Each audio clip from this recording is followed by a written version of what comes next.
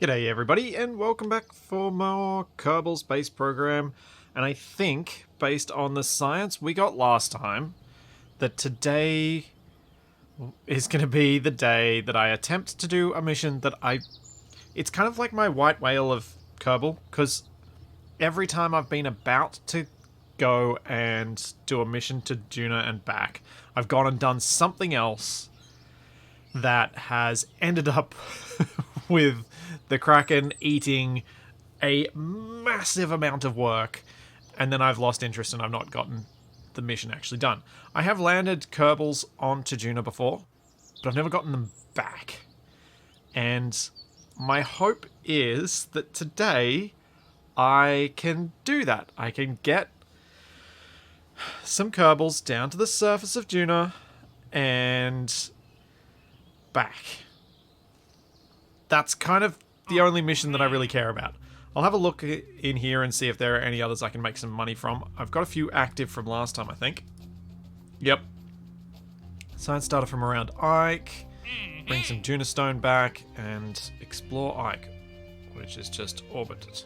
That's fine. Are there any other Duna-related ones? Plant flag on the moon. Position one way down relay in a different orbit. How much money's that worth? Yeah, not much. Same with that one. Ooh. Science data from surface of Minmus. Kind of want to... It wouldn't be so bad to get some of those. Oh. No. No, I won't do the sun one. Although... Hang on. Facilities supporting at least 5 Kerbals, have 2 pilots on the station, maintain stability. I could make my... No, let's focus. Focus. This is my problem. I need to focus on just the Duna part of things.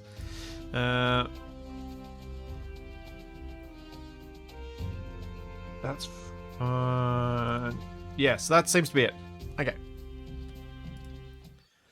So I first I think need to design the lander, and I reckon to give myself the best shot of succeeding here, I'm going to do this in multiple launches, and I'm going to try and, dock extra fuel to it and hopefully make it so that I don't have to be super efficient with any component of it, because I want to sort of... Yeah, I just want to succeed. I don't want to succeed efficiently, I just want to succeed.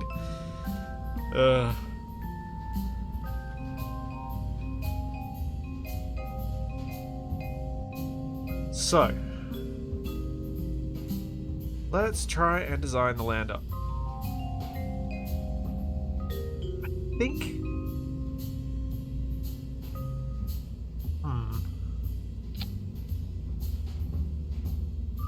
this is probably going to be the way I'm going to go.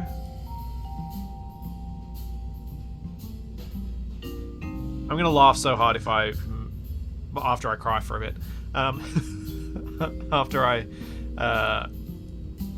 If I land and I can't, and I have to send a rescue mission.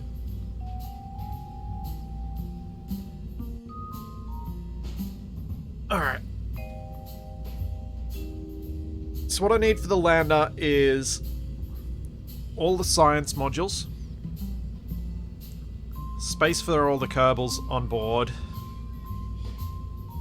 and enough fuel and thrust to land and then get back into orbit to dock with the transfer vessel.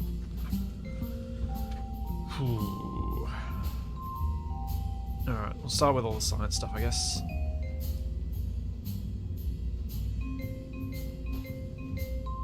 The only big 2 bits are the Science Junior and the Mystery Goo.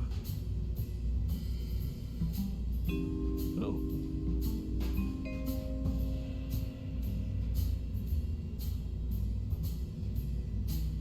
Yes, land, faff about a bit, then launch, then dock.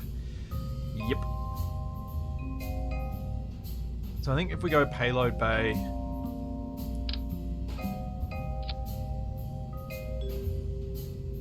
that should be okay.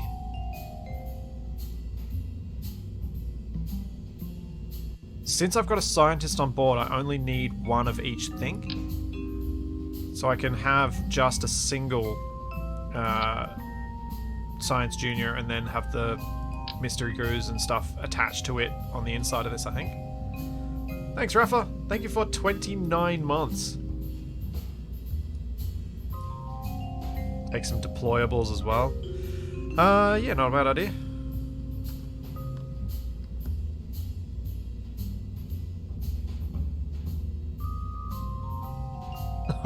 After last time, I'm so tempted to build a little hinge system to have to like flick out the important bits of science. Oh, actually. Huh. On Minmus and on the moon, I've been taking advantage of the fact that I can jetpack and get into this. I'm going to have to think about how I can walk up and get into this space. We're going to have to do some testing on the launch pad to see if I can actually move around and get to all the bits with the Kerbals.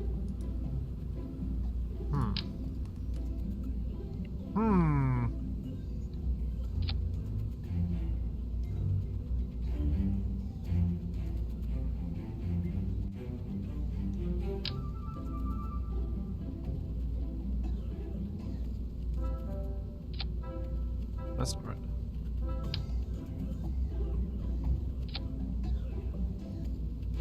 You do like the little face I've got going on here.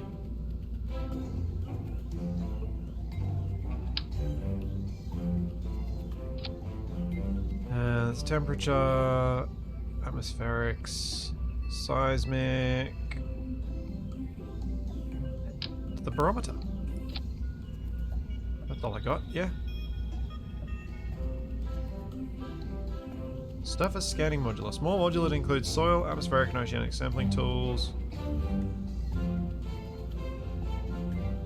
Oh, that's for orbitals. That's for fuel finding stuff. I'm not worried about that.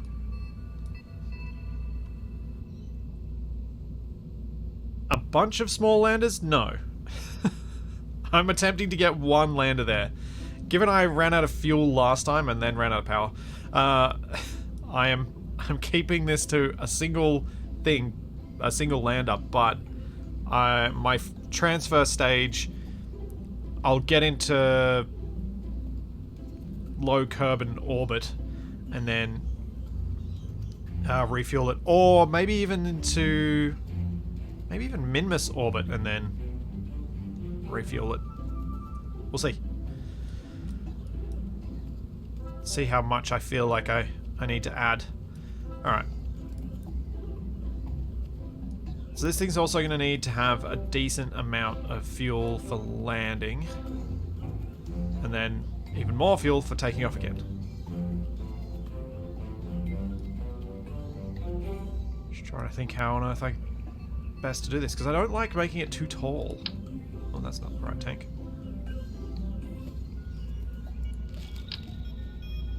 Where is that one?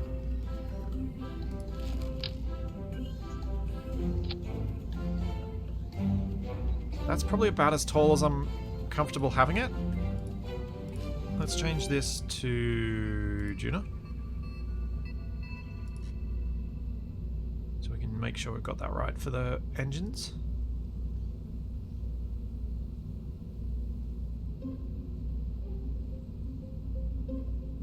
Oh! Ditch the science bit and then... That's not a bad idea either, because the science is relatively heavy. I could then not have to deal with bringing it back.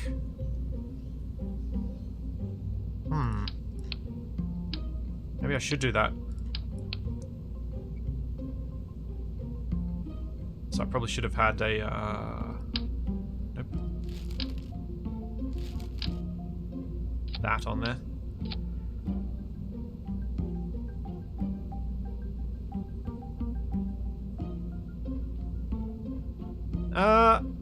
I'm not really doing an Apollo thing, but sort of am, I guess. Not really, but sort of. I guess if I want to have science module, like detachable science.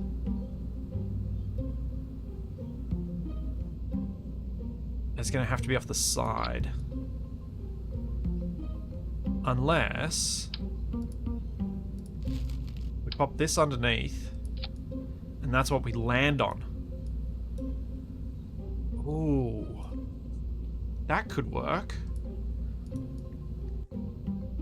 We land on this, and I have either I use like the, where are they?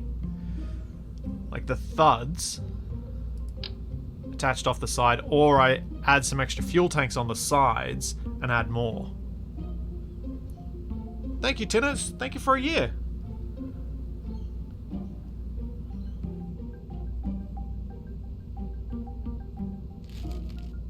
Also, probably want to put a decoupler there.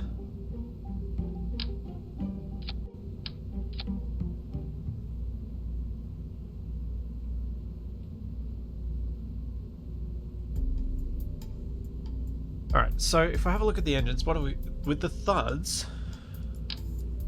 how many of them do I need to be able to land on Duna? Oh, one of them for this much mass.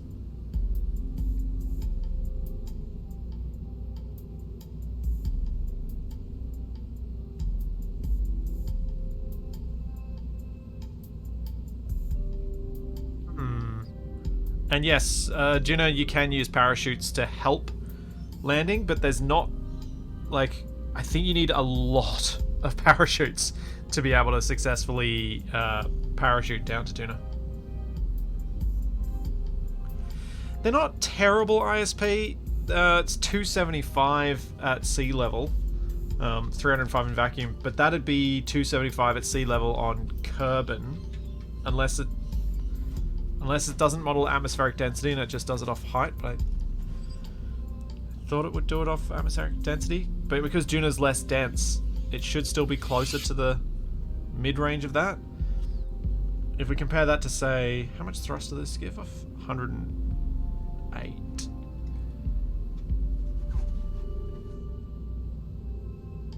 What would be my alternative thrusters here?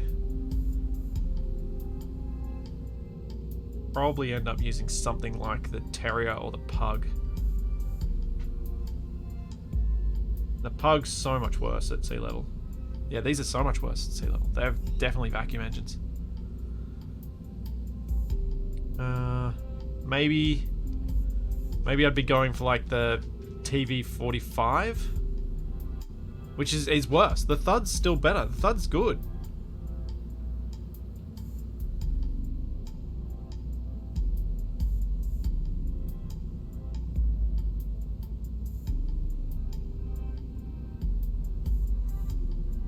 Just wondering about the feasibility of dropping the science module separately so you don't have to worry about it. You've still got the problem with not having physics calculations of a part that's outside physics rendering distance. So even if you did drop it separately, you'd have to drop it so close that it doesn't get more than a few kilometers apart from the main stage, so that physics keep getting calculated for the thing.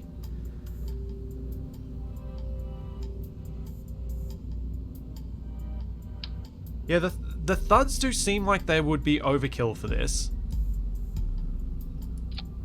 But I'm not necessarily sure that's a bad thing. And I still haven't done all of the things, or like put all the bits on this yet. Oh, go away, mosquito.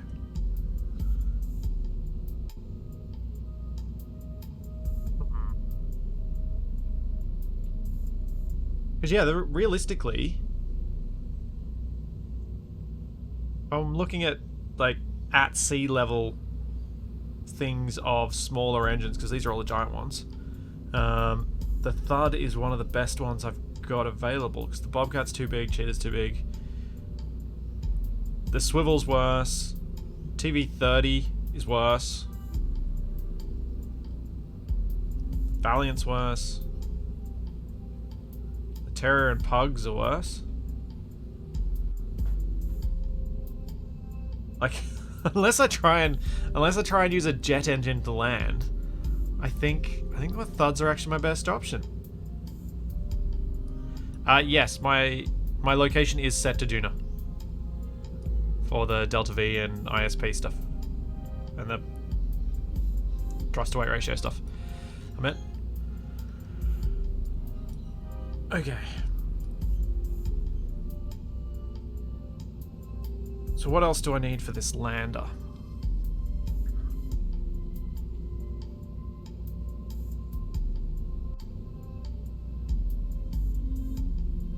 The trouble is, if I go and add 3 of these, while it does give a bit more stability, it also gives a lot more weight. Because how much do these Thuds weigh? 0.9 tons. So you can see my Delta V went from... I lost 200 meters a second of Delta V by adding an extra rocket to it. I need legs, I need ladders...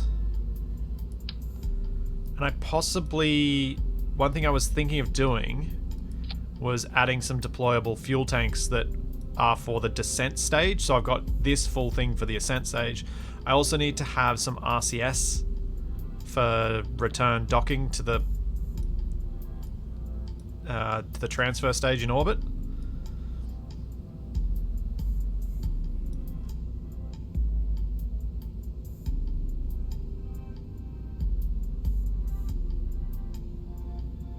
And that's just because I've had myself run out of these before. Where is it?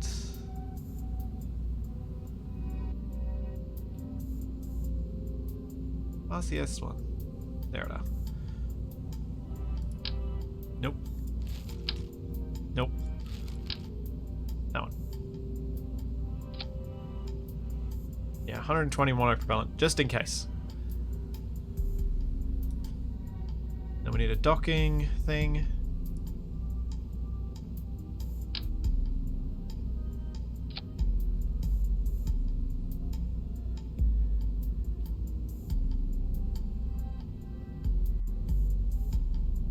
And I probably also wouldn't mind having a bit of extra power on board.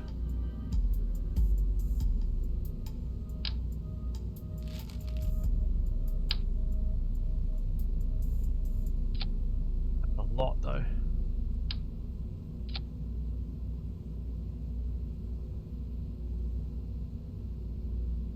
I can put a storage unit in here, I guess, for the deployable science stuff. Cargo.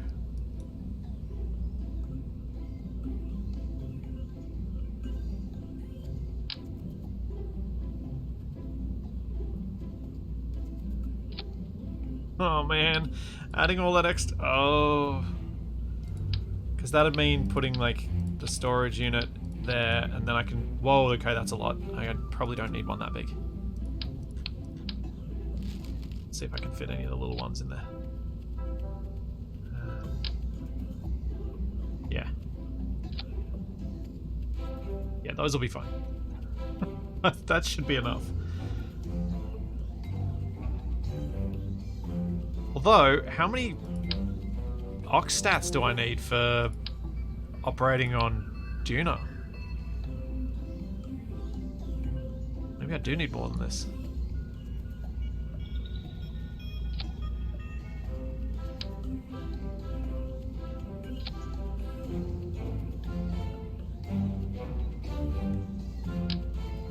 So I feel like I needed 2 on... I needed 2 on the moon, and it should get more solar power. No, we'll bring 5 and see how we go. Alright. Actually, let's fill that side up, and then this side, let's go with deployable comms part.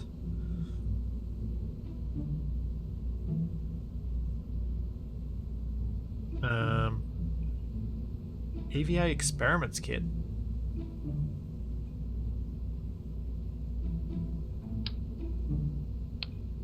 monitor. Seismometer.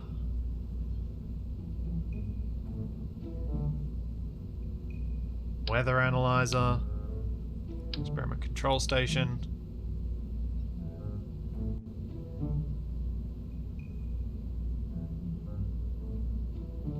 And that's kind of it. Thank you so thank you so much, Taz. Thank you for a year of tier 3. Years of watching, finally a year subbed. Thank you very much, Taz. I don't know what this is, but we're gonna bring it.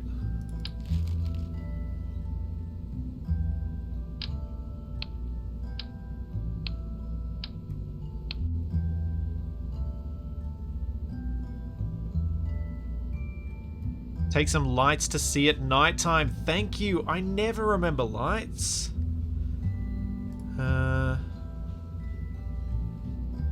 Spotlight Mark 1, illuminator.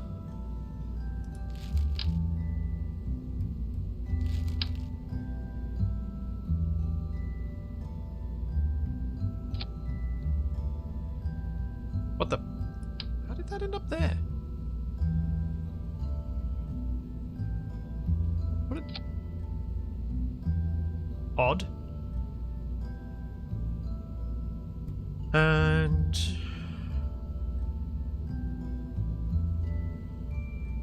now, the other thing I need to do is make sure that on this I have standard old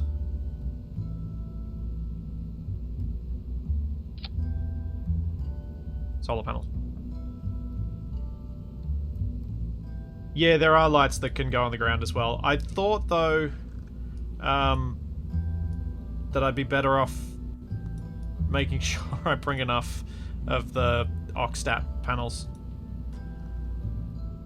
to run all the experiments if I'm going to bring the experiments. So what I'm thinking is, this is my Duna lander.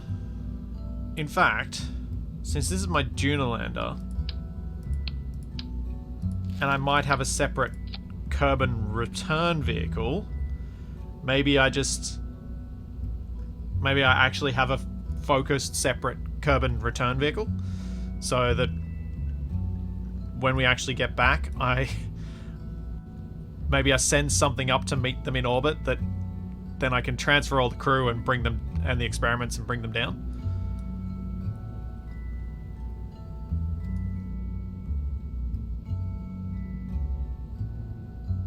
Or, hang on, nah, we don't need to do that. That's unnecessarily adding complexity when we could just have... Oh, but it's all the parachutes, that's why I was thinking that. Yeah. So then we can have more parachutes and stuff. I know you can repack parachutes with the scientists, though.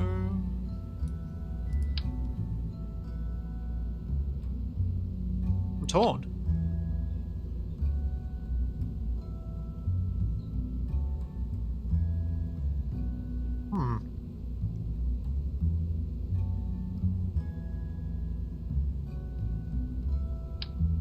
Yeah. Let's see if we can make this thing return proper.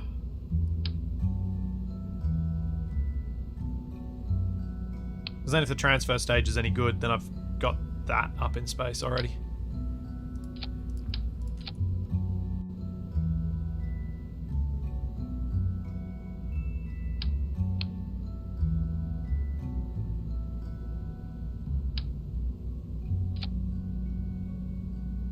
Okay.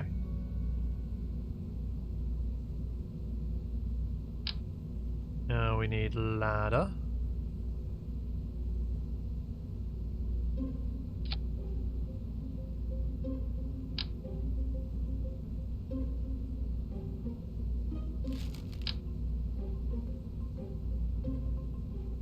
Never know how many of these I actually need.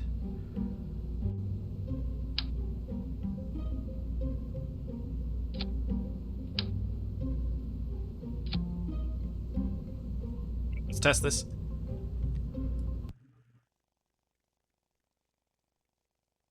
I do not have any heat shields on, though the capsule, that larger capsule has can withstand re-entry if the re-entry is not horrible, right? Have I done all the science here?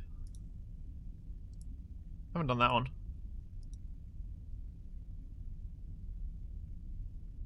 Just open this. Atmosphere analysis.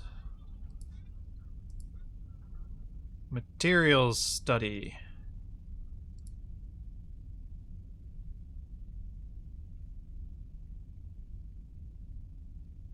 And a surface sample. Alright, let's see if I can climb up and down.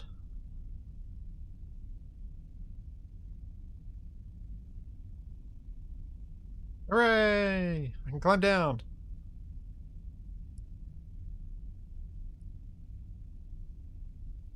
And I climb back up.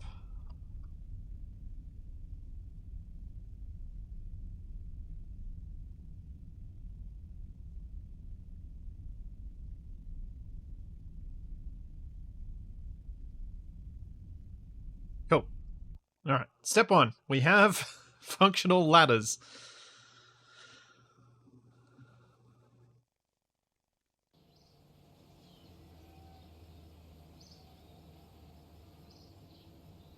Wow. Almost got 30 science from that. Oh, I'm putting landing legs on. I'm gonna need to put one of the mobility enhancers. I just thought I'd test that part before I did that stuff. Because I'm not sure how I'm gonna be doing the legs also.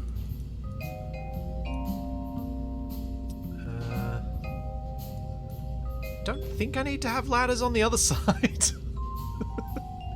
I think we can halve the number of ladders. Oh. Game, give me the highlight.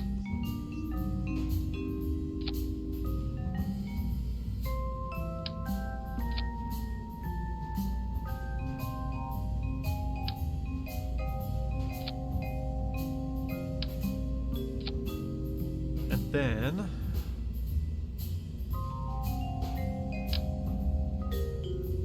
either have that one or this one. In fact, if I have that one, do I need this one? Probably don't need that one. Yep. That's the extra long one, so that's definitely going to extend far enough.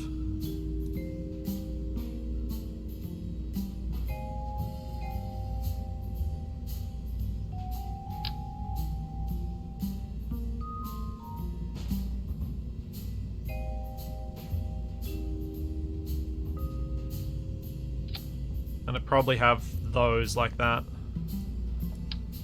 Oops. No. My game.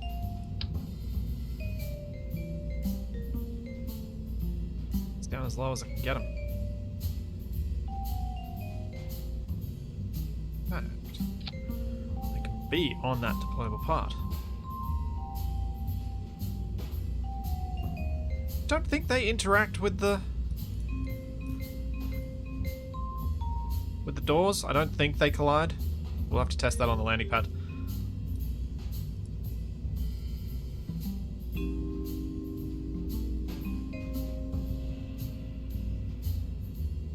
Things working in actual testing? This doesn't sound like the usual Kerbal Space Program. My tests are just the actual launches. Or something.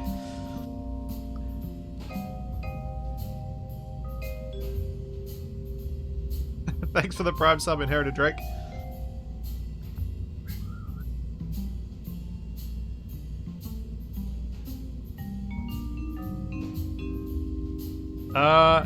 No, that's very much not true, Master Maniac. The most stable you can get will not always be 3 legs. The more legs, the more stable. It's the angle between the legs and the shortest point from there to the center of mass that gives you the biggest force requirement to tip it over. So the more legs, more stable.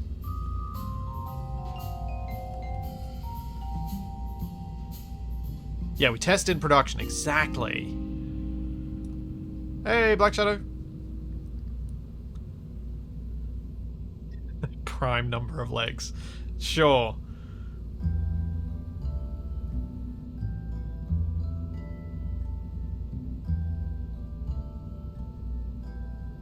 Morning, Black Shadow. How'd your testing with Minecraft go?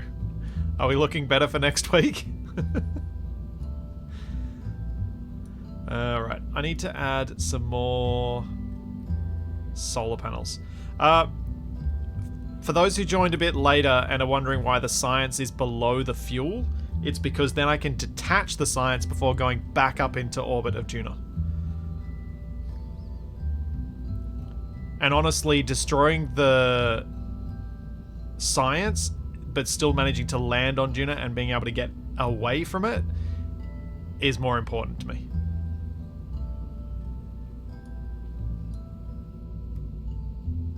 Oh, right. I should... Yeah, hang on. You're right. I probably should have these a little bit higher.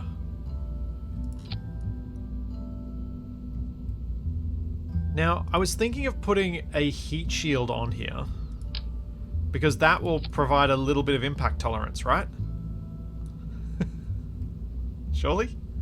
Maybe?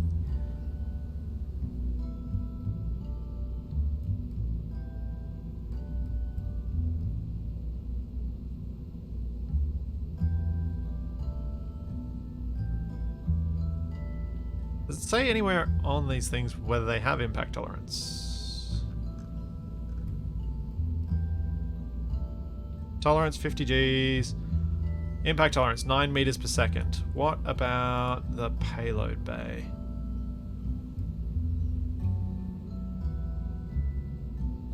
Impact tolerance 14 meters per second. Oh, the heat shield's worse. Oh, I think it's probably still better to have it.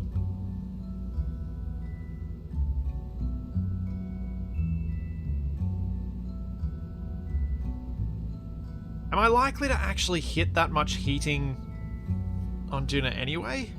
I didn't feel like I got any heat effects. Let's just get rid of it. It's just extra mass.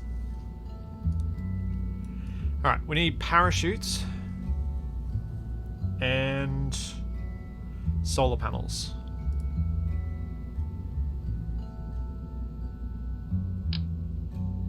Oh, those are big. I don't think I need that big.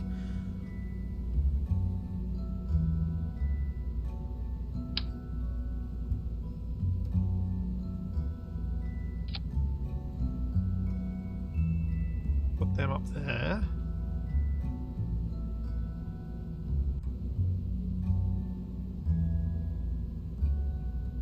And I was thinking I might also just put maybe... I'll get in the way of the little thing. I was tempted to put some solar panels on the bottom science bit, but I don't think they're needed. I think having 4 big ones up there, the 4 little ones to ensure that I don't run out of power because I've accidentally forgotten to deploy my solar panels. And now we go for... Do I need to have a separate experiment storage thing, or is the capsule adequate for that? I've never been sure about that.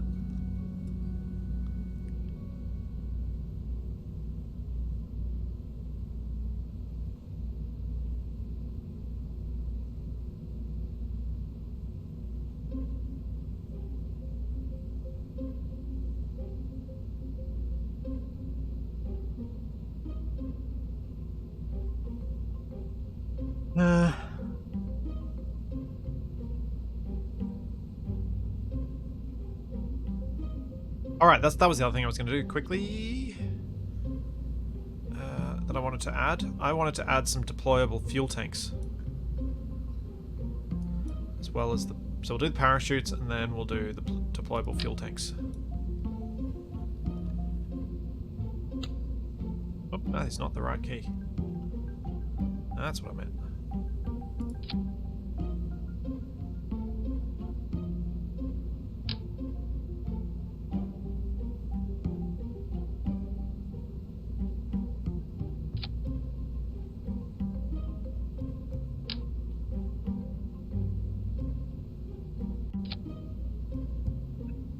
This is an excessive number of parachutes. Maybe I'll just get rid of these ones.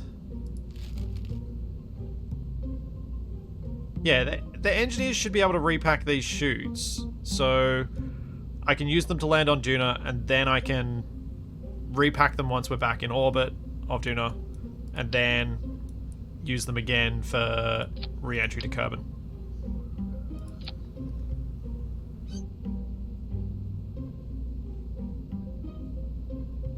Indeed. Definitely better to have too many parachutes than too few.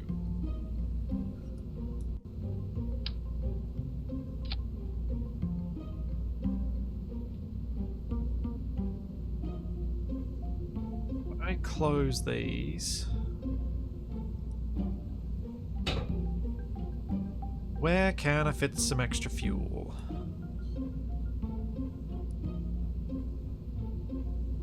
Part of me wants to, like, stick something on here. On the thud. Like that. And stick a, where is it? This.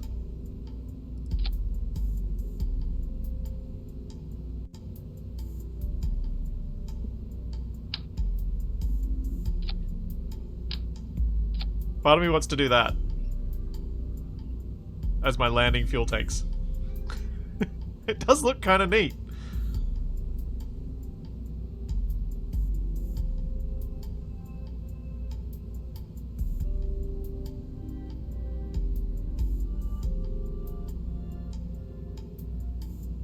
Yeah.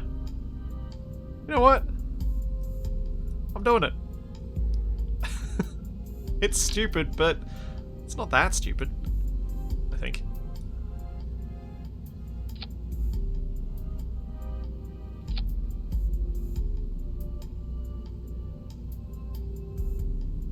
So the idea would be that these are my landing fuel, and this is my takeoff fuel.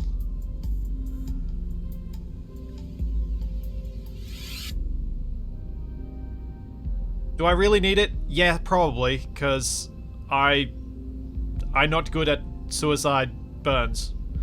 So I need to make sure that I've got enough fuel that I can comfortably do these things.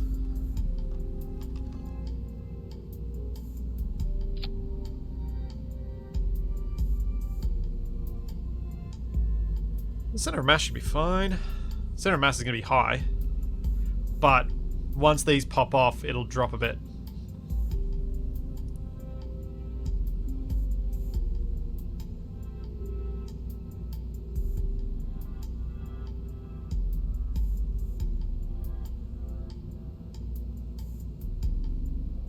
Yeah. Alright, let's do one more test. See if the Kerbals can actually get on board. And off.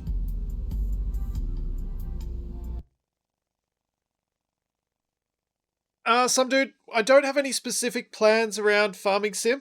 That was more of a bit of a muck around test stream with Black Shadow, and we will probably play it again. We just don't have a time that we were planning on. When we do play it, we'll probably play it properly, as in plan to play it over several weeks. Hooray!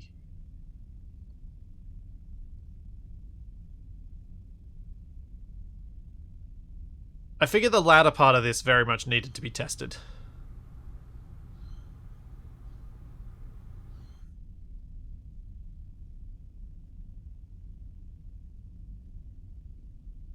Cool. This can technically fly on Kerbin.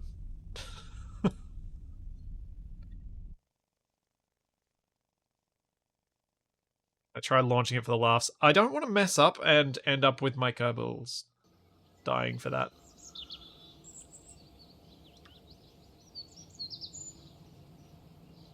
Trottles, I don't do the predictions until I'm closer to launch, because it's silly to do any of that stuff until the launch is actually ready to go. Alright. So this is my Duna lander module, I think. Does anyone off the top of their head know what the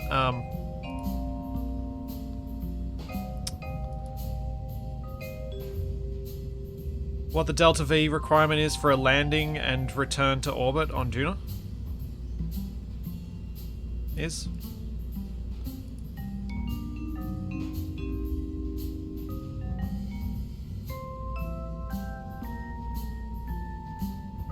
Nuki World, I think we have discovered what was up with Minecraft yesterday and why we had to cancel the stream. Cancel the Minecraft bit. I think it was Black Shadow's connection to Australia.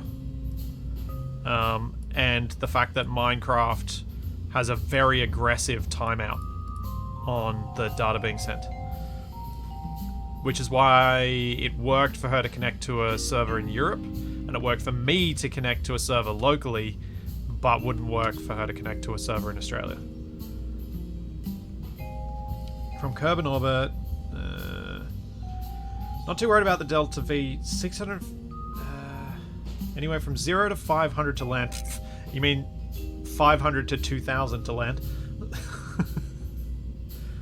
1450 to back to orbit. I don't have enough then.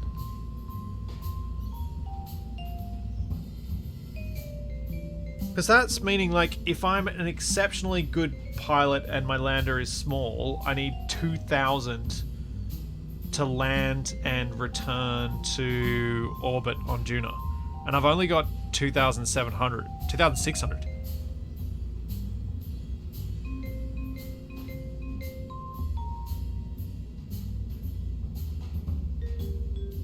Huh.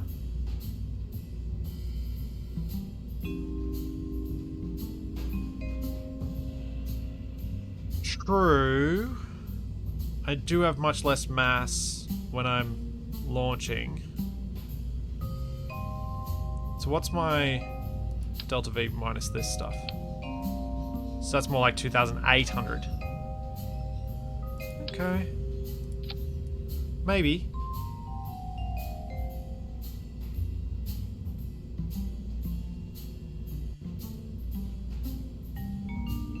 Oh, I haven't added RCS.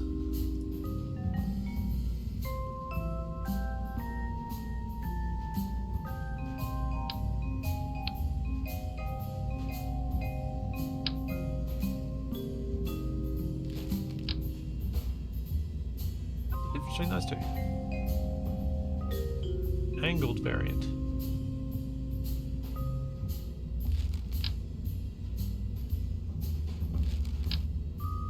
Oh, that's the teeny tiny one.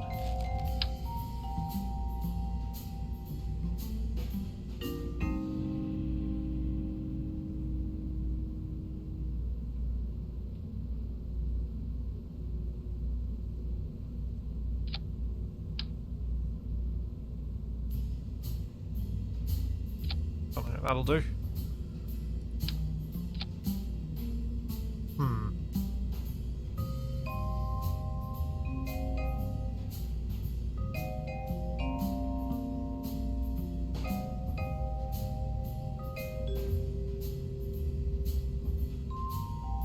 Yeah, there's a really odd thing that we've noticed with communication, and it's the same with remote desktop. I can connect to my server and get, like, sort of what you'd expect speeds of downloads and upload using remote desktop, but then whenever Nev or Black Shadow try and do anything, it's like using dial-up.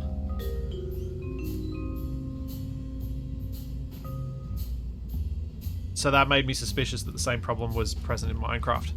But yeah, we've got a... Black Shadow's worked out what to do to increase the timeout range on it, so hopefully next week will work just fine. I am planning on using my transfer stage to get to Duna and get back from Duna. So this only has to get down to the surface of Duna and back up into orbit and dock with the transfer stage. I don't think this pod has RCS built in. It's got monopropellant built in, but it doesn't... Oh, it does have RCS. Huh. Huh.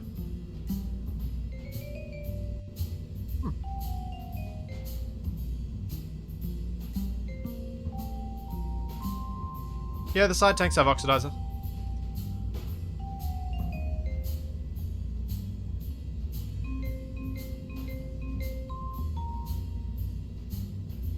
Okay.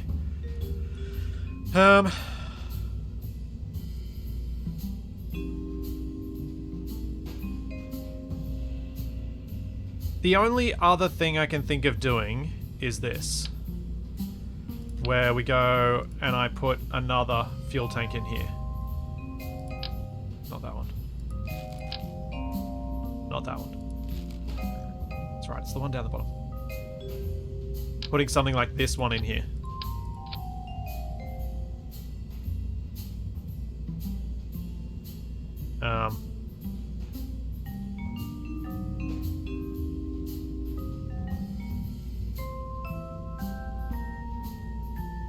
Because that could work.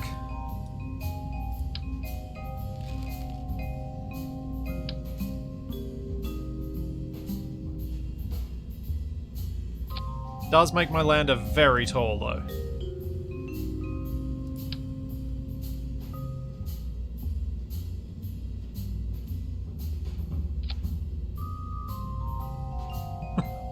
And I am deploying that stage, so it's just for landing. I don't know. I feel like I'm probably better without it.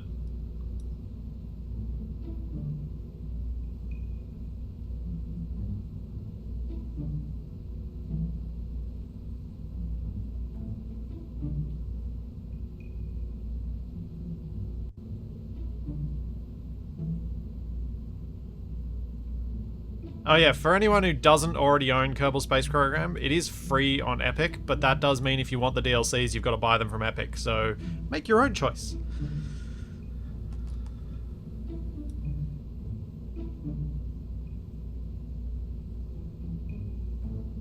And also KSP2 is meant to come out in early access in a bit over a month. Which is probably not a bad time. Like, if you don't own it, get it for free. But if you like it, then you decide whether you buy it or buy KSP2. Alright, yep, I'm calling it. This is my Duna lander.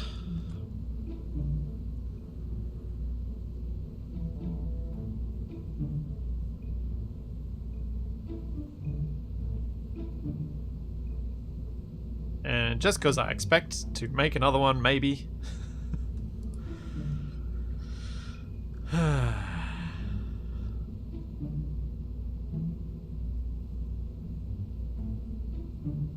Alright, so my thinking is I'll launch this up into Kerbin orbit second. What I want to do now is design the transfer stage. But if this is going to hook up to a transfer stage, I'm kind of torn. Do I want to have it flying backwards with that connector? I probably do. It's more efficient. But it's quite heavy and floppy on that.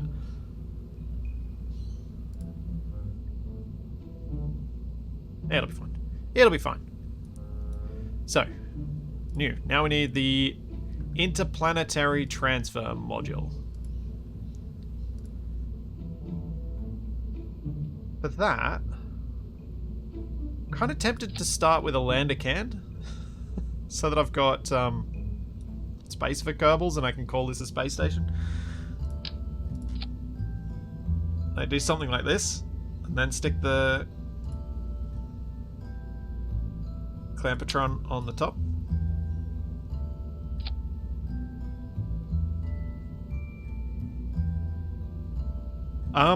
3 Kerbals will be flying today. I'm going to be flying... Oh, actually, if I take this... No, because I can't bring it back. I'll be taking 3. I'll be taking Bill, Bob, and Jeb. Hatches on different sides. Yeah, fair.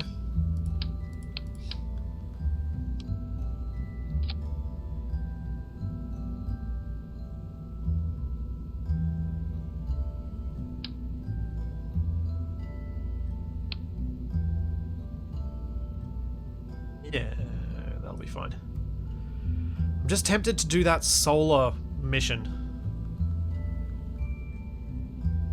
That solar station mission, because this thing could technically count as my solar station, and I could get hundreds of thousands of dollars, which could get me enough to upgrade the space plane stuff, so that after we've been to Duna, then I can mess with the next thing that I've always struggled with, which is space planes single stage to orbit.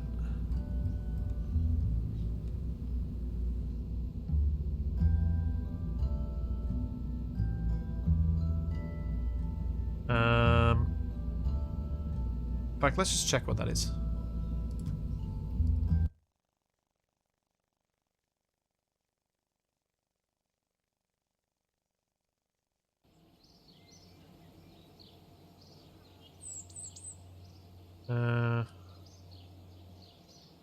That was weird having auto moderator mod.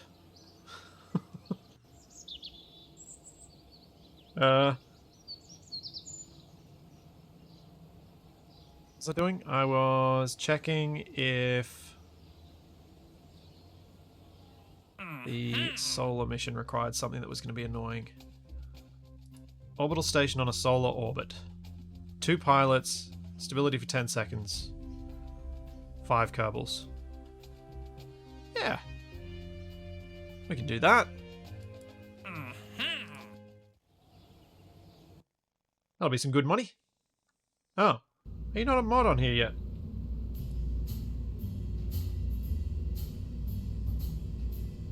Oh, I don't know how to... There we go.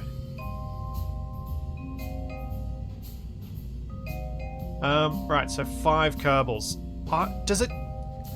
For contracts like that, does it count things attached across a decoupler?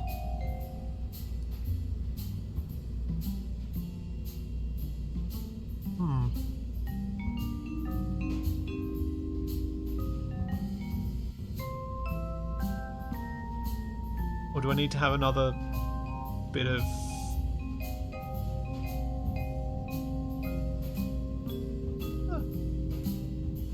Utility, that's it.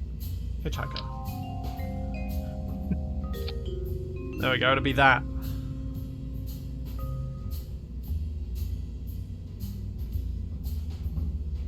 It does add a fair bit of extra mass, but...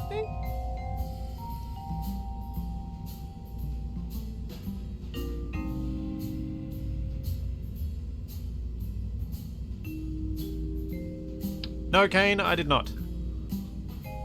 I used just dragging the little thingies around to adjust my orbital insertion stuff.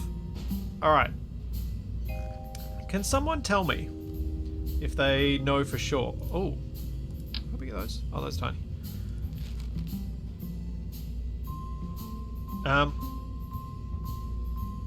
Comparing... hang on. There'd be...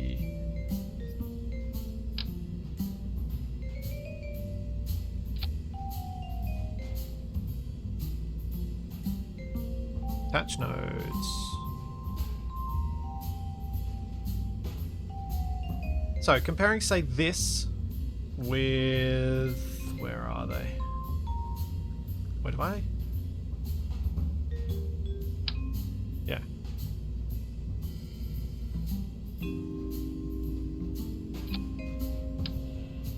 How does this go as a nuclear fuel setup compared to having just the bigger one and removing the oxidizer? Probably with a bit less clipping. Although I kind of like it from the outside.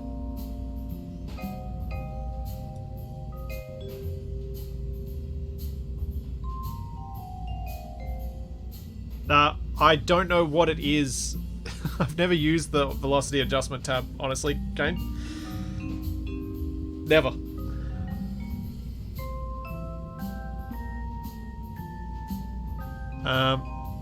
But yeah, I'm wondering whether this is a better way to carry lots of liquid fuel, because obviously for the transfer stage, I'm planning on using either this one. Actually, no, I'll use the... Oh, the Trenkov is better? How heavy is it? 12 tons versus 3 tons.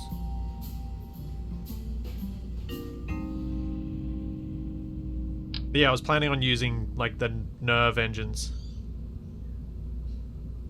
which only require liquid fuel. So if they only require liquid fuel, I don't need oxidizer, which means I'm trying to work out whether these are better than having big tanks of these, just removing the oxidizer from them. I don't know.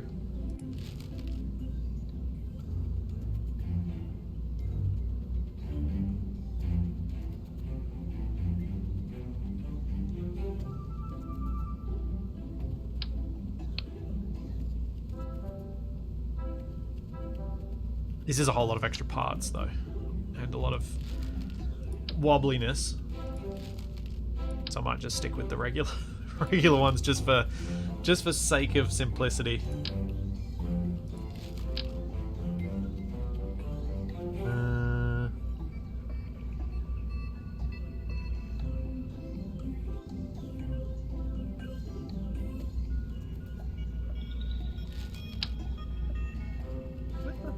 Is it that one?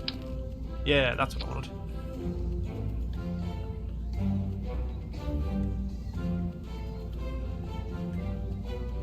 Open invitation to Kraken. Yeah, maybe.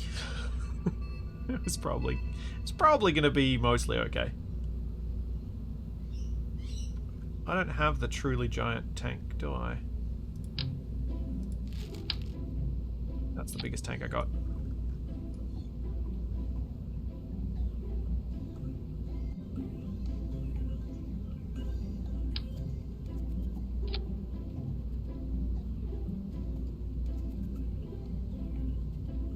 So my plan was not to expect this thing to get to Kerbin orbit on its own, but with full fuel. But we'll see how we go.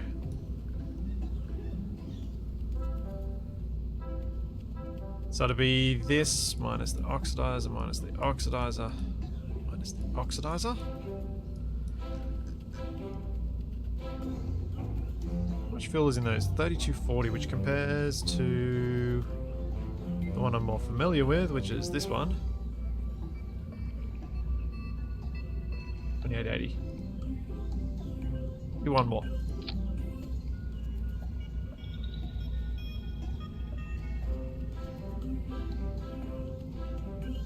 Yeah, I know, the nuke engines don't have much push, which is, I guess, why you bring more than one, like you bring a bunch of them.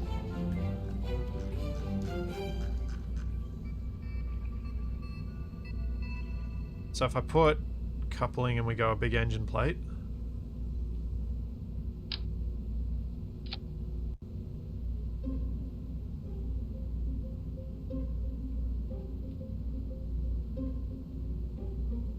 Six by one.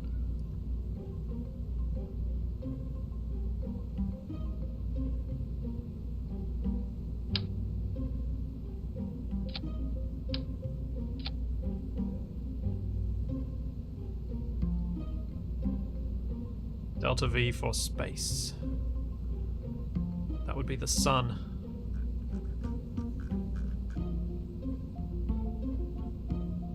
I mean, it's got 7,000 delta V, but the thrust to weight ratio is only 0.18. Maybe I will do something like this and add even more of them.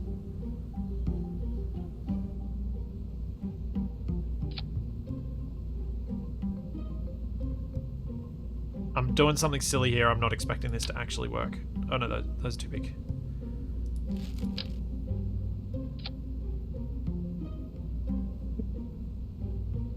It'll look pretty.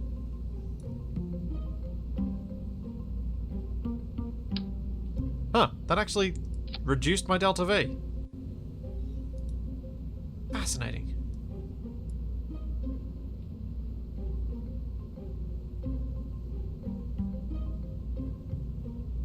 Wait, are those no.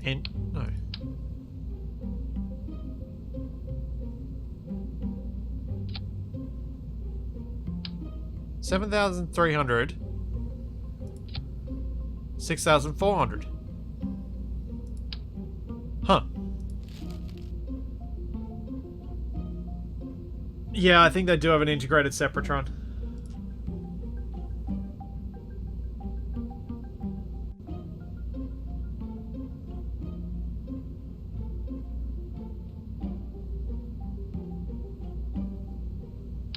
Let's try this a little differently.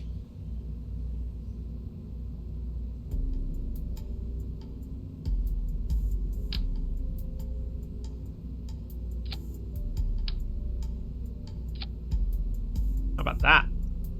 It's down to 6,500. But it looks cool.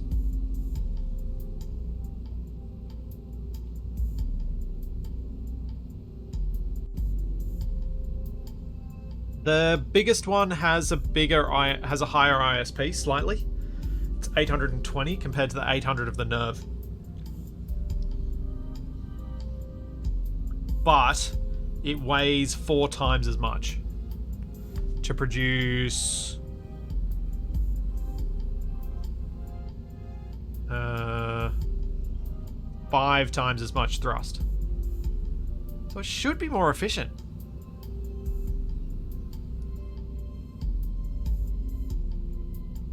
I'm confused. Why does... Oh, that's why. That's making that confusing.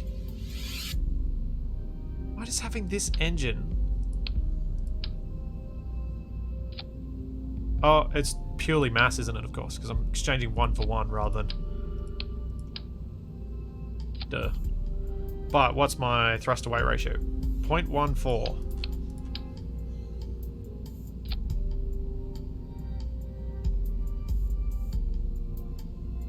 0.21. What? What? Huh? This thing's so heavy that it actually... But...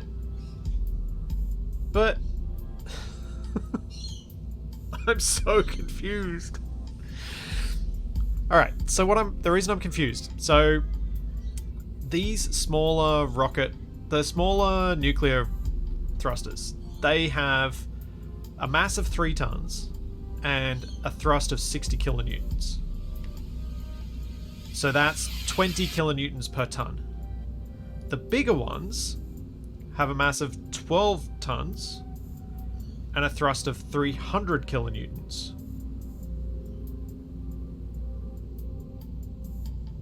That's more kilonewtons per ton, isn't it?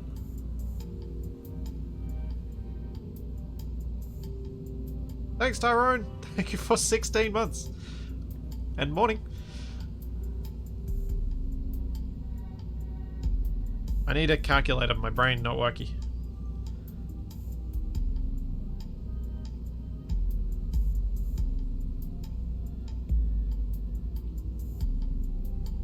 $20 per... So 20 it's like 25? Yeah, so it's 25. Okay, so if it's got more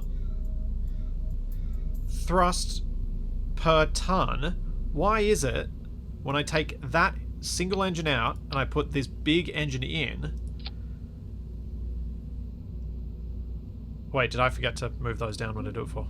I did. Never mind. It was my dumb. Okay. So this is better in some ways. My thrust to weight ratio is 0.3 rather than 0.21, which is better.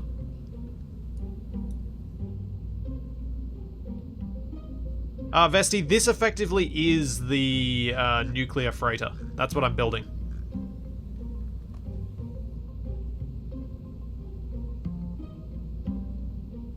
You can never have too much fuel.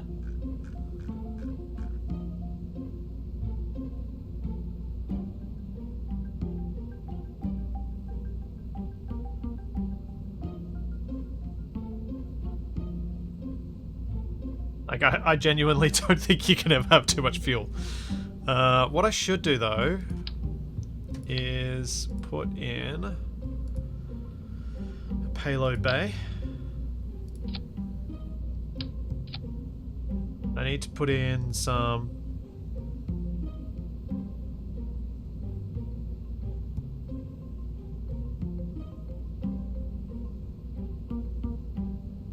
Hey, J-Cat. I need to put in some solid fuel. Oh, Hold up. Not really used these much. Where is it? Is that one?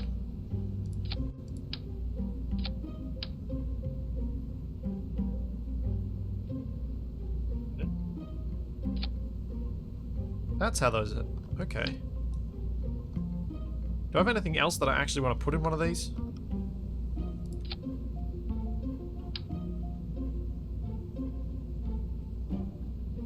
Oh man. I've never gotten my head around which way these things are supposed to rotate. There we go, I eventually got somewhere close to it.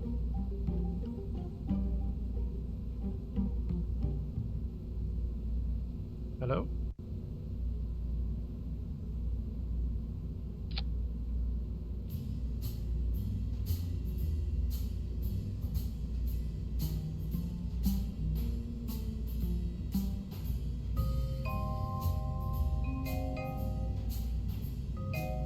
You can never have too much fuel unless you're on fire.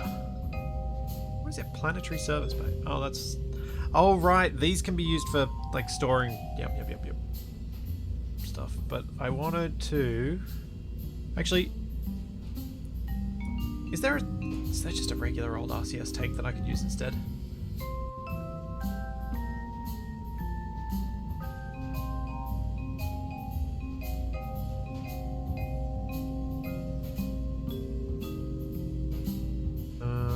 These are the RCS tanks. 750. Yeah, let's just use that.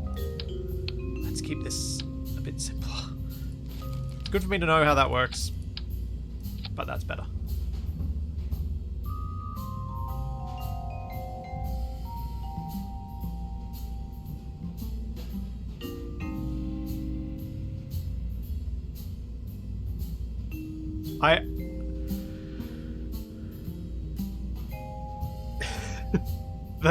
The you can never have too much fuel thing is no, you can I disagree. You can definitely never have too much fuel. There are optimizations and efficiency, but if you have more fuel, you just don't need to be as efficient, which makes life easier. Okay, so next thing for this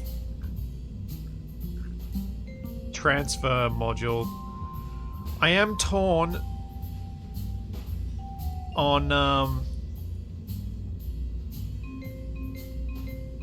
I am torn on whether I add even more engines to this.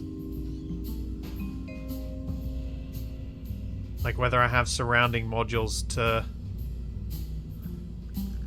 push this.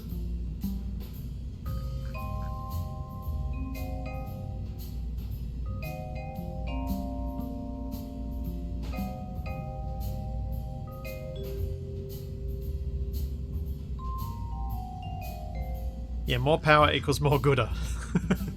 Yeah.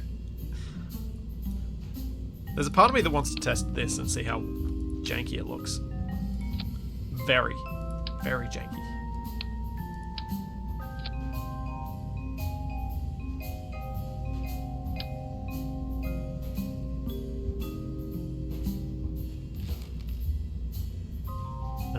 What was I thinking? I was thinking something like...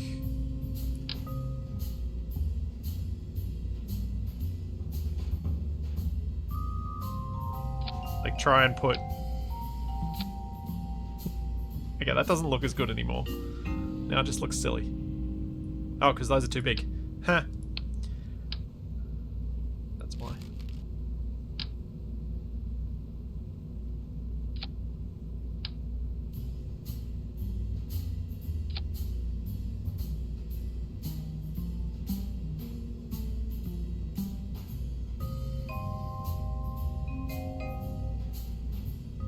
I think marginally increases the thrust to weight ratio. Let's not. Stick with this.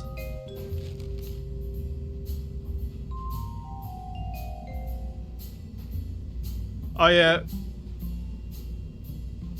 Morocco Saint, I know what I did wrong with my forced intercept with Duna on that first mission. It's why I didn't do it on the second one.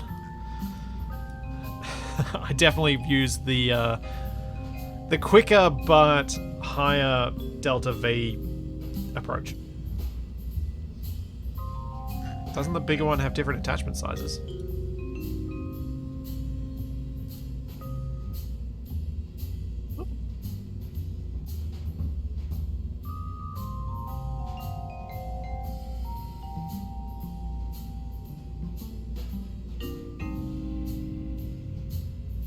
It's not a different attachment size, it just makes it more compact, and I think it actually looks nicer.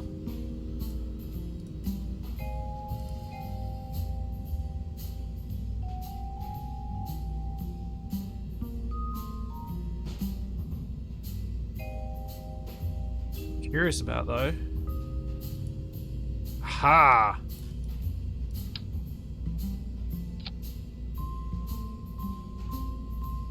There we go. And then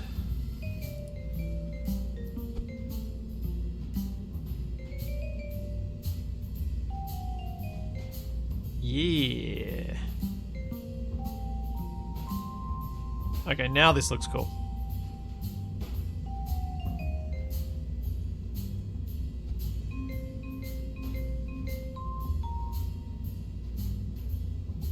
Yeah, I'm thinking that, Kaneda. I'm thinking, where are they?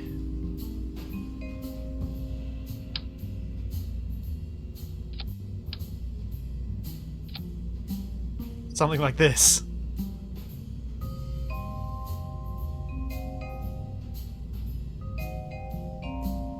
Which now means I've got to push these back in.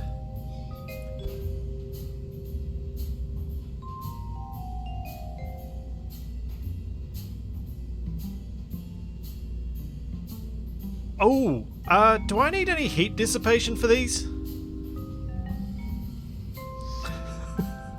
Is there... Do I need some radiator panels?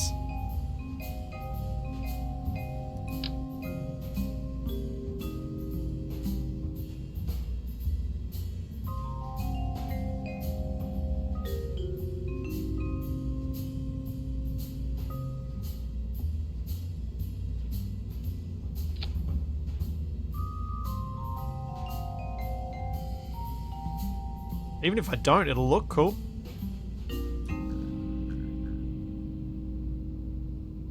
Yeah, cook some Kerbal chicken with my nuclear drive, yeah.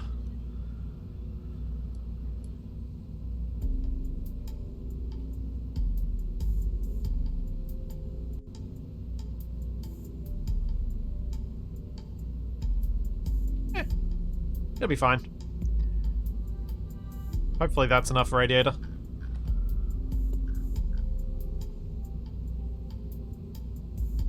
Alright, what else do I need on this? I need some power. And I need some battery. How much battery do these carry? Electric charge 100. Electric charge 200. Yeah, that should be fine.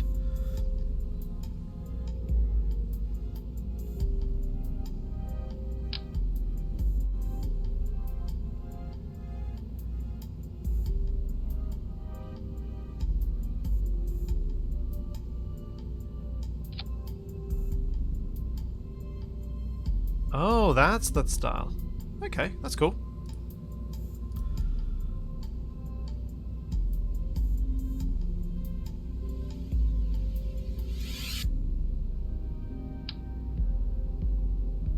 Four though. Look nicer. Four of those. What else do I want on board this thing? Is there anything? Do I need anything else? Can I get rid of this payload bay? Oh, I know what we need.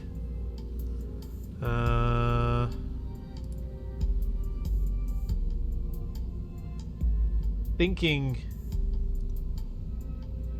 that has reaction wheels, that has reaction wheels. Oh, maybe that'll be alright. But I was thinking of adding some extra. I don't have the big ones, annoyingly. And it's too much science to unlock them. I've got I've got these 9 power generators down here, but I've also got these large solar panels.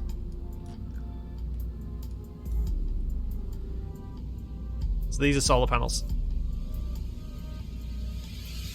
And they're big uns.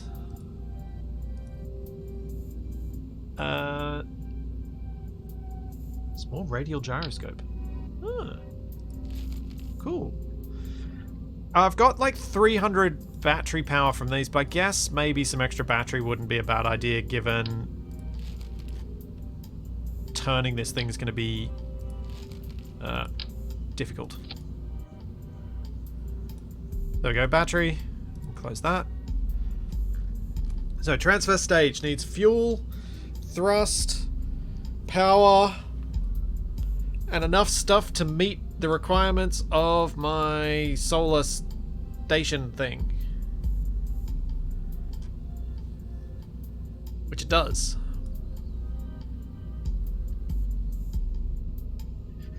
You have to unlock RTGs to be able to add RTGs.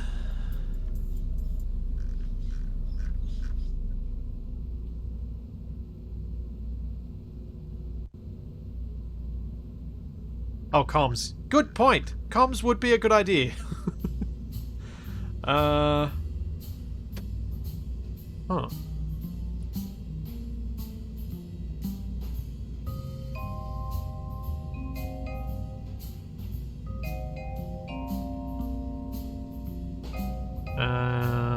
What was the... What's the thing? Duna relay.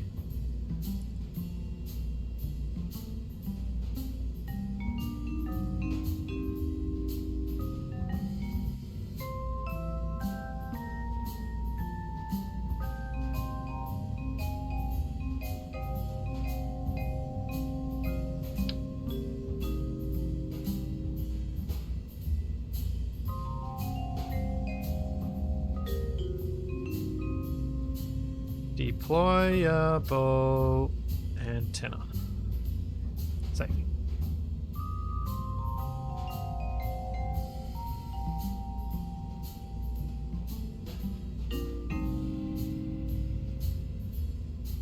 I wasn't going to bother with the science things because this is actually going to have the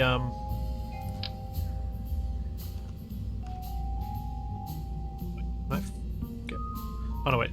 I wasn't going to bother with the science things because this is going to be attached to the lander module, which has all the science things.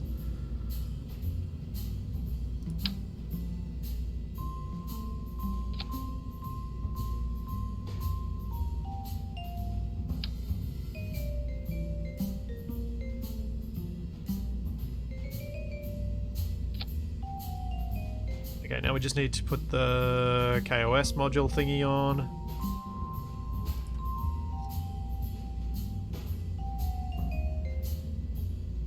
Which is in robotics. The cowl thing, that's it.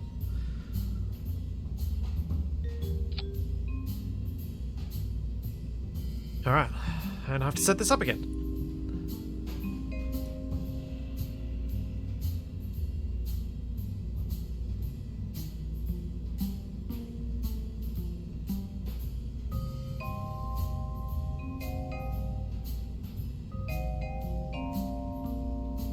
Toggle.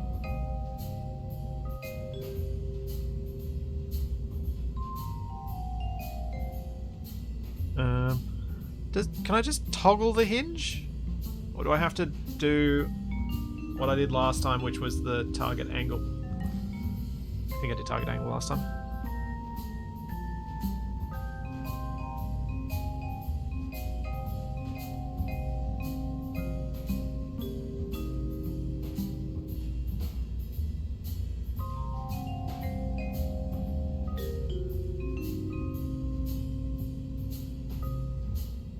Oh.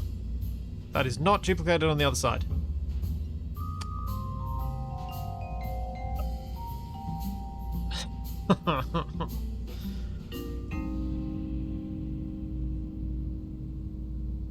That's annoying.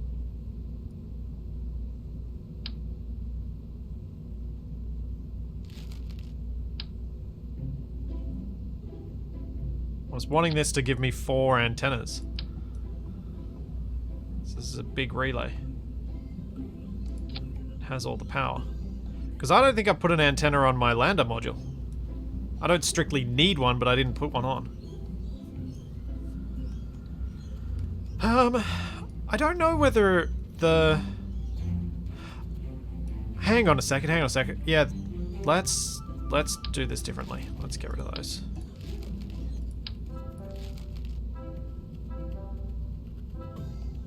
Let's open the Duna relay, and instead of copying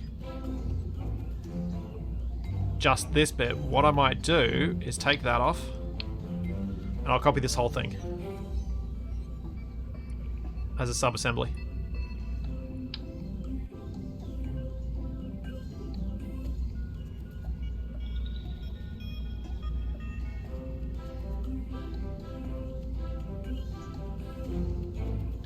There we go.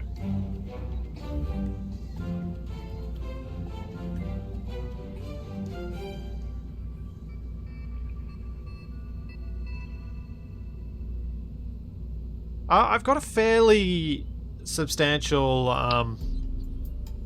thing around Duna already.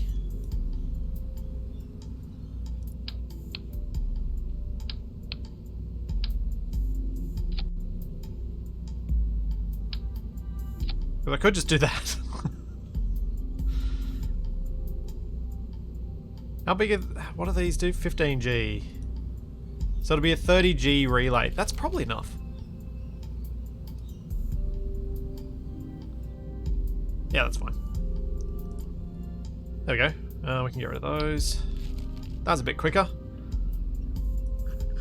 Didn't want to have to mess around with that multiple times.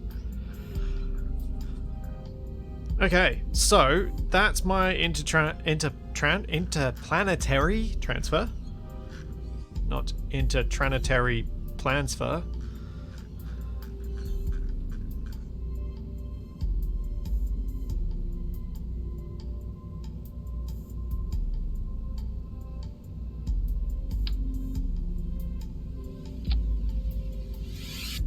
This has batteries on it. It's got the 400 thing, so there's plenty of fuel on this. Plenty of power on this. Yep, it's got reaction wheels. It's got one in that, and then 2 in there, or 3 in there. So there's plenty of reaction wheel force. So what I need now is to figure out a launch system to get this into orbit. Connectors on the side to have more options. Maybe not a bad idea.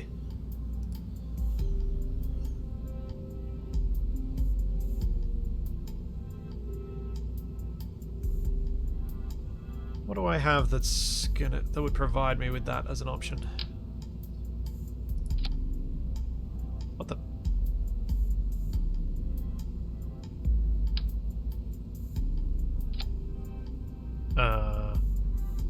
What? Oh. Fancy.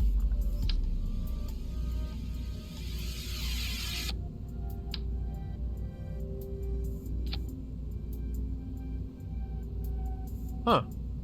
Cool.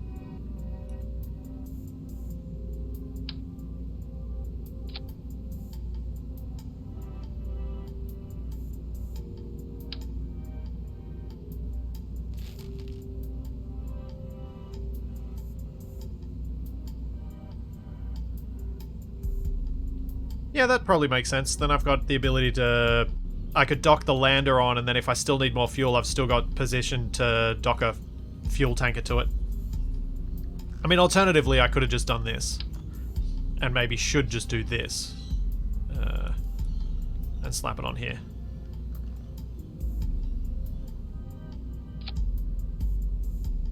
Yeah, I probably should just do that.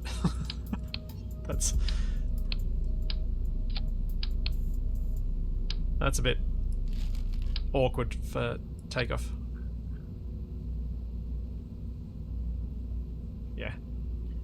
That gives us a nice alternate docking point.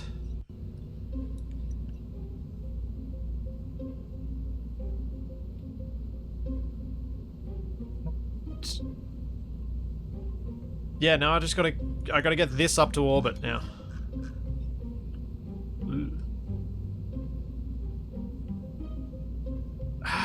Honestly, I was leaning toward this thing not having RCS and just putting the RCS on the lander module. So this has RCS fuel on board.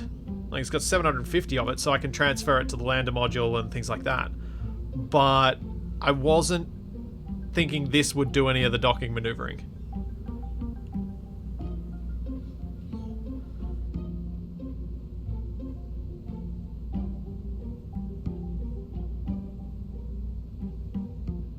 That was my thinking.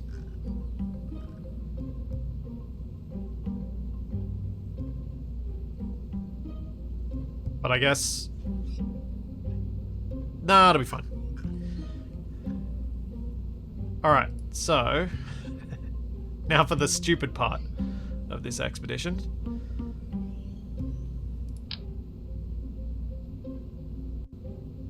I mean, the extra stupid part of this expedition.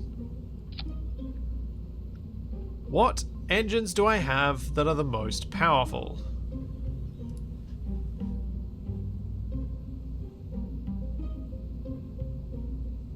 So, the twin bores have 1866.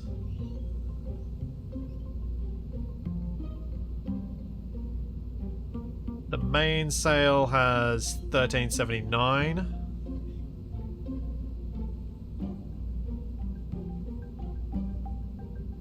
Yeah, I'd need so much RCS that I'd just use a silly amount of fuel on it, I think. I think the twin bores are my most powerful per engine.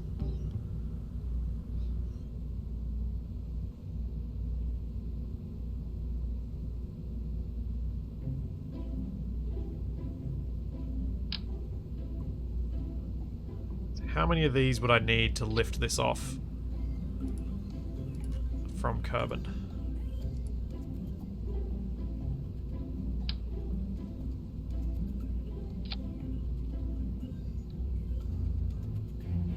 What? No, that can't be right. Just 2 of those is enough. No. Really?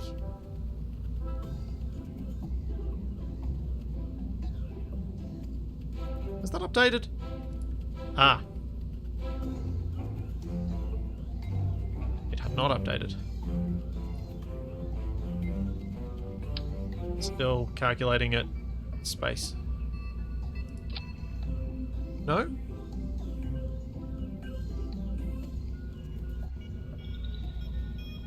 I'm just gonna... I remember this didn't update on a previous one, so I'm just gonna go out and come back in.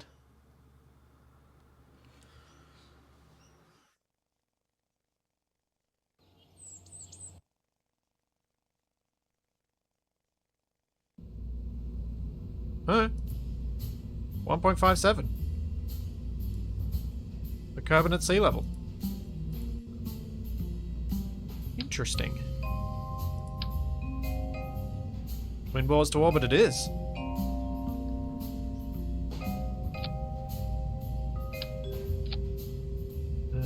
Fuel tanks.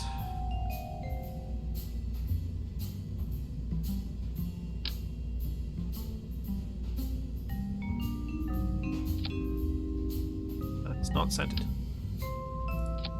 That is centered.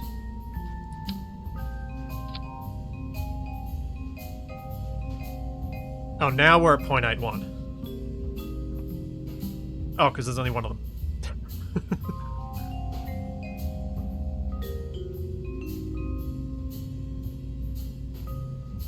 Yeah, there kind of reaches a point where eyeballing no longer really works. And to my mind, that seems to be when you go into planetary.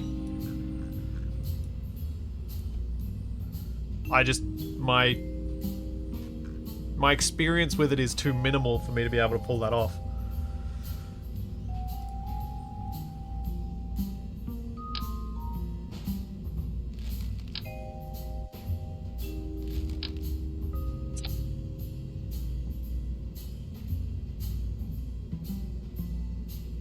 So, what I'm thinking is...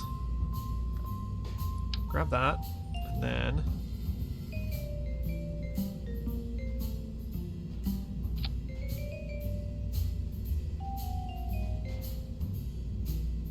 something like this.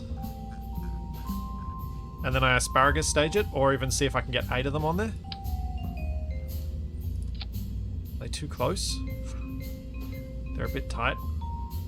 Oh yeah, they're clipping there.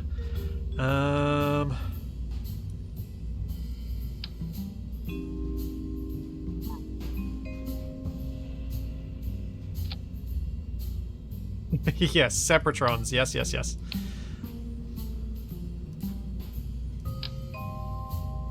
That's not what I want.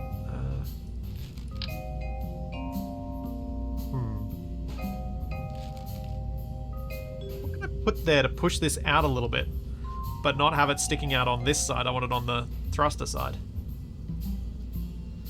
Yeah, I'm thinking frame to mount them out a little bit.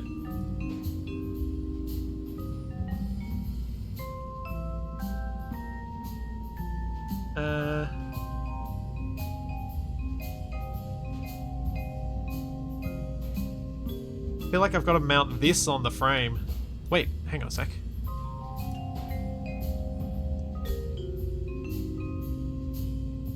Is that going to be far enough?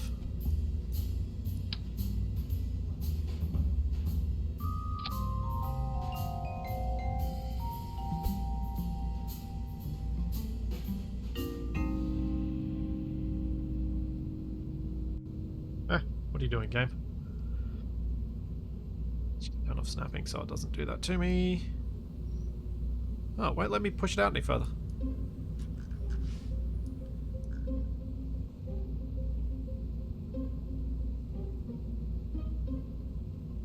Don't know if that's going to give me enough. I think it might still be too little.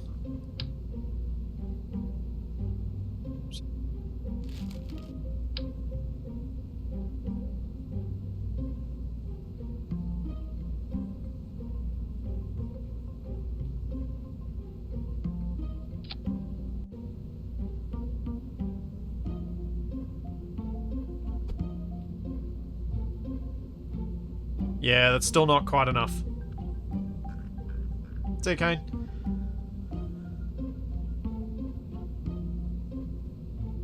Yeah, I'm using the hydraulic detachment manifold because, yeah, ejection force of 450 versus 250, 70, and 260.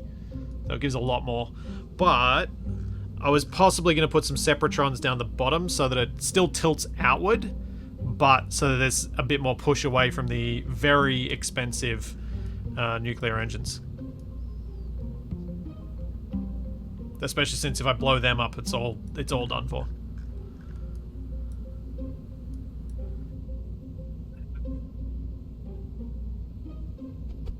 Yeah, I want to see if there's a way I can get something mounted on the hydraulic detachment manifold that'll push it away, that's not just doing something janky like this. So, I mean, I know I could put something in there and then stick something on that, and that would push me out far enough. Oop. But that's janky even by my standards. For those just joined, the plan is Duna. Getting to Duna. Oh, that's not aligned.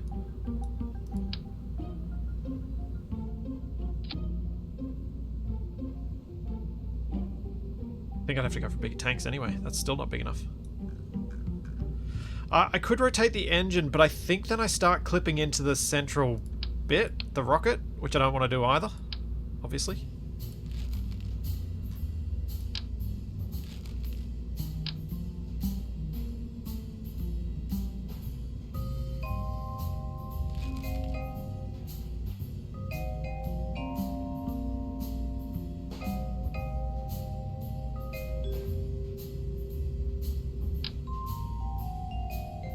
Structural fuselage work here.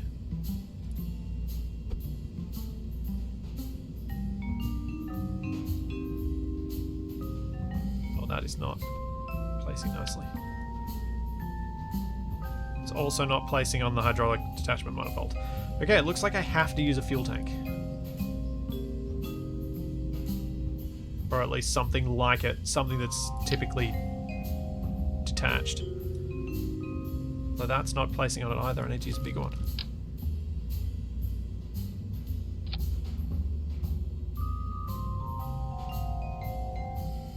It didn't look like it was placing. It might have been. It didn't look like it though. Well, guess we're having little pills to attach the things to. Because why not? Why not? Everything else I'm doing is stupid. Let's make this even dumber. Yeah. Totally. This works. Thanks, Rodenwald. Thank you for 15 months.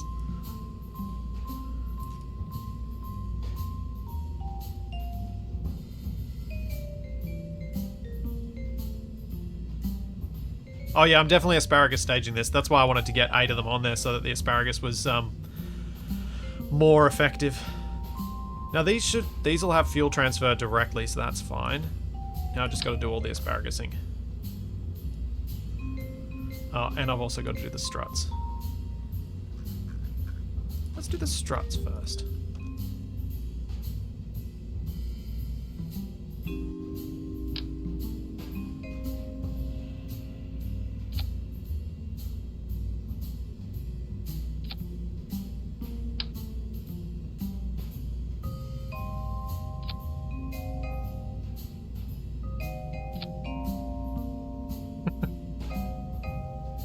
Yes, more struts needed.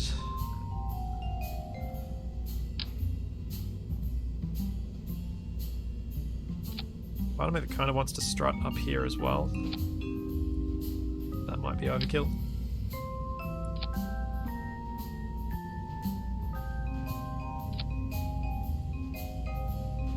It's just it's pushed out so far. The aerodynamics of this thing is going to be awful. But at least all the drag's down the bottom. Ish. Alright, and Separatrons, where are they? Separatrons really don't do much. Oh.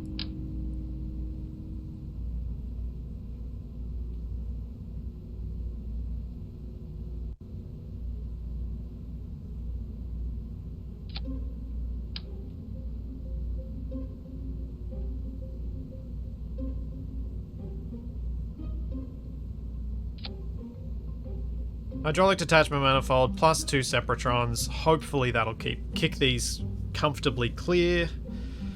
Alright. Now to set up the fuel lines and then set up the staging. And then we can launch this ridiculous monstrosity.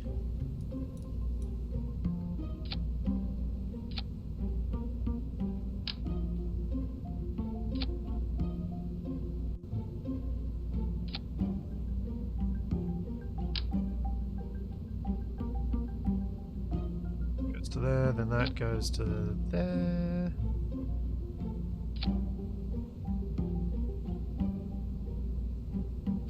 Then that goes to there.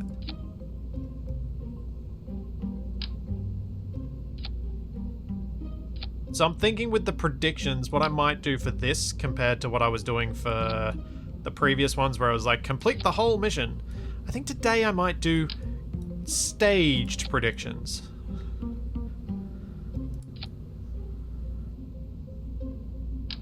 So we'll go, will this make it to orbit? Will this go blammo? Okay, that works.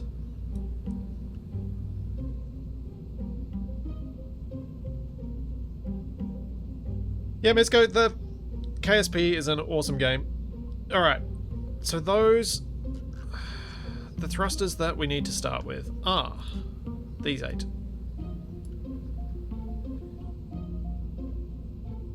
And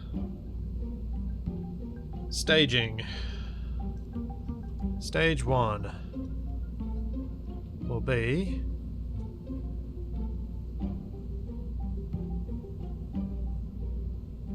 seven and 2. Nope. 7 and 3. Oh yeah, 7 and 3. Because it's 5, 6, 7, 8. 1, 2. 7 and 3, and then we need to have...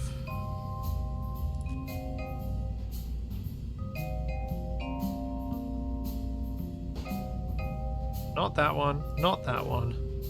That one, not that one. So again, it'll be 7 and 3. Oh, nuts.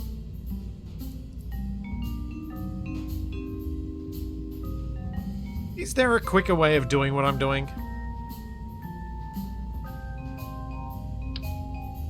Oops.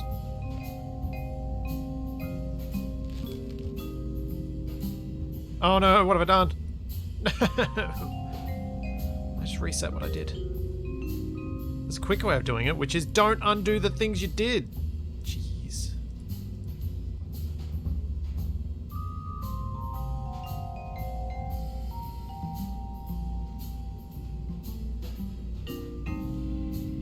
Are these ones the same? Yep. No. It's 4 this time. 4 and 8. That's annoying. Do them in pairs and then copy the pairs. Yeah. Oh, poop, I've got the wrong one.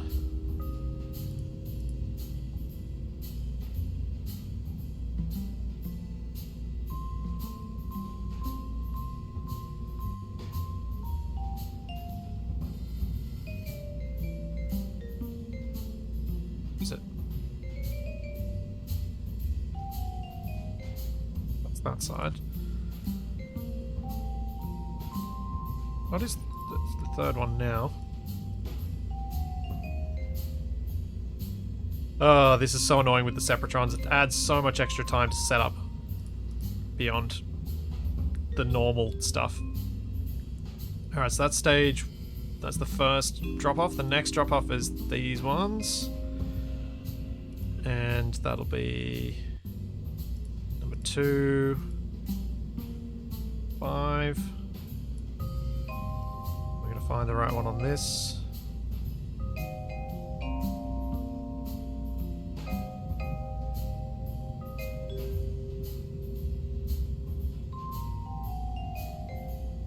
Those ones, so that. Yep, that's correct. Next bit.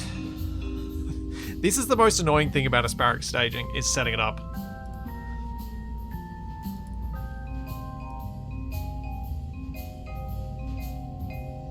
In the long distant past, I've kind of had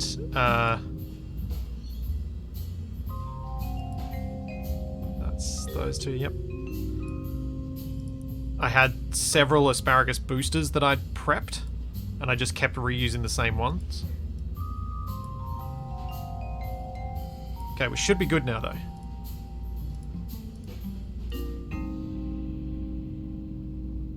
So that goes first. Then that goes next. That's correct. And that bit. Yep. Then that bit. Yep. Then that bit. Which actually doesn't need to have asparagus staging on it. We should be... I mean, I could activate... I could activate my nuclear engines. Oh, actually I could. Thanks, Infinite Dunbar. Make sure you get these to orbit, yes. Other than not burning my oxidizer and having to deploy stuff without oxidizer being fully burnt, is there a reason I shouldn't activate my nuclear engines for the minimal extra thrust they'll give me?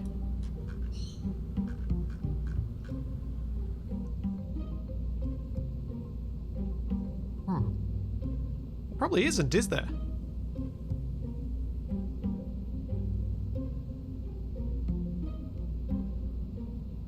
For those not familiar with asparagus staging, so this is a perfect example of it, from my perspective. The way asparagus staging works is you peel off, you're transferring fuel from this first stage to the engines of all the other stages. So this stage gets emptied while these ones are still full, and then you pop it off once it's empty. What it means is that you have all of your engines ignited, but you're only burning the fuel of one stage, and then you throw that stage away as soon as you run out of that fuel.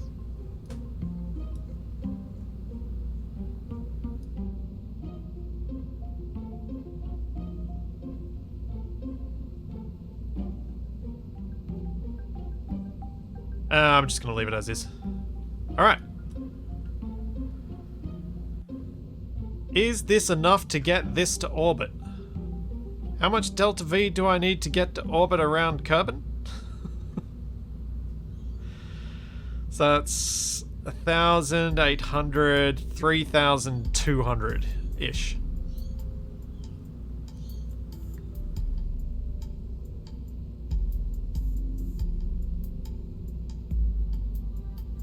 $2,200-ish for an optimal launch, which this is not going to be. The instability and mass and everything of this is going to make it a very suboptimal launch. This is a part of me that wants to just... You know what? I'm doing it. There's a part of me that's going to go silly and see if this actually adds anything.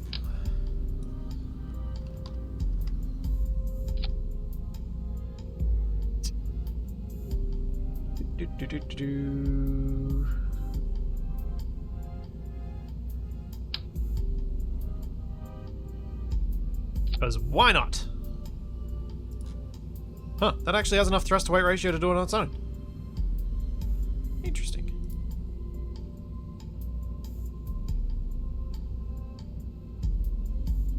Where are my engines hiding?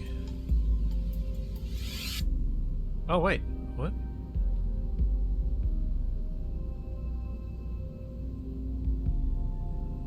That makes more sense.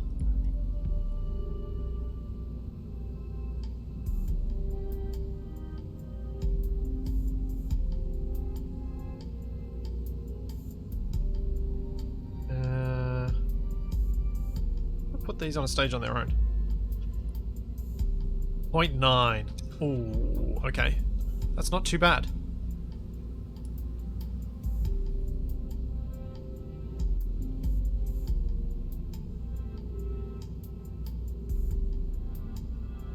So that means I shouldn't need to activate the liquid fuel thrusters.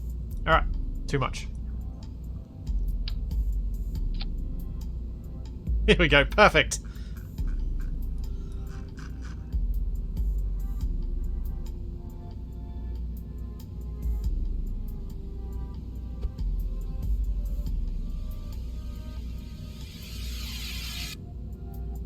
No.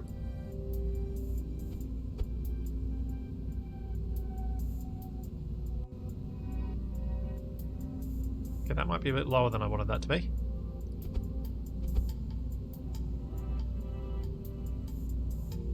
Yeah.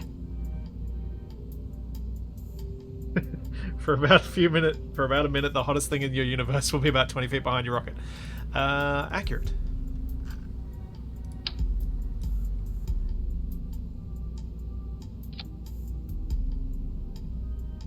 Alright. That's got to be enough, right? Surely. It'll be fine. Oh yeah, strut the bottom of the SRBs. Thank you! Alright, let's do a prediction before I do too much more. Because we got to launch something. I haven't launched something today. Create a dashboard. Start prediction. So, this mission is to get this thing into Kerbin orbit. That's it. A full-on successful complete will be to do it with the remaining nuclear stage, not using up any of its fuel. So if I can do that without it using up any fuel, I'm very happy. The nope you'll just miss is I've used up some fuel on the nuclear stage to try and get to orbit. And of course the blammo is blammo. I am going to have this as a manned launch because I need to have 2 pilots sent up, and the Duna lander stage is going to have my other pilot. So this one's going to have 1 pilot, and the other one will have another.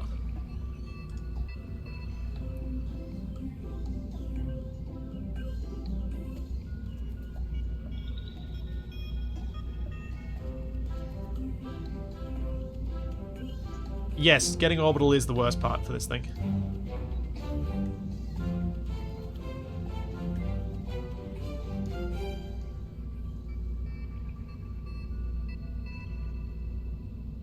Okay. I'm going to create some action groups quickly.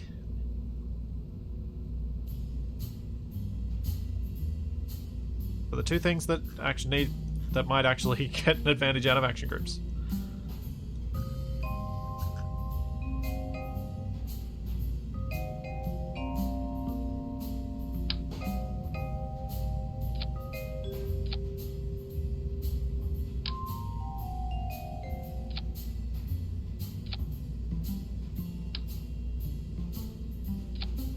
There we go. It'll still be more in budget than the SLS. Ooh, ouch.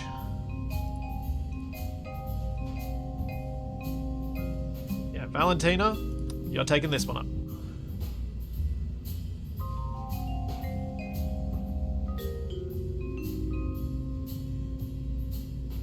Oh boy. Check my staging one last time. Those pop off. All of the solid boosters go. The big liquid engines go. Then we pop off the solid boosters. Then we pop off that stage. Then we pop off that stage. Then we pop off that stage. And then finally, we pop off this one. Then we have our nuclear engines. Okay. Save. And launch.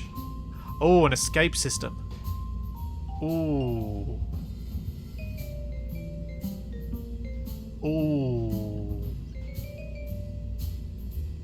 For those wondering, if I need to use the escape system, I'm counting that as a blammo outcome. Yeah, let's... How am I going to make an escape system for this?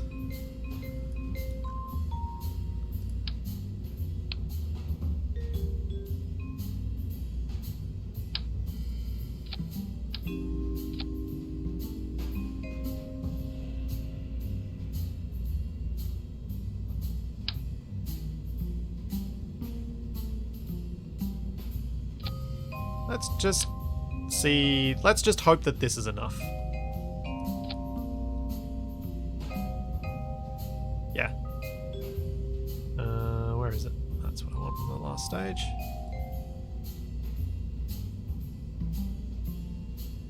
The heck is that one?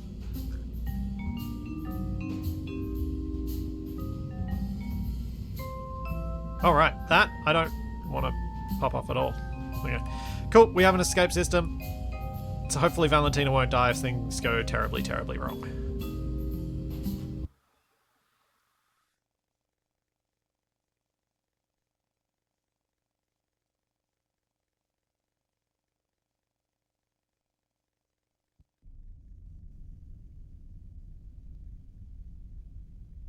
Holy moly. This thing's ridiculous. I think I only need about that much liquid thrust to get off the ground, but we'll go a bit higher to start off with. Alright. Launching in 5, 4, 3, 2, 1. Time for everybody to go deaf now.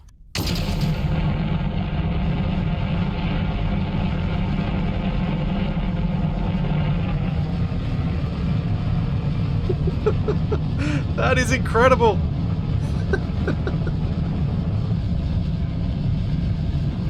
Oh man, that's awesome.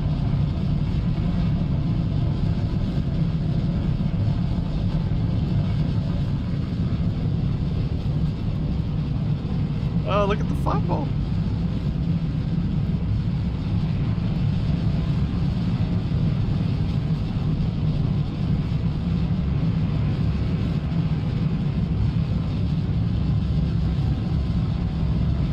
Oh.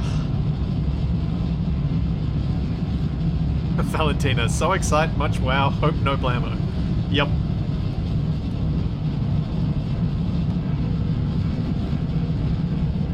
No, so I'm not doing the lean because a rocket like this is almost certainly going to rip itself apart. I'll start leaning once I take off the solid rocket, the solid boosters. I just feel like having them tear off when we're at a lean, if I haven't fully aligned, is going to rip off something else. Because I didn't give them any extra separation. Yep. See, they barely drifted away. Now we can tell.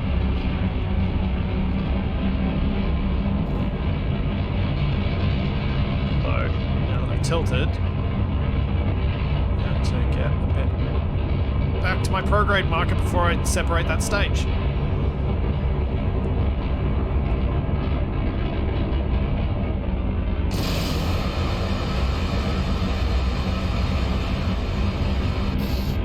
Which is always the problem with it.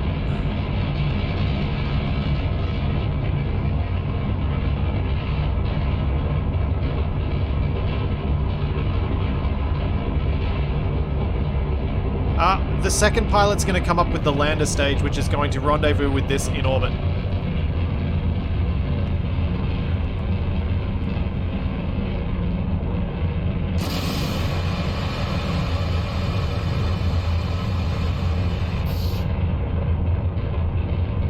I'm deliberately delaying my stages so I don't hit my nuclear engines in the middle. I'm trying to wait till my prograde marker is closer to where I'm going forward so they don't tear off and smash into it as gravity pulls them down. So yeah, I'm aware of what I'm supposed to do for an optimal launch, but an optimal launch only works with an optimal rocket. This was not an optimal rocket.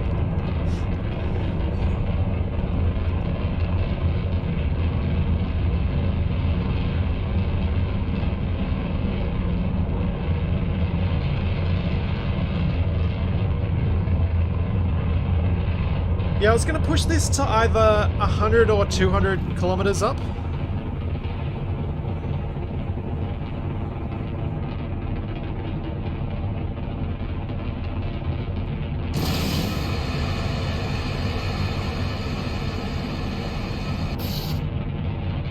Well, the Separatrons worked.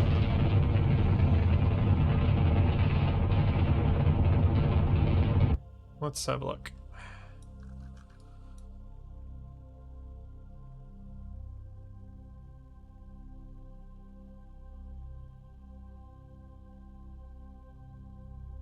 Alright, burn time, 48 seconds.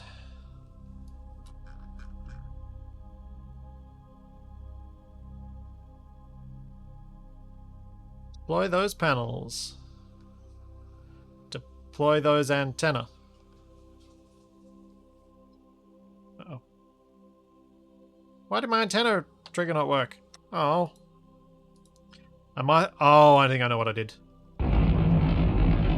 I think I activated the wrong CAL unit. I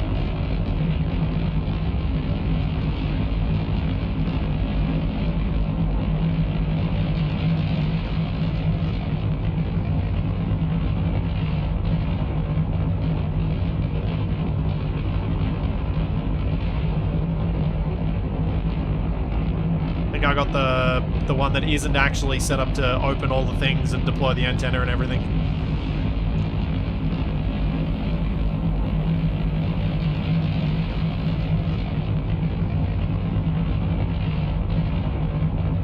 Good job, Valentina.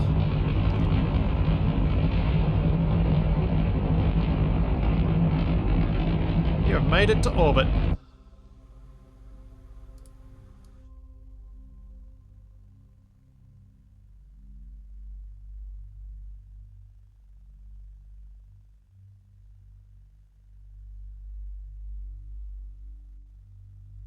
Okay, it's not that one.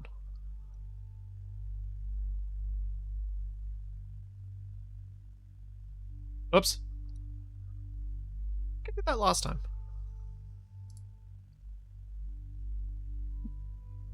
There we go. Antennas deployed. Still have some fuel. And now we can push this orbit up to something a bit bigger. So I'm thinking going a bit higher would be nice.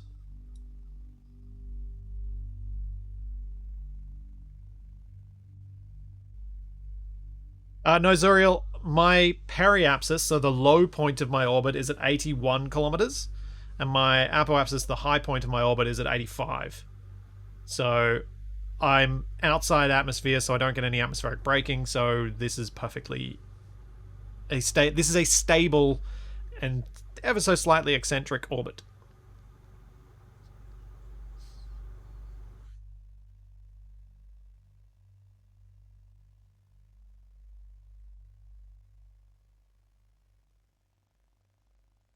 Brandano, that depends which billionaire you listen to. Whether 100 kilometers classifies as space or not.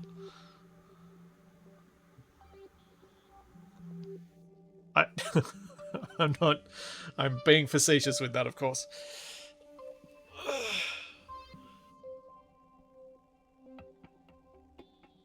Yes, I'm in space. I'm in orbit. Because Kerbin is a lot smaller than Earth.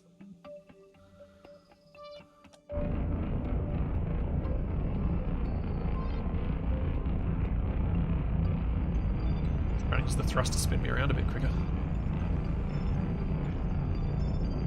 Got enough fuel to push out to a roughly circular 200 kilometer orbit.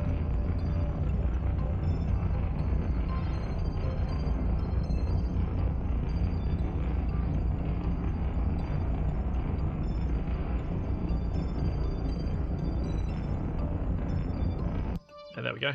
That's 200. Let's see how much fuel I got left when I come around to the other side and push it up.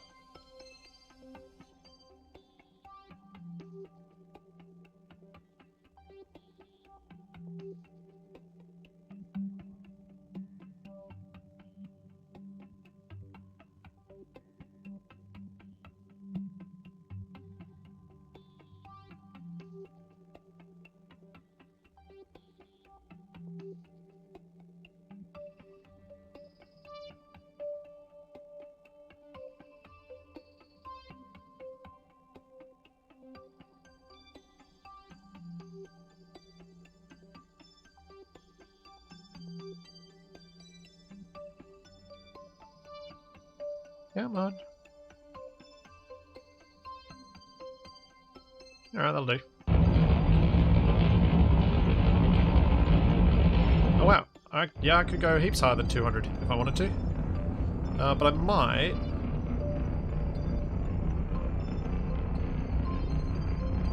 leave it at that. I think that's pretty good.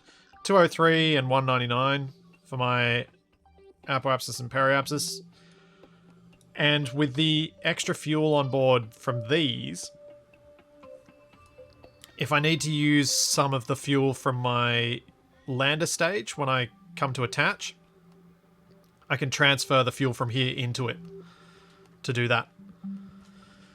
Because these still have... how much fuel? Yeah. Like, I've got 2,600 fuel aboard those. So that's a lot. That's still a lot of fuel. Cool.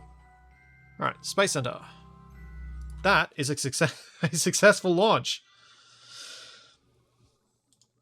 Stage 1, complete. Stage 2 is launch my lander into orbit.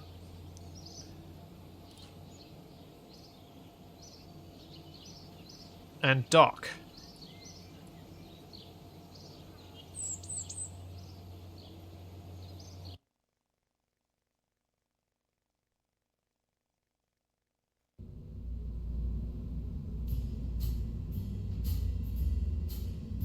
There's There's a small part of me that wants to just take this and stick it on the bottom of the lander.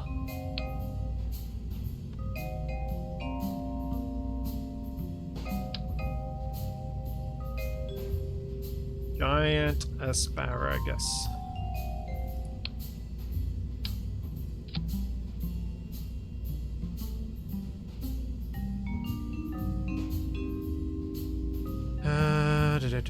Where is it?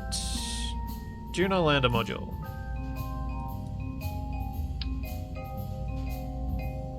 Why would you not want to do that? I know, right?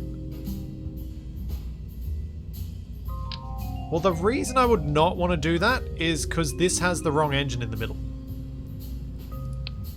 But that can be changed.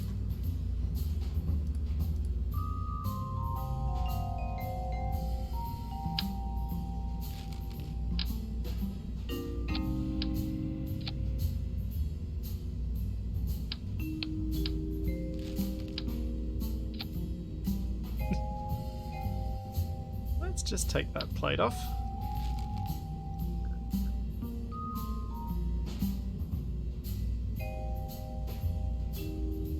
And then we go engine. Then we go... Is the mainsail the right size? No, it's... Even the mainsail's too small. Oh, maybe I do put the engine plate on. Or... Oh, hang on. Let's fix that part first.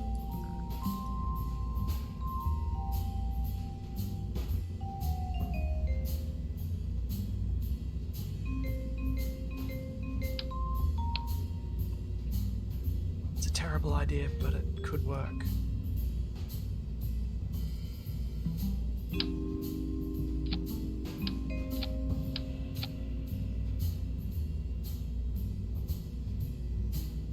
There's so much extra weight. Oh yeah, don't forget the antenna.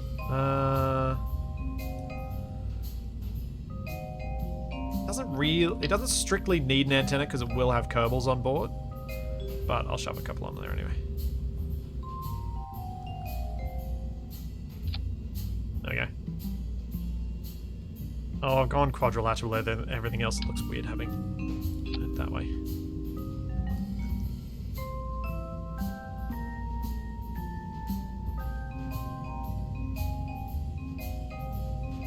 For this one, I'll probably ditch these solid rocket boosters. I don't... Actually, no.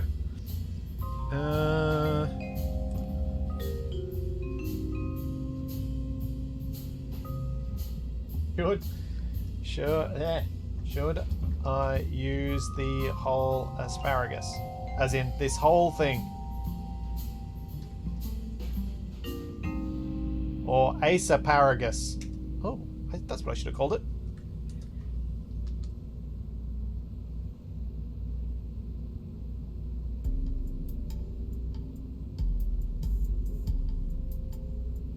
Yes.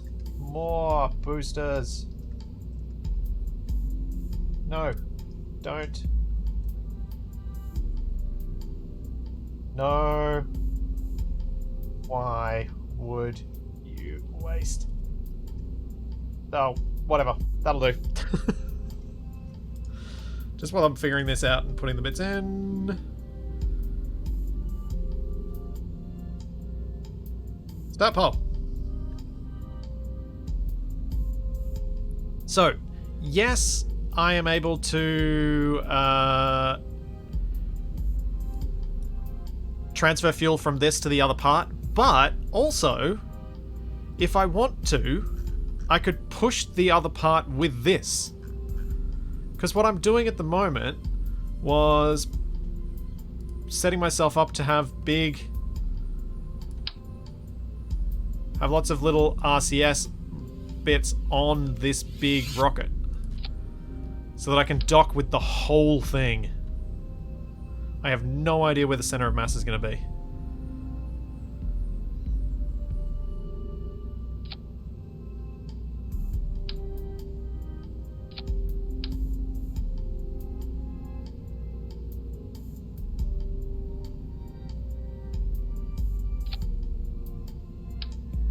Just gonna do that. Why not? So yeah, I've got 1,500 solid fuel. RCS fuel, monopropellant. That was the word I was looking for. Splitsy overspending money like taxpayers paid for it. Yeah, I'm gonna get paid so much for this mission, so I'm really not worried.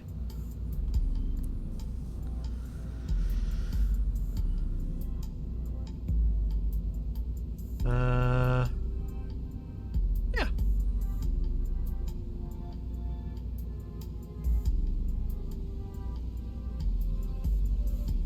That's everything I need for that, right? Just gotta make sure none of this part has ended up weirdly staged in the middle of it. Are Kerbals loaded? Jeb, Bill, and Bob. Yep.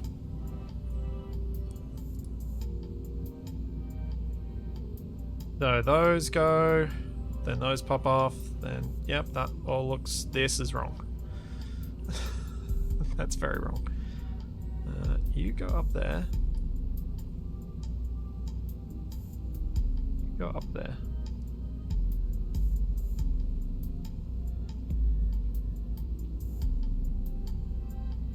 That's right. That's right. That's right.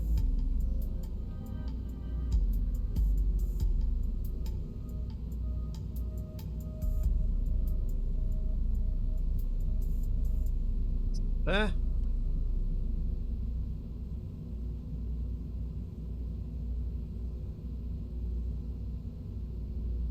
So many stages.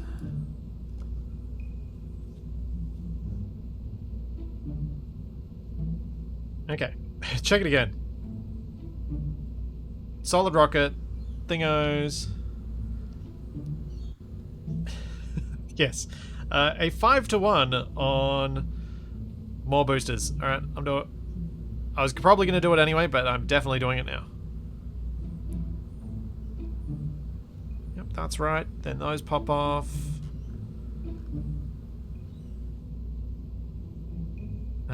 Then I probably want the parachutes next, but I'll have to check this staging again when I'm in orbit around Duna. And let's quickly set up an action group for deploy solar panels and deploy antenna.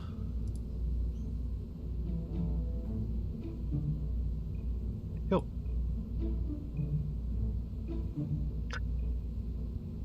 This is insanity. A 376,000 Kerb dollar, whatever it's called, schmackaroos, launch for getting my Duna lander up there. Alright, let's do it.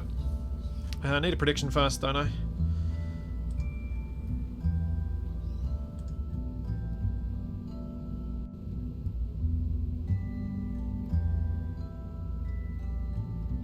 So, this time, the mission is Kerbucks, Schmakerbals. This time, success is docked to the other thing with the lander fully loaded with fuel. This part is a bonus, like, that's extra credit. Actually, let's put a fourth option in. Extra credit. So extra credit is if I manage to get the this whole like some part of the fuel that's in this bit into orbit as well. Oh, attached to the thing as well. I haven't put a thruster on it. Hang on. Should probably do that. I'll add a thruster to it in a sec. So extra credit's that. Yep, you've got this is just the lander. Nope, you'll just miss is the lander without fuel. And goodbye Jeb is, well, goodbye Jeb. Let's go. Mainsail. Where's my mainsail? Do I want mainsail or do I want a skiff?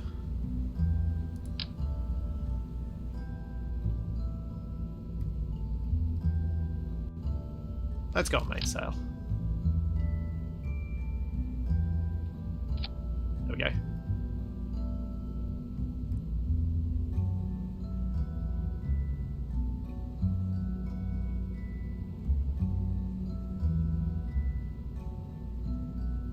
There we go. Alright, save. Is there anything I'm missing? Anything at all? Because this is it. This is heading to Duna. The landing legs work. The ladder works. The science is there. We've got solar panels, more solar panels. We've got parachutes. We've got thrusters that work on Duna.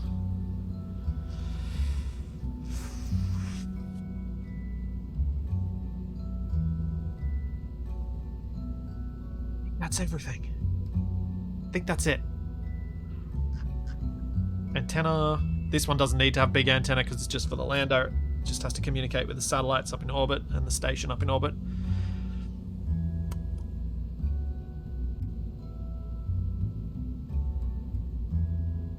Yep, there's a separator between science and fuel. Separator up here for when I return to Kerbin. I have not put a heat shield on this, which slightly worries me, but I should have enough fuel that I can fill this up and use that to slow my descent into Kerbin as well. Under the science, yes, there's a separator there. Alright, I think we're good. Let's go!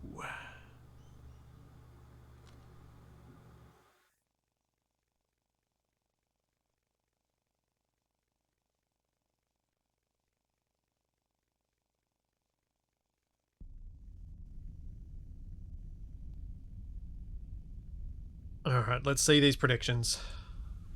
Ooh. That's spread it out a bit more with the extra credit. 18 people think I'm going to get there with extra fuel. 14 with just the lander intact. 4 with the lander missing a bit of fuel. And 6 are expecting or hoping for blammo. Alright. SAS on. Throttle up.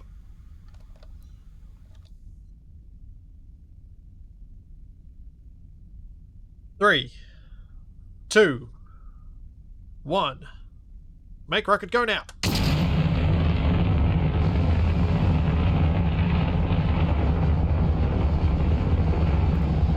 Roll back on the liquid fuel. Enjoy my frames as the grass goes away.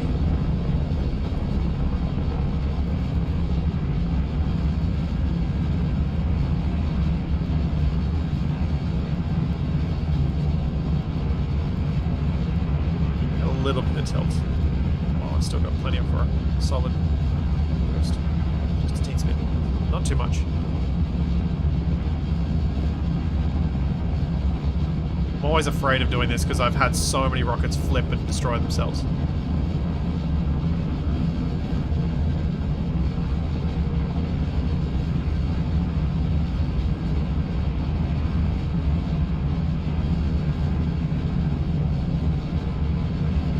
It needs frames when you have grass.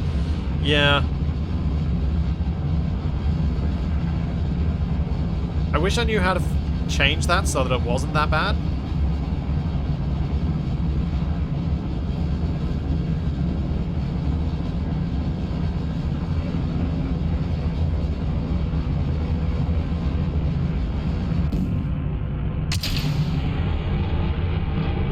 Okay, there we go.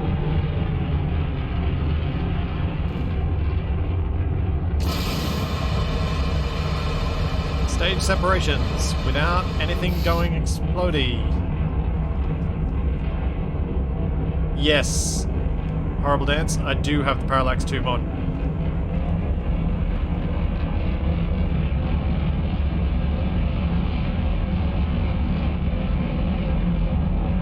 Apparently that is the cause of the poor frames at the KSC.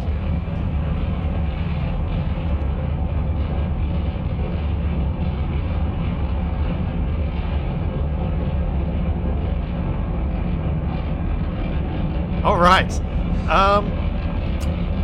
Yeah, didn't think this part through. I'm not sure I've got enough RCS thrusters to work if I still have part of these left.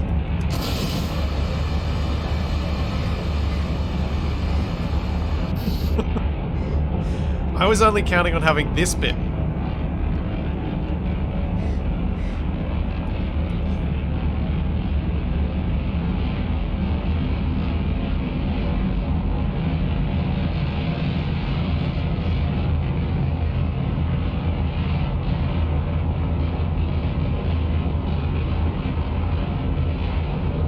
This is working out well.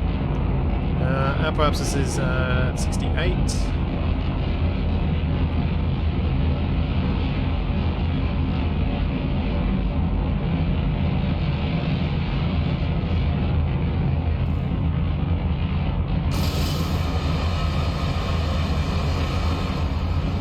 Yeah, that's quite a fun viewpoint to see that from.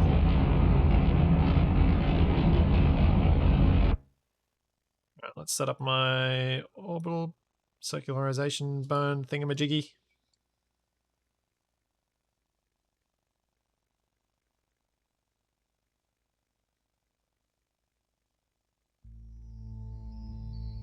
Alright. This has worked out disturbingly well. So what I think I'm going to do, I think I'm going to dock to the station and I'm going to push it with these engines until this fuel is run out. I know I could use the nuclear engines and have them be theoretically more efficient, but they're so much slower. And I've got this extra... If I manage to get this extra fuel hooked up, I've got to use it, right?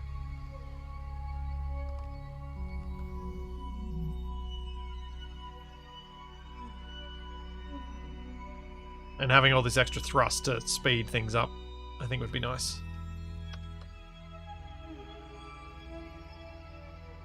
Hi, Mark.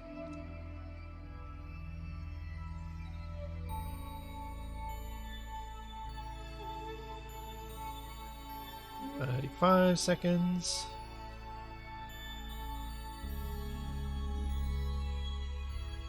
I can't believe I keep getting away with these really silly rocket ideas like these. The weird little pill tanks everywhere.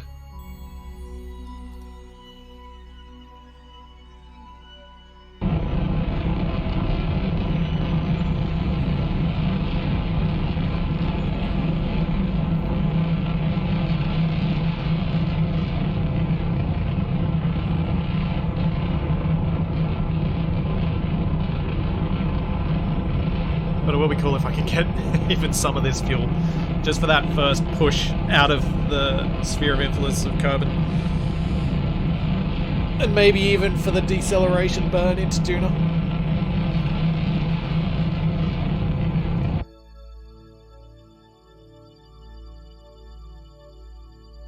Okay, there we go.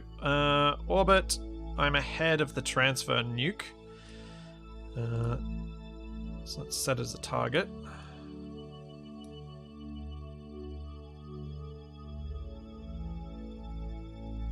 I'm slightly off from it though.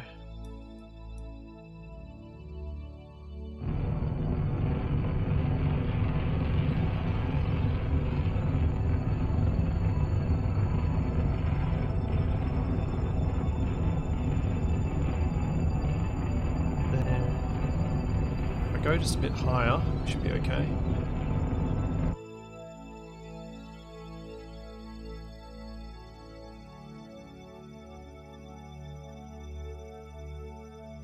Descending node. I always forget which... Okay, so I want to head normal at the descending node.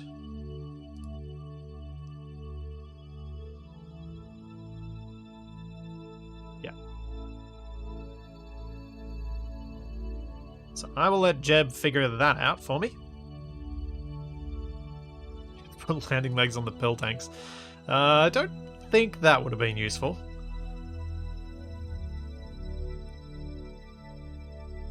I have, and I think I did that on one of the previous streams, where I put landing legs on the deployable tanks.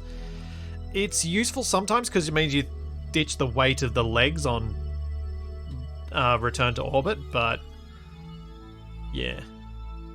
Am I going to use my RCS? Not yet. I expect I'm going to need a lot of it to try and get this thing connected up to the other one. Yeah, they weren't. They were less useful than they could have been last time. I shouldn't have popped them off as soon as I did.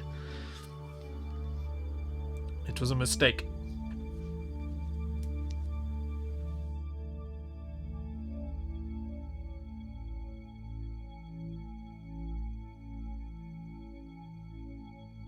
Okay. Let's speed up.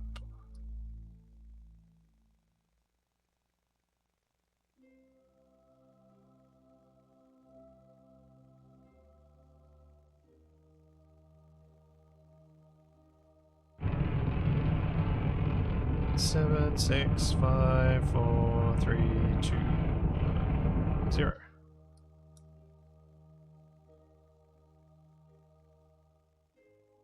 Warp to there.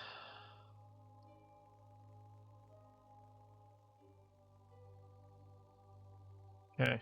Now align me prograde, please. Also, I should probably deploy my solar panels. Because it's dark now. That's totally the time you should do it. I have a lot of electric charge, though. It's fine.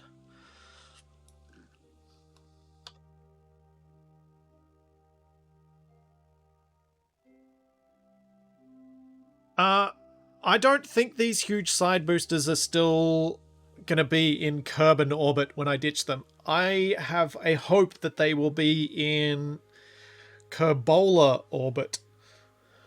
I don't have lights on... Oh, wait, I do have lights on this bit.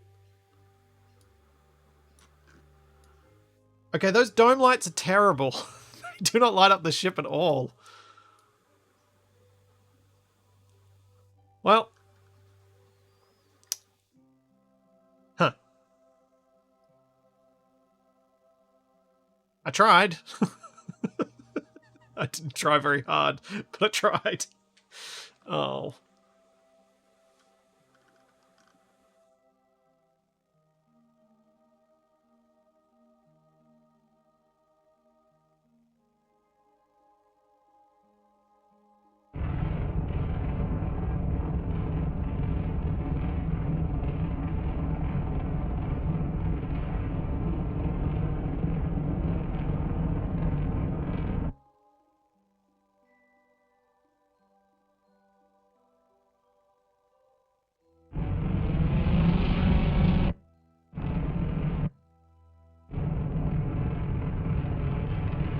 Further. Maybe a bit more. And then I think, which way do I need to radially move this so that it's more consistent? Radially out.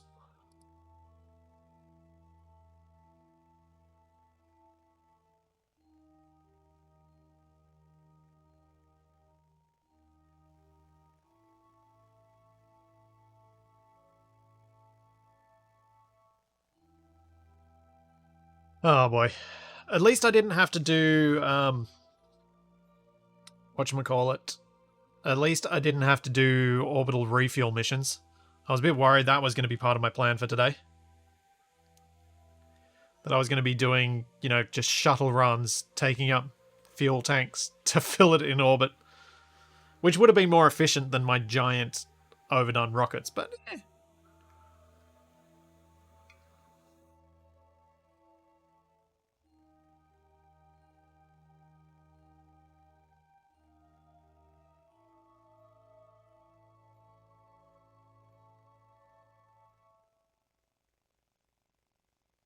The giant overdone rockets are half of the fun.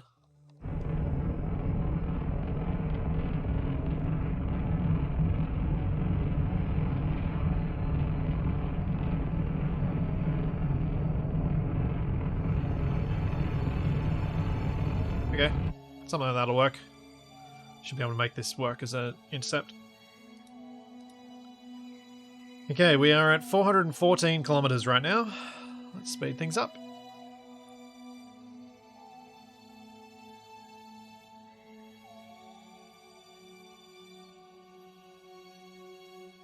Down to 370.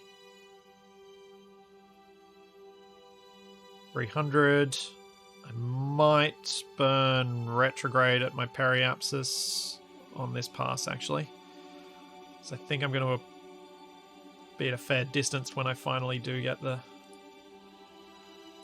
thing to work.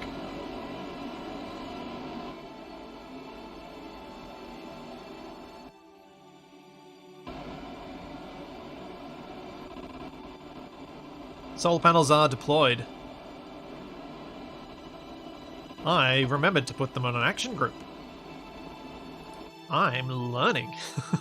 And remembering. It's a miracle.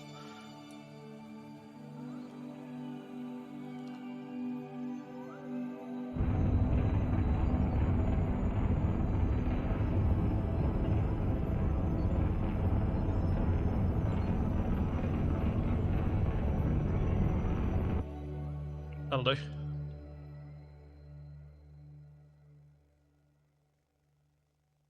$180, $170.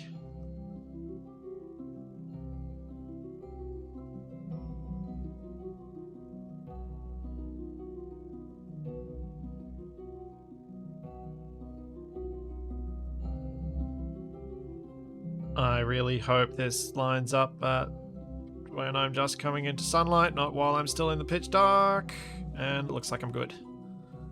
Down to 40.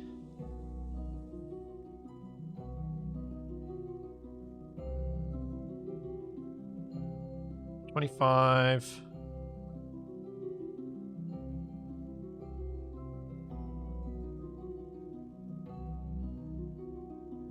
Okay. Let's go. I think it's prograde to target. That's what I want.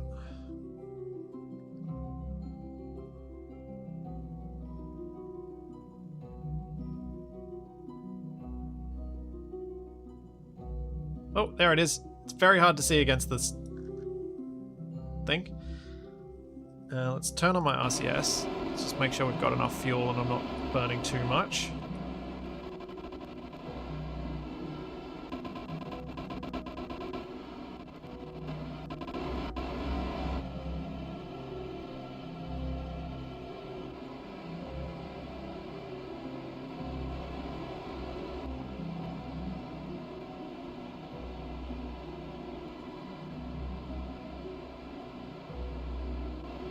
Let's get a little bit better.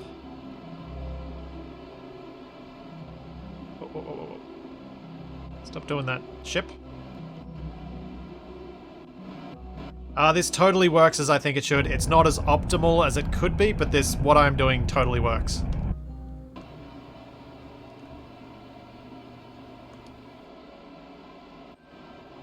Hey, thanks for the Prime sub, Rhinestone Cowboy.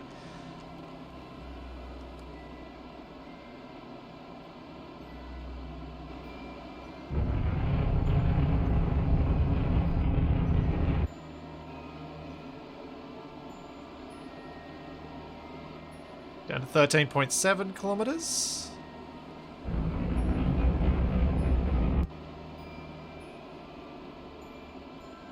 $2.4.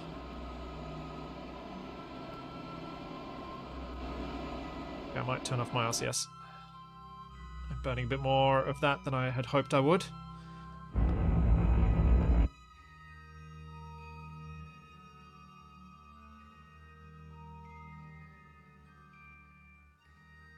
At 12. I have to read off the numbers because I don't know how to make them bigger so you guys can actually see them. Down to 10.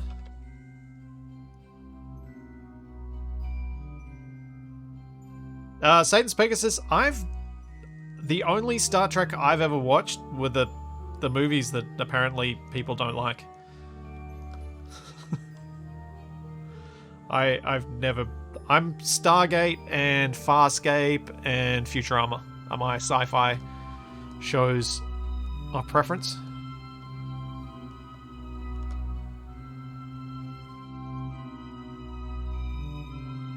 Yeah, a 1080p resolution converted from 4K means the text is very small and is probably only a few pixels and is impossible to read with the compression.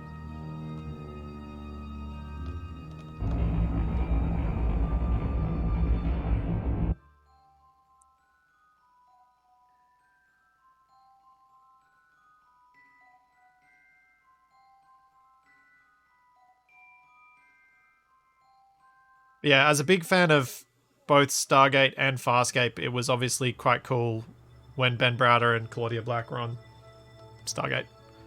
And the fact that they actually referenced it a bit.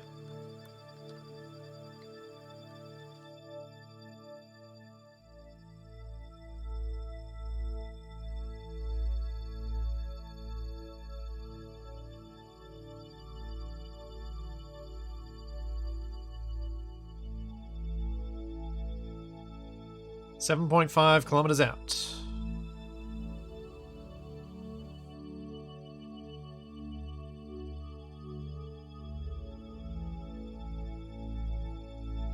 Infinite Dumper, it's not Twitch throttling you with the quality. It's that Twitch doesn't let me stream at anything above 1080p. YouTube lets me stream at 1440 or 4K, but Twitch does not.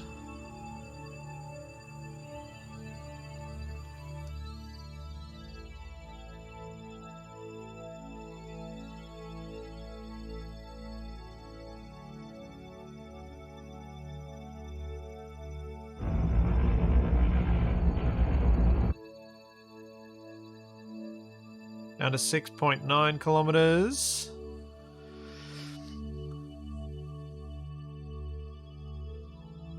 Yeah, so I was gifted the DVDs for Babylon 5, and I have watched a decent chunk of it now.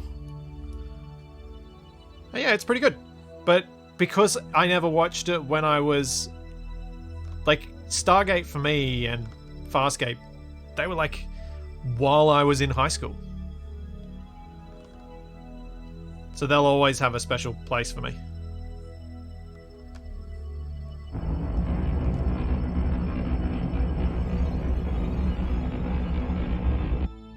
Oh, that went too far.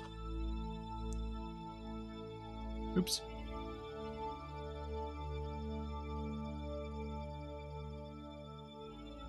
.9 kilometers out, 5.8, 5.7, 5.6.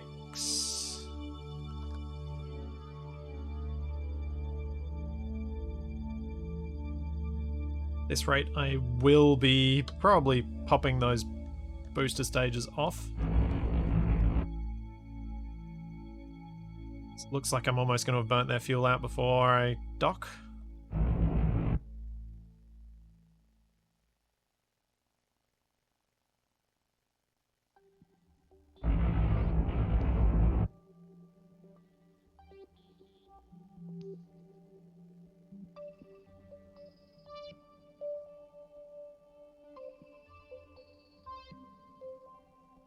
Alright, down to 4 kilometers.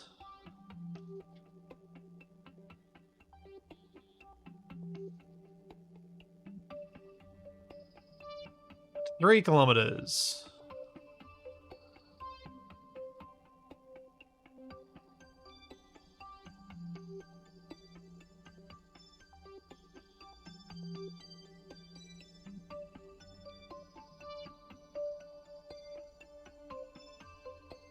Part of me wants to ditch the side tanks just to make this easier.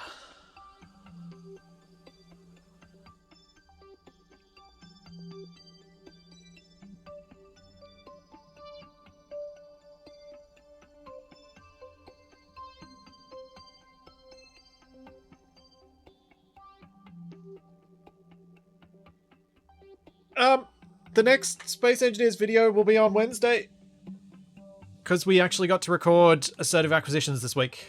Down to 1.8 kilometers. Is that turning the right way? I think so.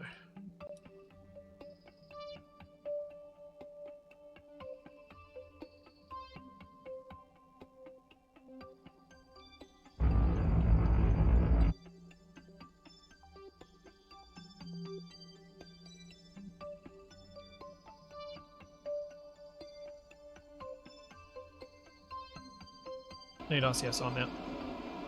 Need to turn faster. Down to 1100 meters.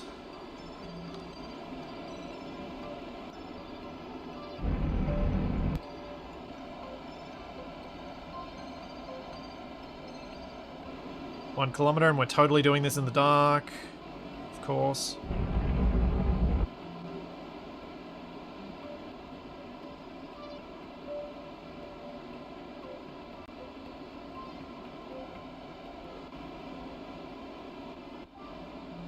Burnt a third of my monopropellant.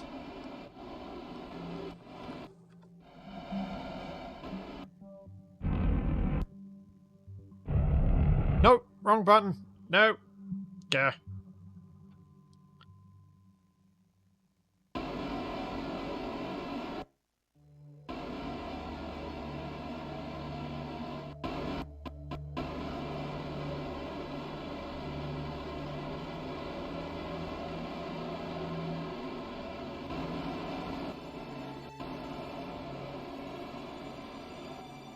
Hold up.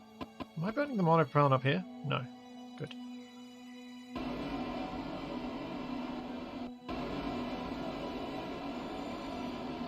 $730 meters out.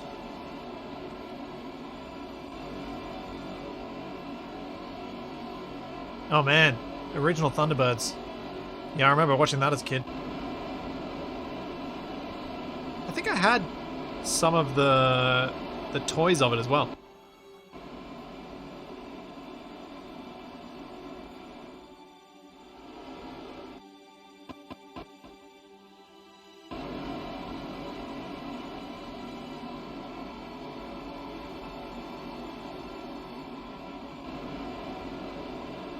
Does the station have propellant it doesn't need? Yes, it does.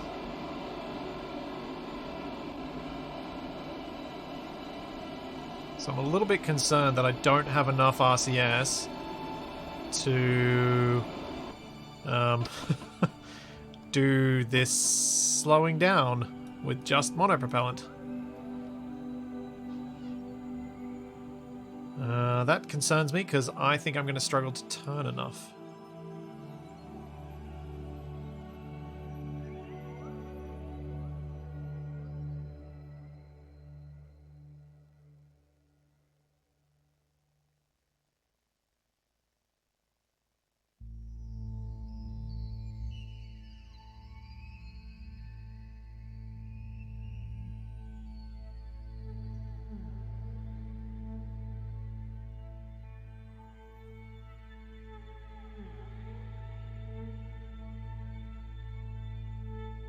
Yeah, if I shut down these two and just use the middle one, it's a bit easier.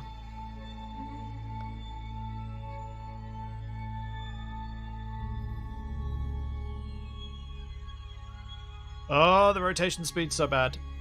This is going to be so hard.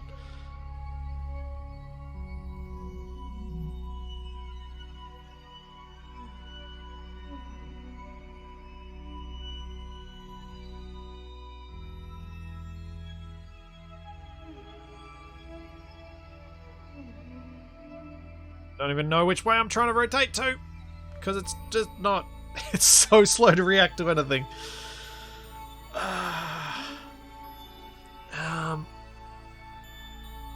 I think I'm gonna struggle. I think I'm not gonna get this extra fuel connected. I think I'm gonna fail this.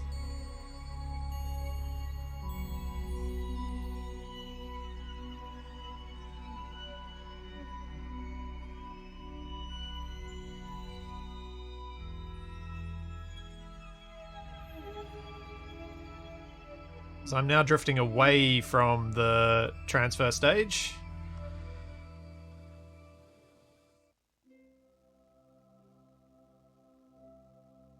This is symmetrical. It's just weird.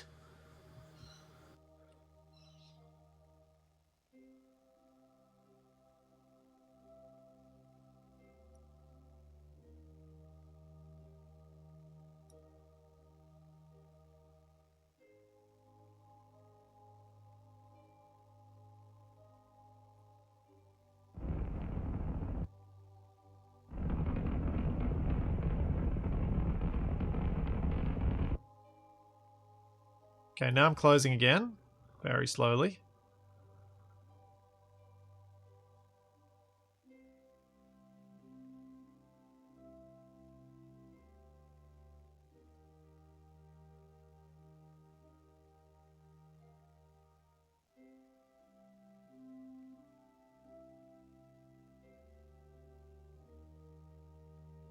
Down to 440 meters.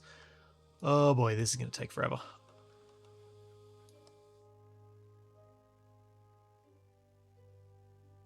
Let's see how close this gets me.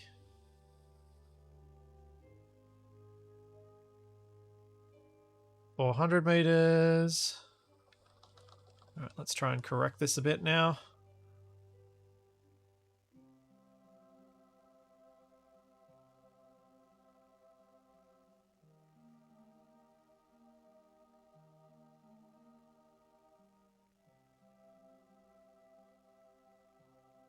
I just hope I don't kill the Kerbals when I try and dock because I hit with too much force or something.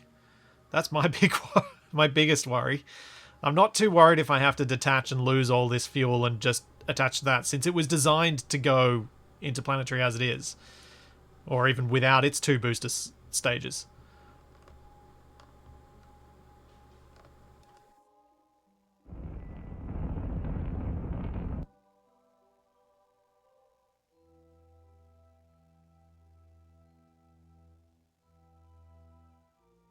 $300.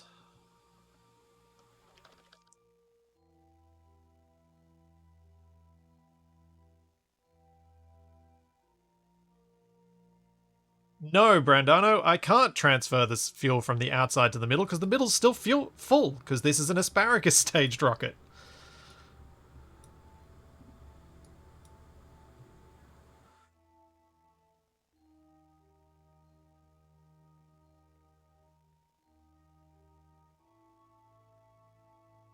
So the center stage will have full fuel until it's the only stage. Same with this one.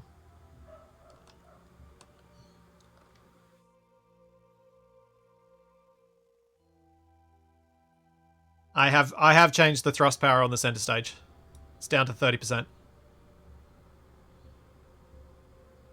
I just wish I could rotate faster, because if I could rotate faster, if I had more more steering ability, it'd be a lot better.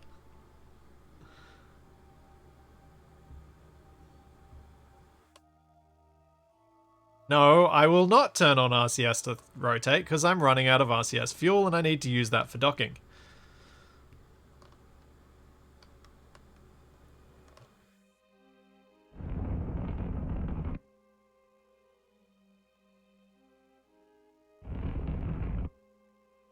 I'll need to use that in the final approach, so I want to make sure I've got enough of it left that I don't run out. Oh, Sequest DSV. Wow. I don't actually remember anything about that show except for the fact that I definitely have watched some of it. How close am... Ugh. How far away is that? 5 minutes. It's gonna be so long till it's daylight.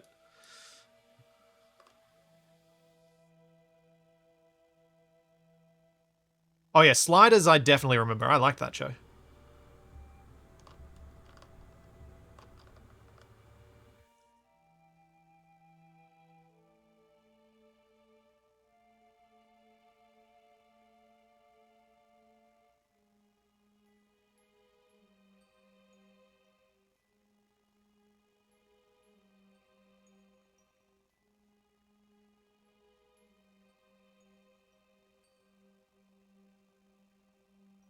Okay.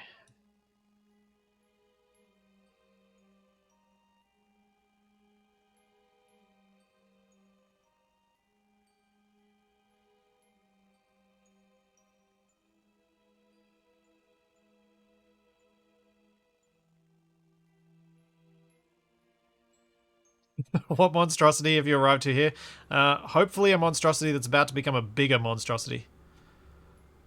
That's my hope.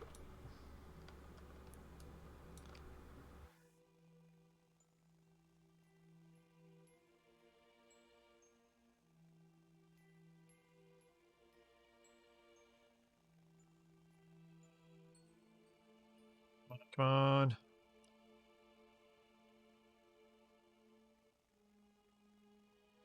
Turn, you rotten thing, turn!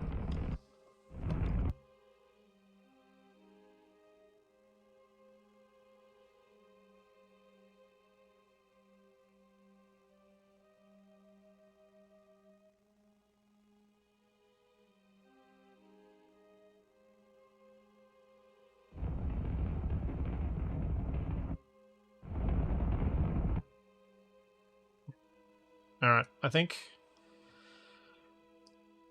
this thing I might have to use the RCS now to turn. I don't want to, because I will run out of fuel, but I think I'm going to have to.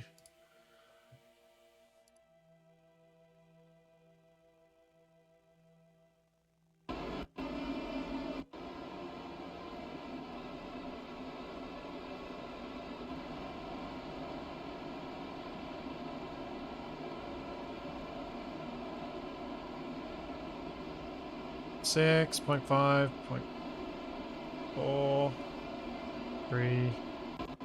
Okay.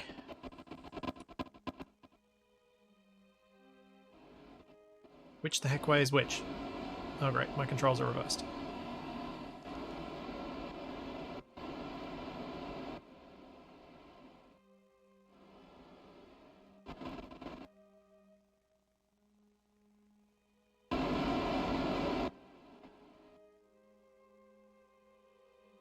$78 meters, 77.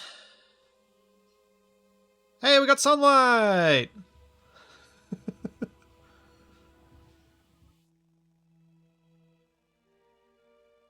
Yeah, I probably should control from the docking port, shouldn't I?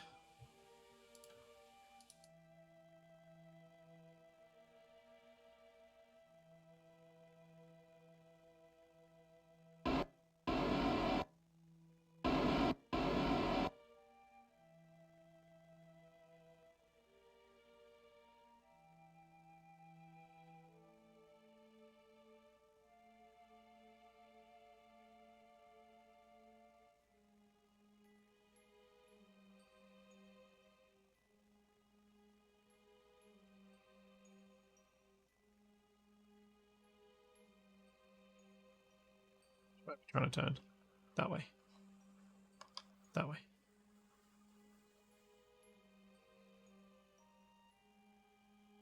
Yeah, just look at it and press Control Z. If only. Oh, mechanics are hard.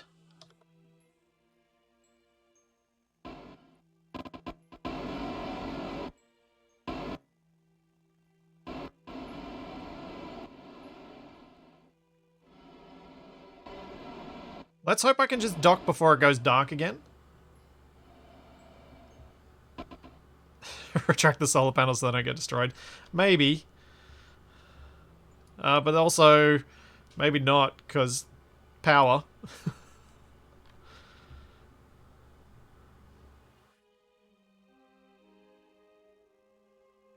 I don't know. If capturing a, I don't know, if capturing something in space was this hard, I'd probably still, in Space Engine, I'd probably still do it. I'd just do it less. Or I'd get better at it. One of the two.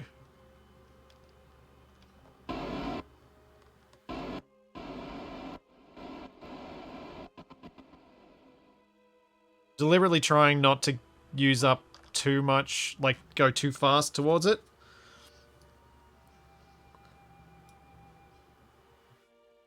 Have the solid panels draw straws, then retract all but one. I like that idea.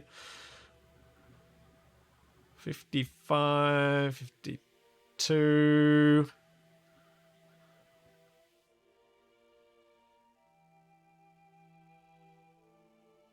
I honestly think that this is the easier craft to align.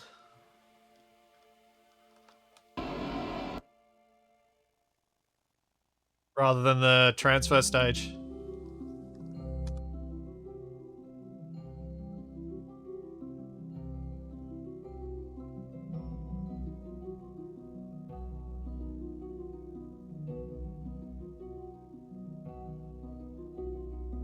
Almost got them aligned.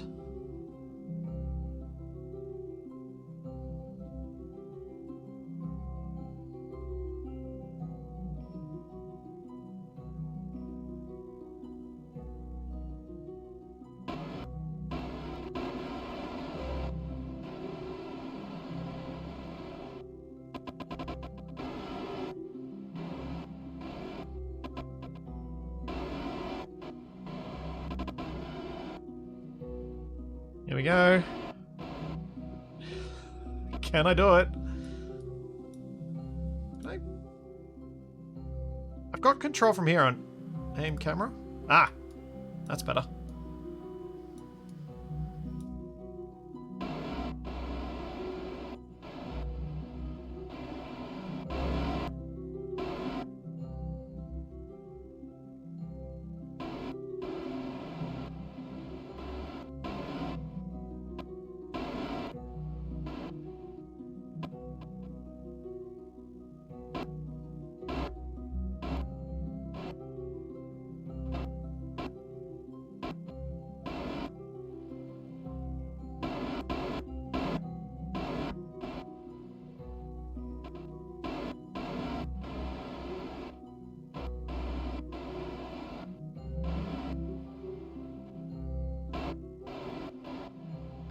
Oh, come on.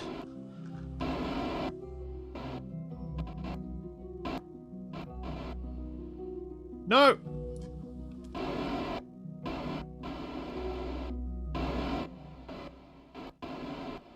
What the...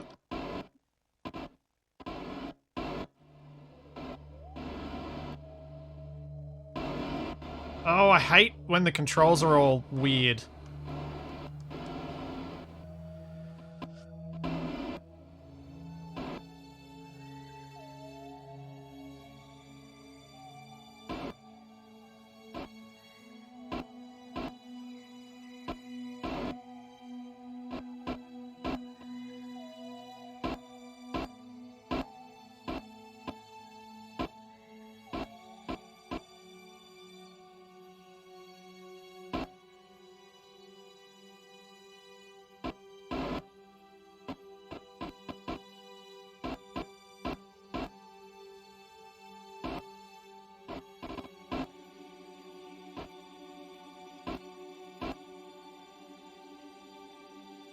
Oh.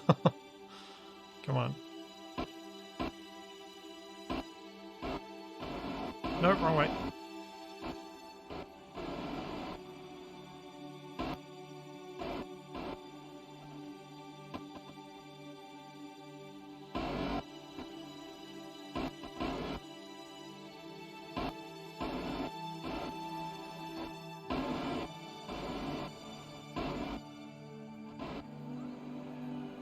Oh, I think they're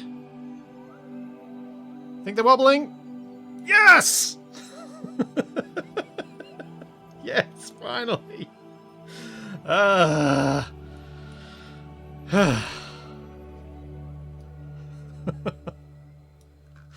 think there are mods that add docking cameras to make that less painful.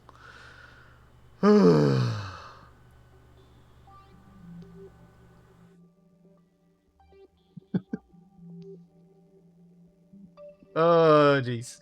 Alright, that was extra credit. Now, let's get to Duna. Oh, that wobble is bad. No, turn off the SAS. Huh.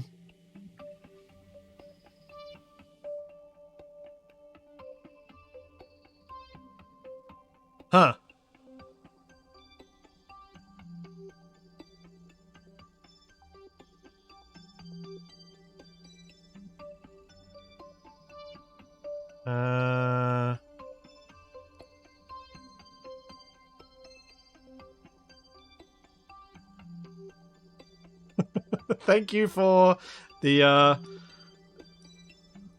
yeah. Oh, yeah. Okay, so if I pin that, let's siphon these out.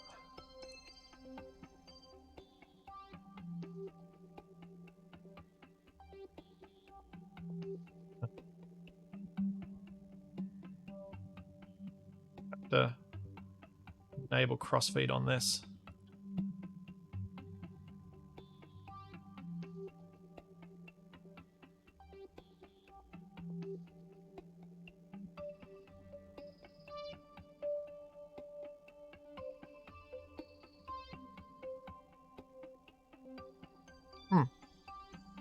Oh, I'm gonna have to enable crossfeed across a bunch of them. Enable crossfeed. It's the only one on there. Then it's enable crossfeed. I'm gonna have to disable this again later.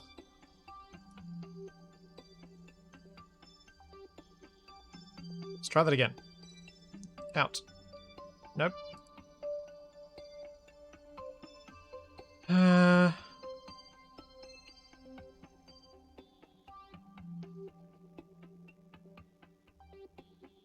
do I do this? So that's got crossfeed enabled. That's got crossfeed enabled. That's got crossfeed enabled. That's got crossfeed enabled. Ah, there's the one I missed. There we go.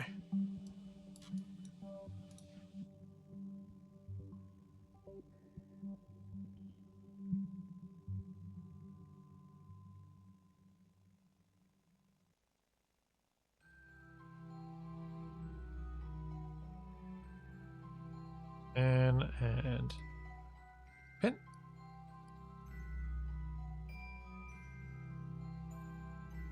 There we go.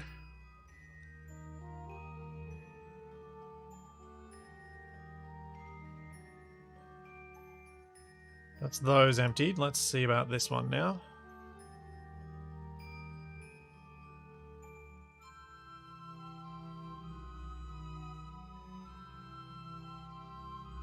Because yeah, if I can ditch this whole thing, that'll be a lot better, and I just use these two as my pushes. I reckon I'm still going to have some fuel across here, but I can transfer it as we go.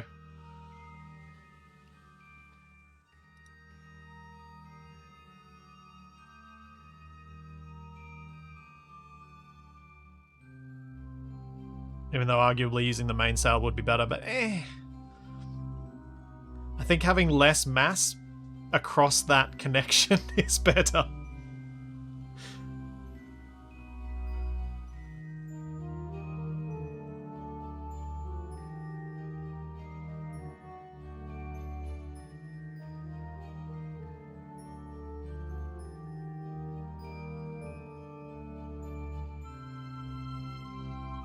Alright, so we got one tank left. They're all full now. So we can pop you. Can pop you.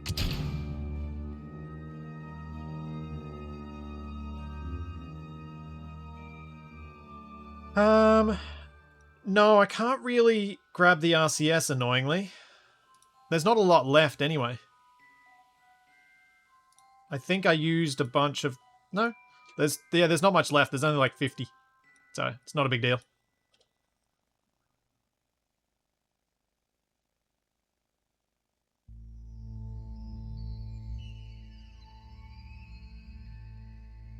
Okay, so... with all that done, and with just a bit of fuel left there, I should be able to use these two to push me out into Kerbal orbit. Let's get rid of all those for now. And we will disable this engine. Shut that down.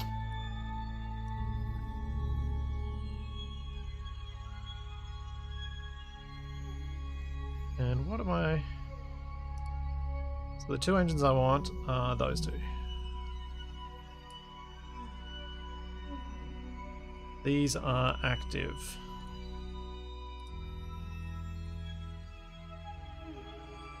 The driving position, yeah, is this one. I've already set that to control from here.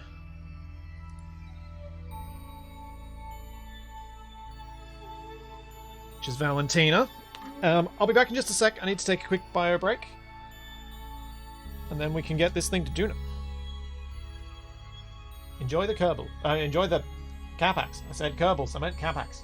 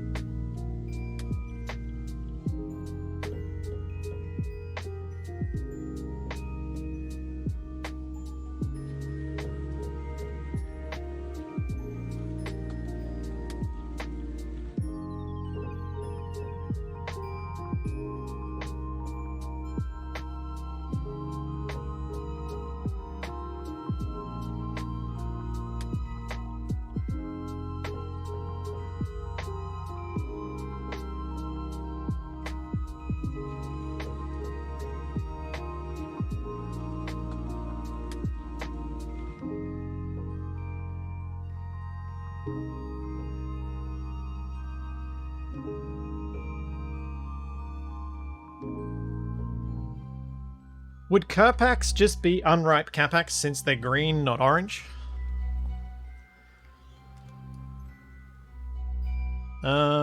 So...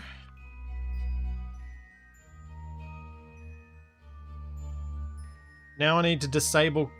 I need to make sure there's no crossfeed there. That tank shouldn't... Yeah, I've just got to be careful here that I don't burn more fuel than I should. So, I'm going to disable crossfeed on these. Oh. What? They already were disabled. Huh.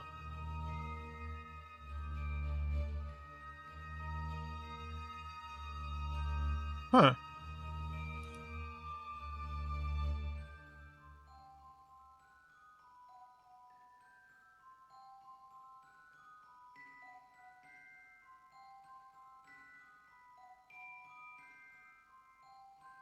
I was... Oh. Yeah, I didn't... I've kind of forgot, because I don't normally have music on in my games, that I would have clashing music with the Be Right Back screen in Kerbal. My bad.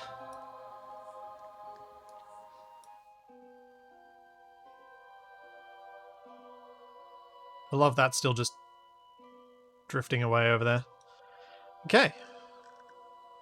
So now what I need to do is probably use the moon and fling myself out toward the sun.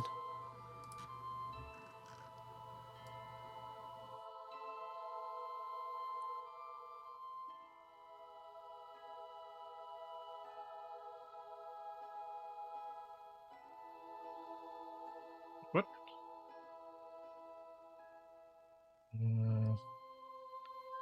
Something like this.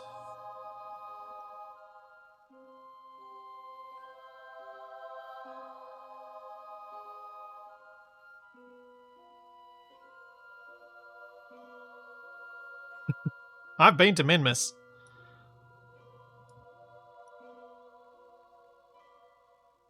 Going to the sun, and then we're going to Duna. And I feel like I've got adequate fuel for this mission. Assuming I don't do something really dumb. Which is still entirely possible. And speaking of possible, I should start a prediction.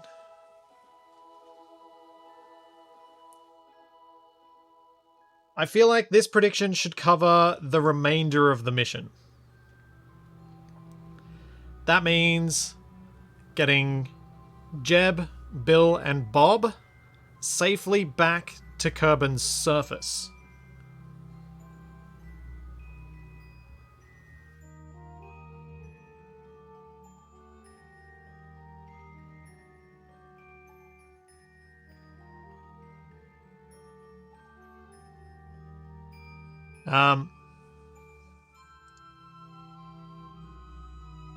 Actually, no. Let's keep doing this piecemeal.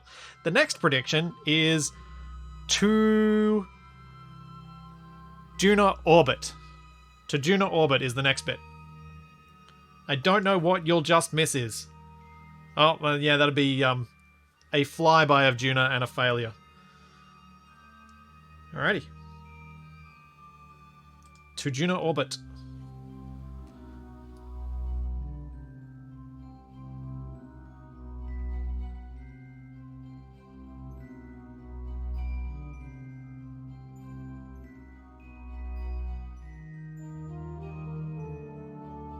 Oh, wait, I want to wait till the moon's around here and then fling myself that way, don't I? Away from the sun.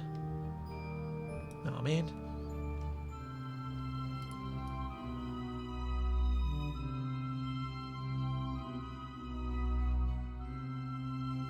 Wait. Is the sun in this view? That way.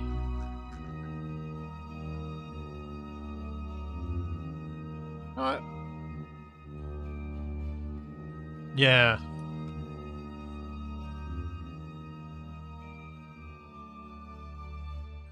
I'm not worried about my staging because I'm only using this stage, and then I'm gonna I'm not gonna do anything beyond using this stage as it is. To wait till the moon moves around.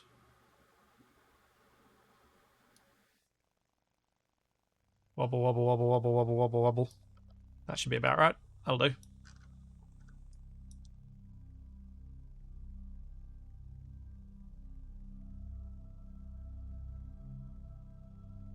I know the staging's wrong. It's fine. Don't stress.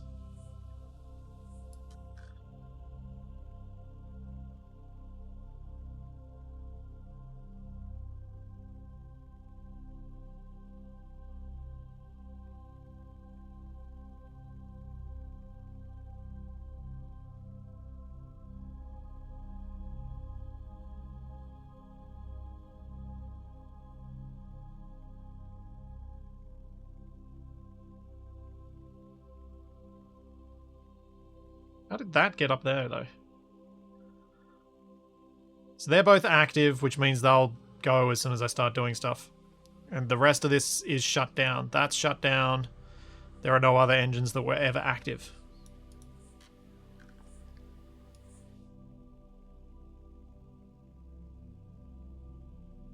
Alright, let's try and flip this around to the mission node.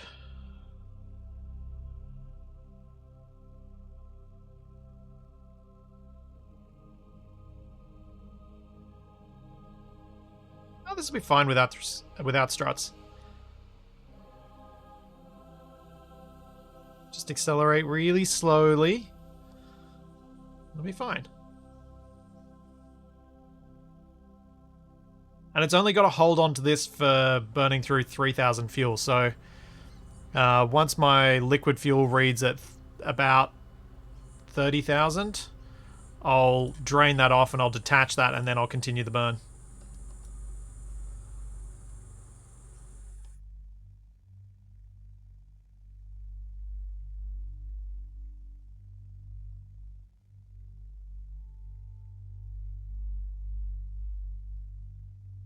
Should be okay. I'm pretty sure it'll be okay.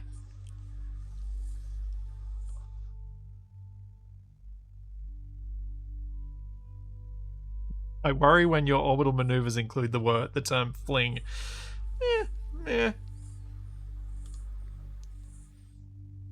Oh, so much confidence. 89% thinking that I'm that I got this time. Oops, too far.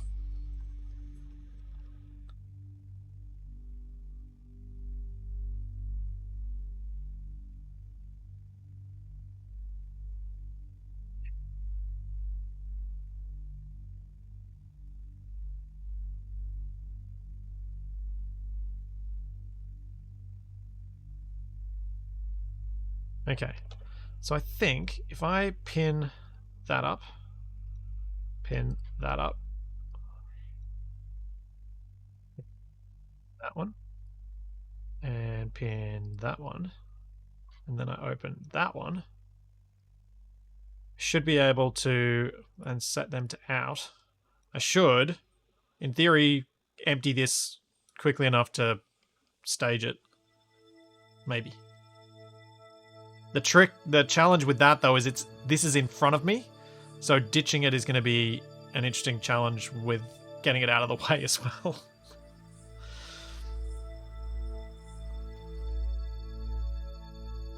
I only voted that so you'd be overconfident. I secretly want blammo. Thanks, KB.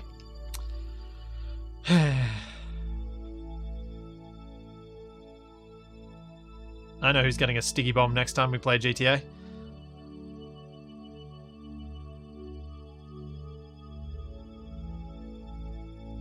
Alright. I'm going to burn no more than 50% thrust. So let's start this acceleration.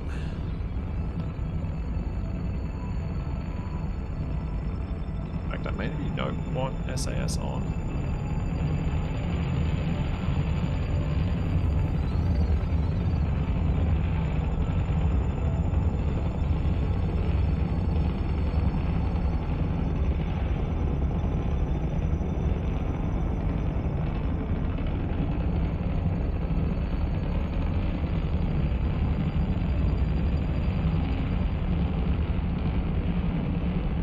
I say Scythe?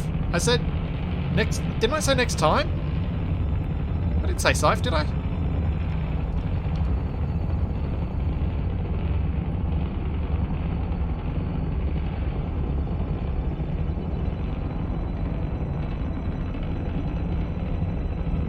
That seems stable enough. Okay.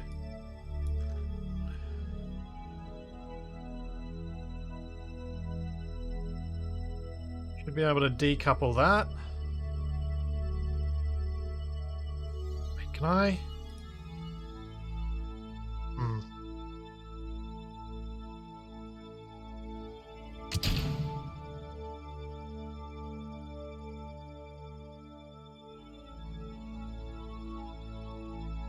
How do I do this so that I don't just... That doesn't have any battery on it. No. I turn a little bit. Then we turn back and go around it. Yeah, I should have turned, then ejected it, then done it. I did it the wrong way around.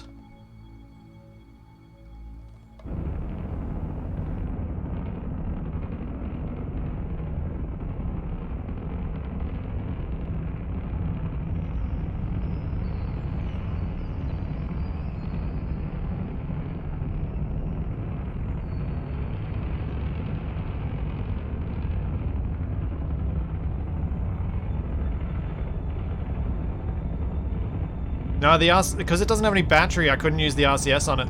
Nor does it have any antenna. Okay. Here we go. A bit late to my mission node, but it's okay. I think.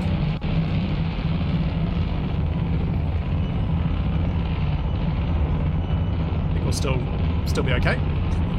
Don't mind me just driving through space. Yeah.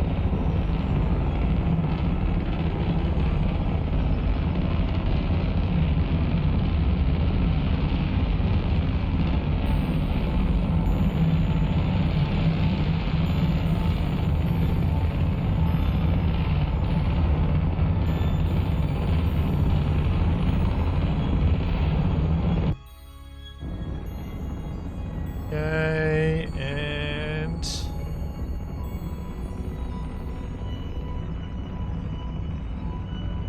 There we go. I think that's an escape. That's an escape. Let's see how bad my transfer window is going to be for Duna.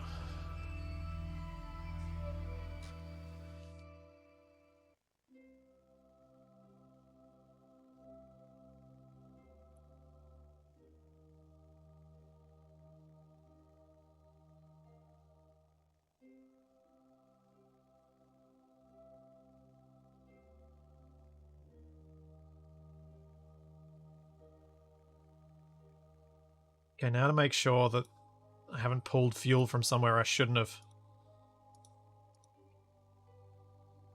Nope. Looks good.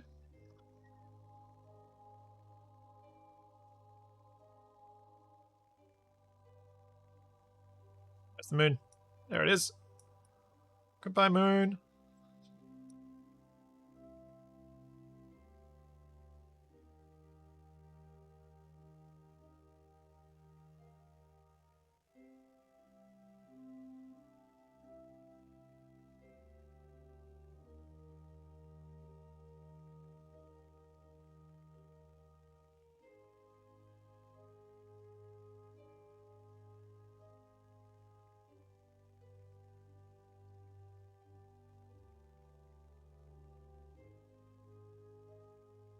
And away we go.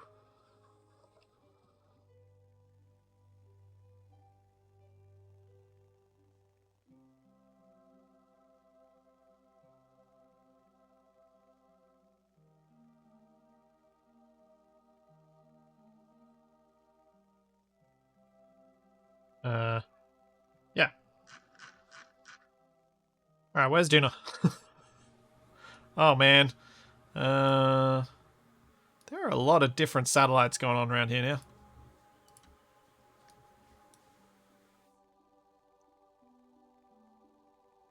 So it's behind me.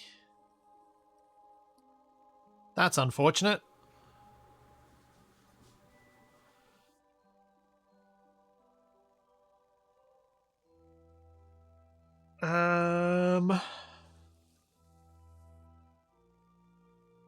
Do I wait for years and years and years until I finally get around to being behind it?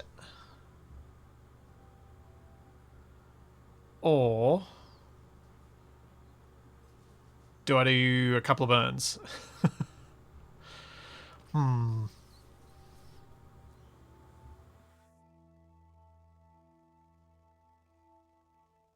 If I push my apoapsis up high enough... Yeah, I've got a lot of fuel, exactly. Yeah, I might go higher and let it catch up. Let's do it. Prograde! Stop the warp.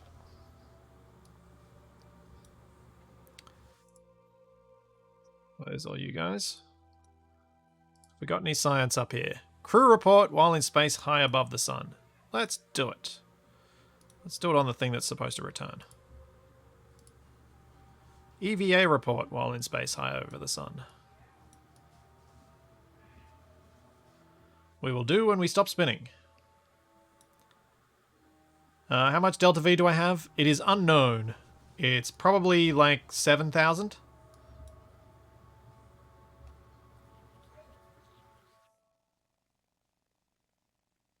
Somewhere around there anyway.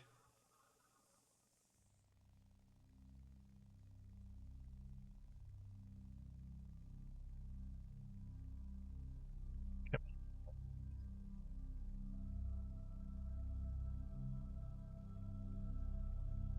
Bill, go EVA. Get an EVA report. Grab the crew report. Yep.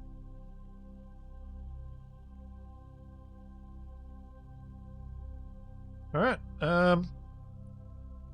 accelerate, I guess. There's no real disadvantage to doing it in any particular spot, so might as well do it now.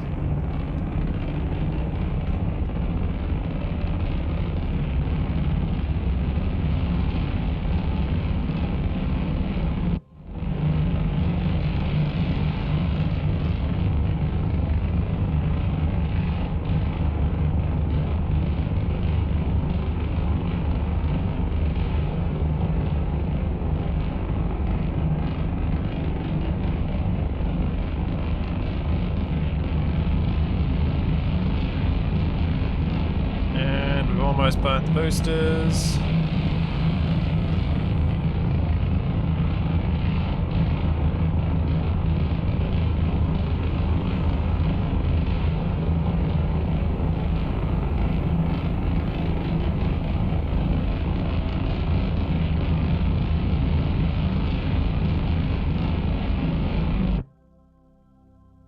Yeah, double check fuel before I burn it all in case I burnt all my oxidizer.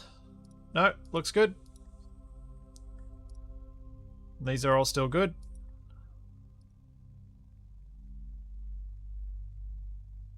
Yep, we're fine. Let's burn until we get rid of these and then we can switch to figuring out my stage for the nuclear engines. Okay. Where are the two? There they are. You two, there. You guys, there. And there.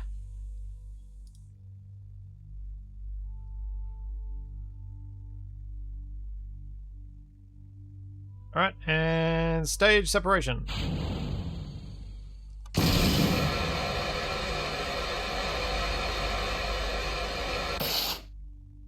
Nice. That was almost perfect.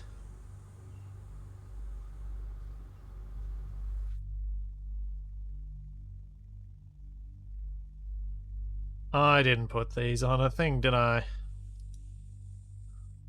My action groups.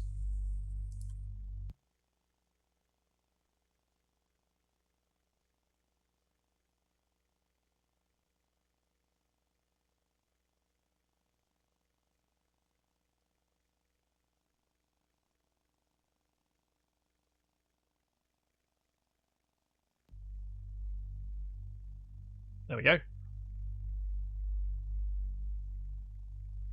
Oh yeah. Now, next stage will be the 8 of those and the 1 of those.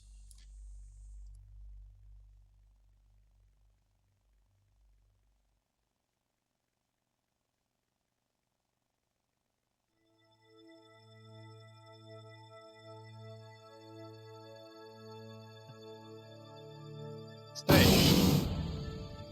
Why does that say 100 meters a second? That's not right.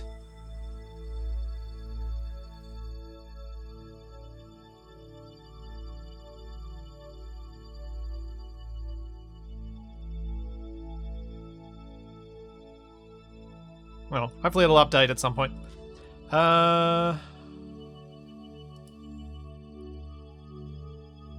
Right. Where are we at? So we're going to go higher. If I do a prograde burn somewhere up here, I should be able to get myself a decent intercept with Duna.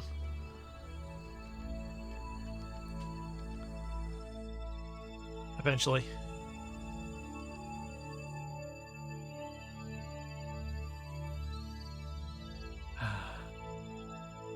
Perfection.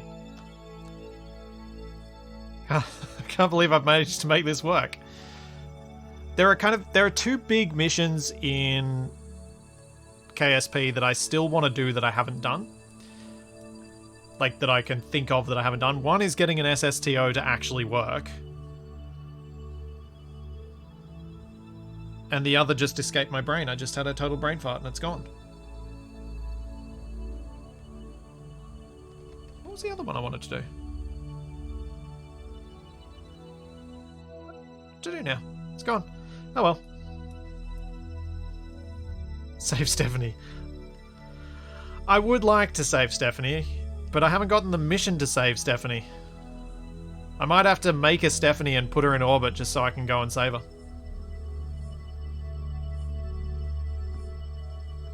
Oh, that's right.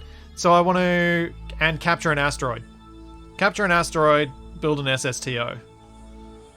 But Juno's been my white whale, because I've never done it, and it always felt like something I should have been able to do.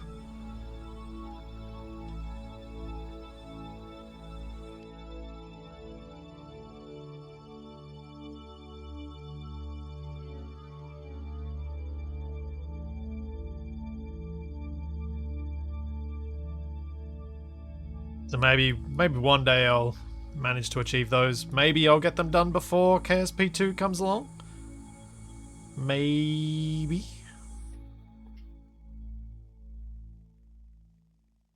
Alright, prograde.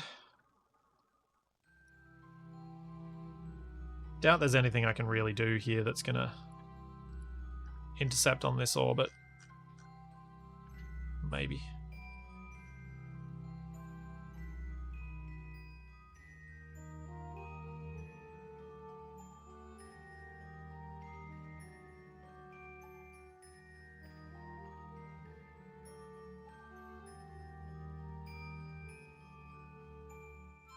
Kind of just need to push this out and then wait and then bring it back in once the Duna's caught up on its orbit path to me.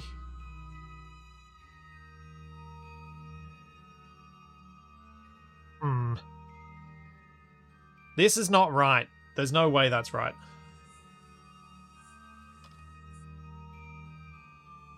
It's confused.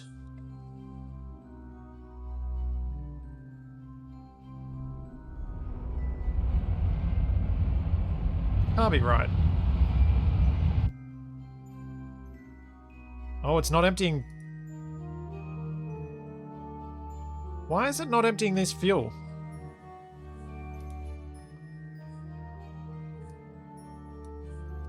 Oh wait, maybe it's just burning so little it doesn't know. The thrust plate doesn't seem to have an option for crossfeed or not.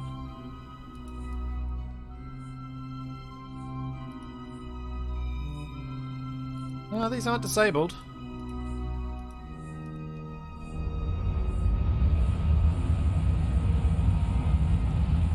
I'm not burning fuel from... Nope, I'm burning fuel from up there. Why am I burning fuel from up there?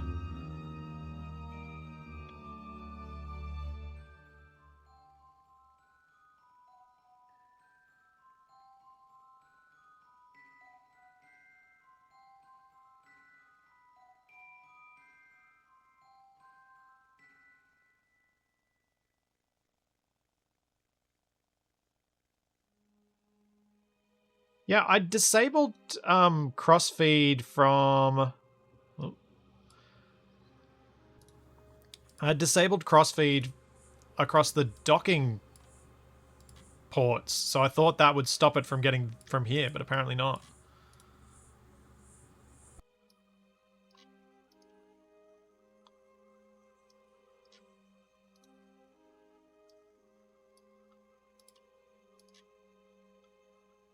This one...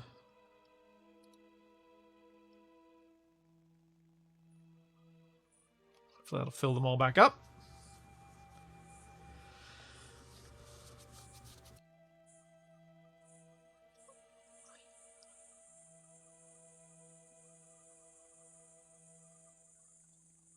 Yeah, if I set flow priority, that might fix it up as well.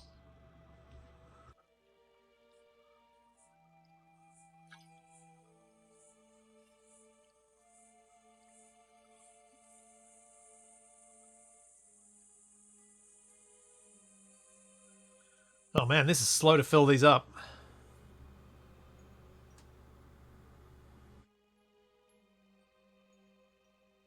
Come on.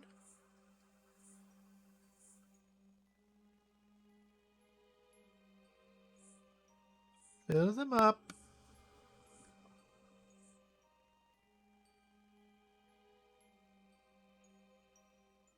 Okay. Now, if I disable crossfeed from here... There we go. Look at that. 5,215 meters per second. That's more like it.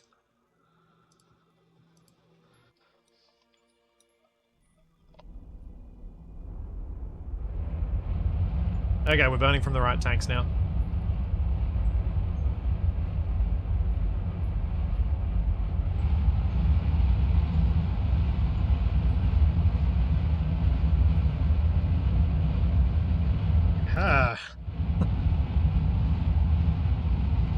Yeah, these are all good. They're all full.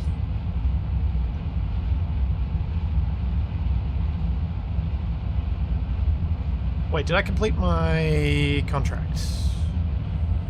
Yes, I did. There we go. We got the Solar Orbit Station contract complete. So that's a bonus. I think that one mission actually paid for the stupidity of the 2 rockets that I launched.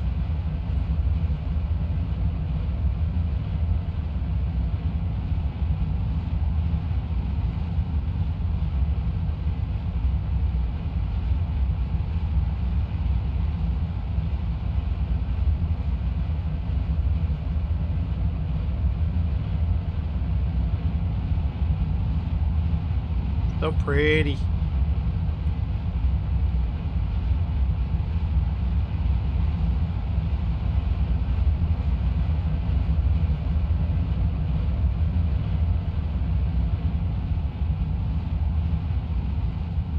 Making its own little nuclear star.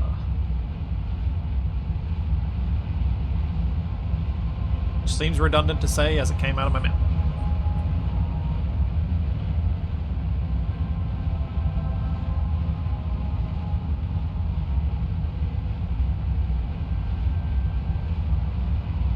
I mean, I'm doing a big burn. But yeah, the fuel is going down a bit quicker than I thought it would as well. Is this including this fuel? Yeah, it is.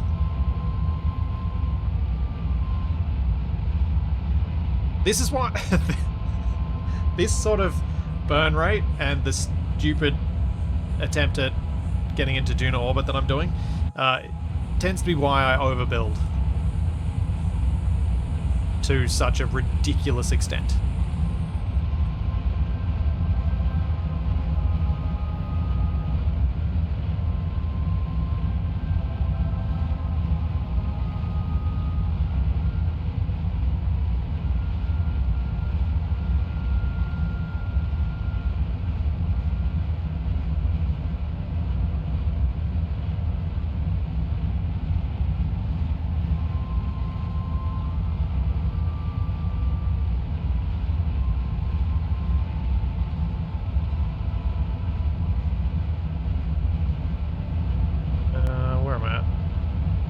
almost there.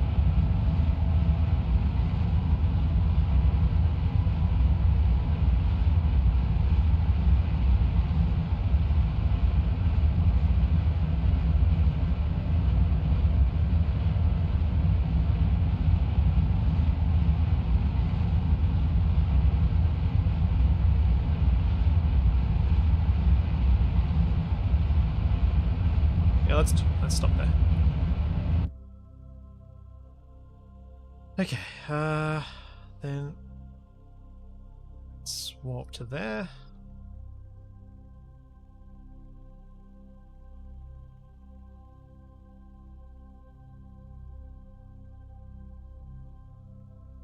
No, I'm not going to remove half the nuclear engines. No! I want to save on burn time. I like it.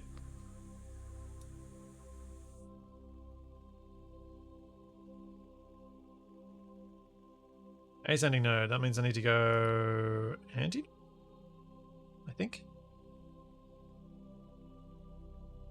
I just want to try and get this to 0.0 rather than 0.1. Because why not?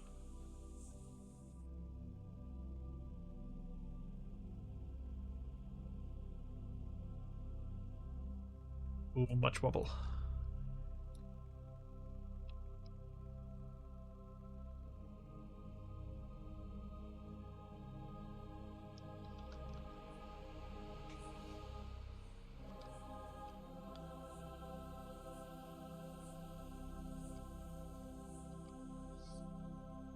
There are limits to how much burn time I want to save on.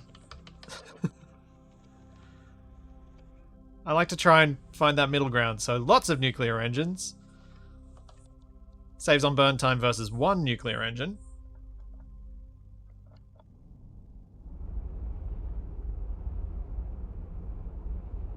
But it's still more fuel efficient than... can I get that to NAN? Yeah, that'll do. That's good enough. Good enough. Alright, so where is Duna? I'm going to have to wait a little while.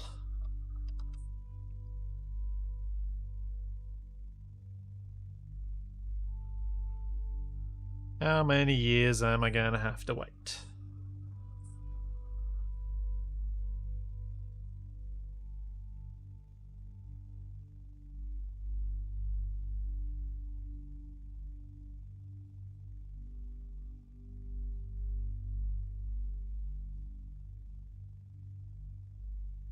Probably a few.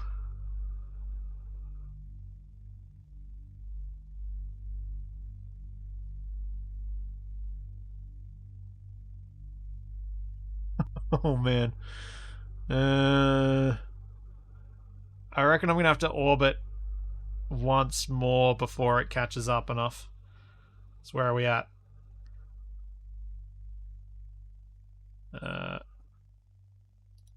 Duna. Altitude is currently increasing.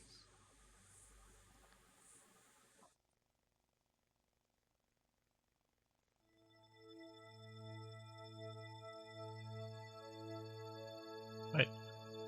Is that altitude above the... above Kerbal that's saying for Duna? Does it not give me distance?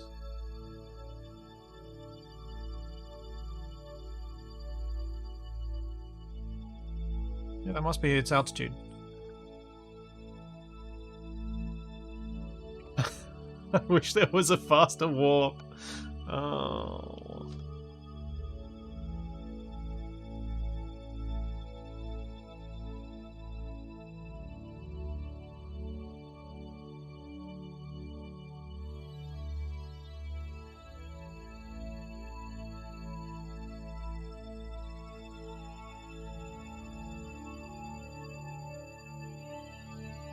I've slowed down as much as I can. As much as I want to. I don't want to use up too much more fuel because I've got to get back to Kerbin after this.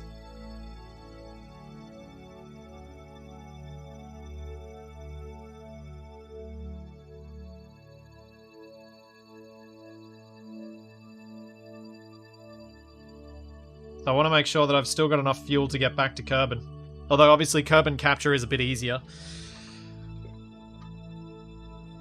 And I can also take advantage of the fact that I can ditch the transfer stage if I don't have enough fuel for that bit.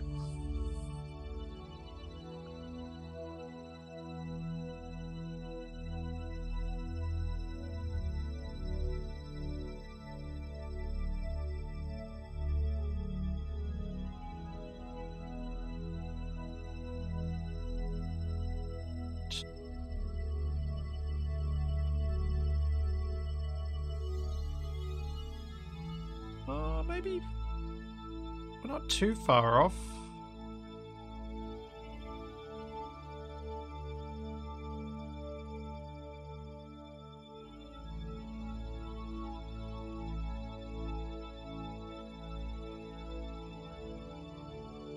Nope, that's not giving me any intercept. Of course, I am still moving because I just want to leave it moving for as long as I can.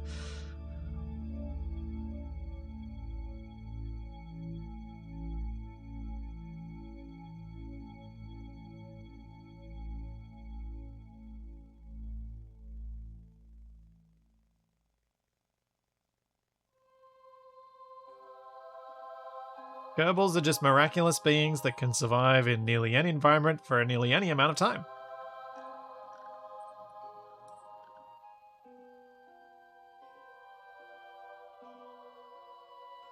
I am starting to wonder if I've done this the wrong way around and it might have been quicker just to wait for me to catch up when it was on Kerbin's orbit. I think that might have been quicker.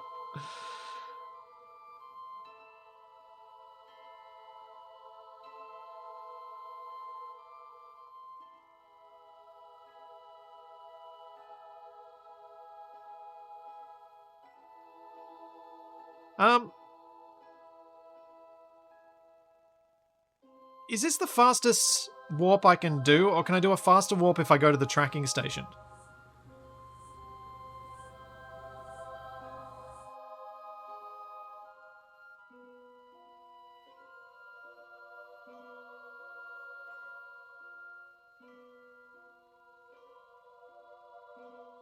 Yeah, I underestimated how far ahead of Duna I would end up after reaching my apoapsis on that from that first burn. I mean, I thought I would be less far ahead by that point, and I was wrong. Very wrong.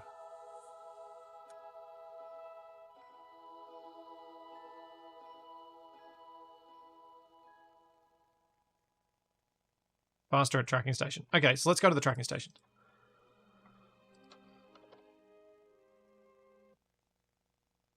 Tracking station.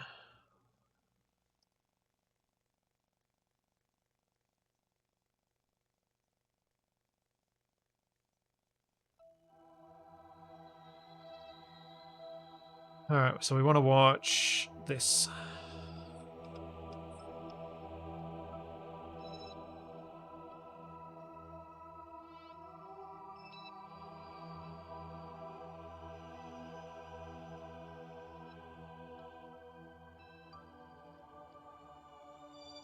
While there may be mods to make this stuff go faster, the last thing I'm going to do in the middle of a stream is stop playing to download a mod that might break my game to do that.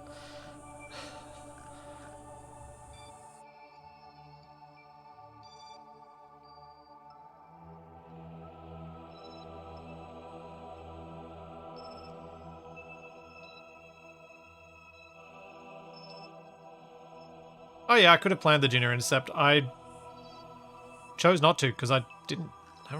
Like, you don't really need to. I didn't think I'd be having to wait quite this long. I think I should be able to plan an intercept now.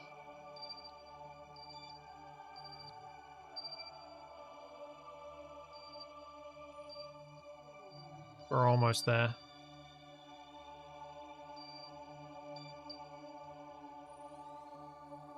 Yeah, there are definitely better Duna transfer windows than others.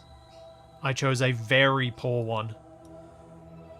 Well, I blindly burnt into Kerbal orbit without even considering my transfer window. Is probably the more accurate way to say it.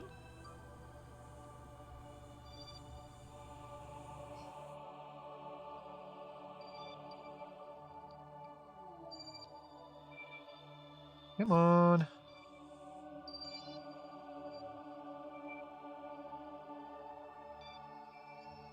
Just a bit further and then we'll go back. Alright, let's go back. Where is it?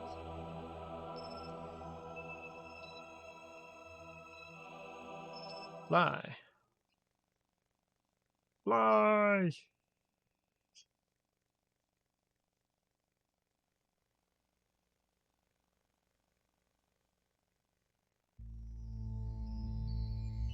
Okay. Duna is still set as my target.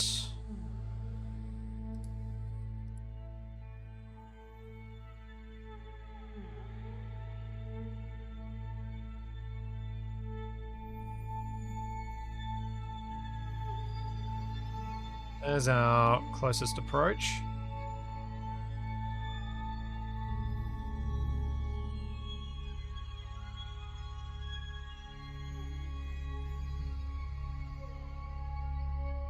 Should be an intercept.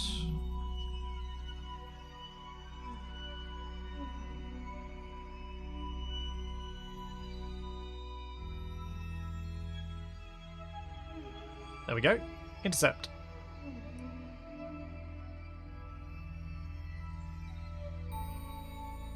See how low I can get that. 24 million.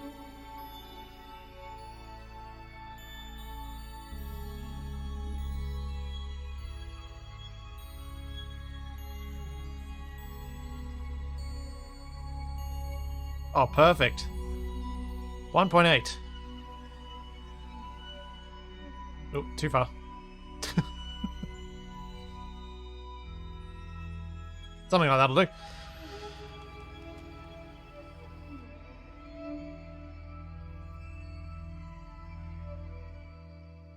And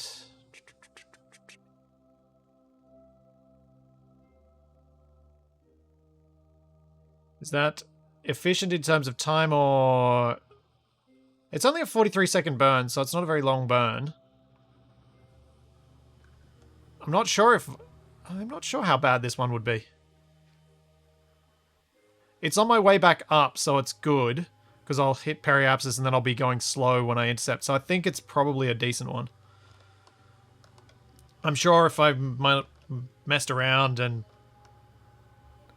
did things, I could possibly make it better, but I think it's good enough.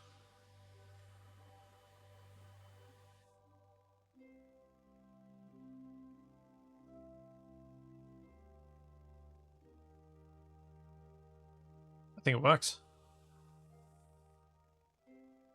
Node says T minus 161 days. That is correct.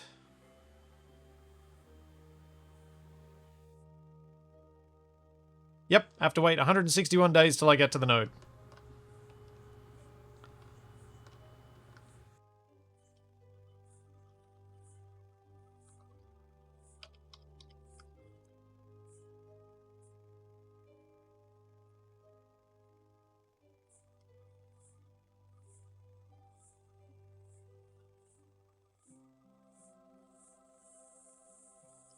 Now just 100 days.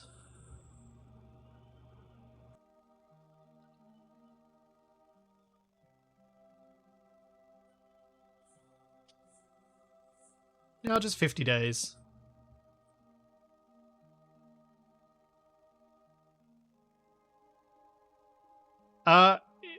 Infinite Dunbar, if you... I don't know if you get... I didn't think you didn't get channel points for...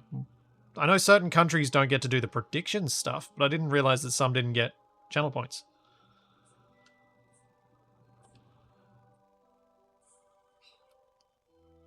Or at least don't get to put channel points on the predictions. You can still choose an option and say, oh, I reckon it's going to be this. It's more like a poll.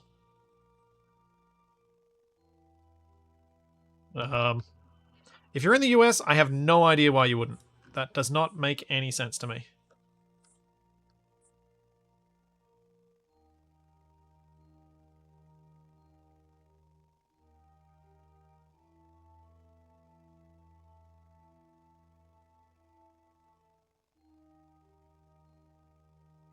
I don't know why I'm trying to get this so accurately on the point. It doesn't really matter with the way I do these things. Close enough is good enough.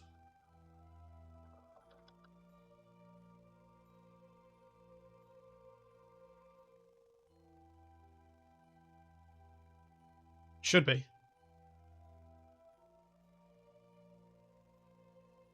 Yeah, the meat shields are the channel points.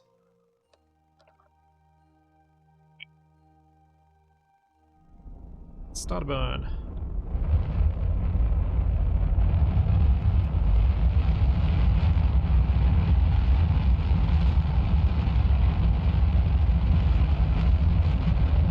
Oh yeah, and if you're using the Twitch app, who knows? That thing is notoriously not so reliable.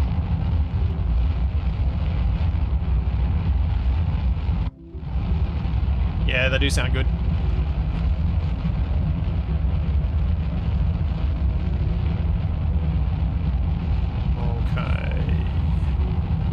Get close, I'm going to cancel my mission vector thing, whatever I'm doing, and I'm going to burn nice and slow. And I'm going to wait till we get our intercept and then try and get my periapsis nice and low.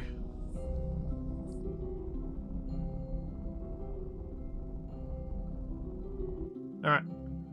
We have a Duna periapsis of 28 million, 19 million, 16 million, 14, 9, 7, 5, 4, back up to 5. Okay, that'll do. That'll do. In 1 year, 222 days.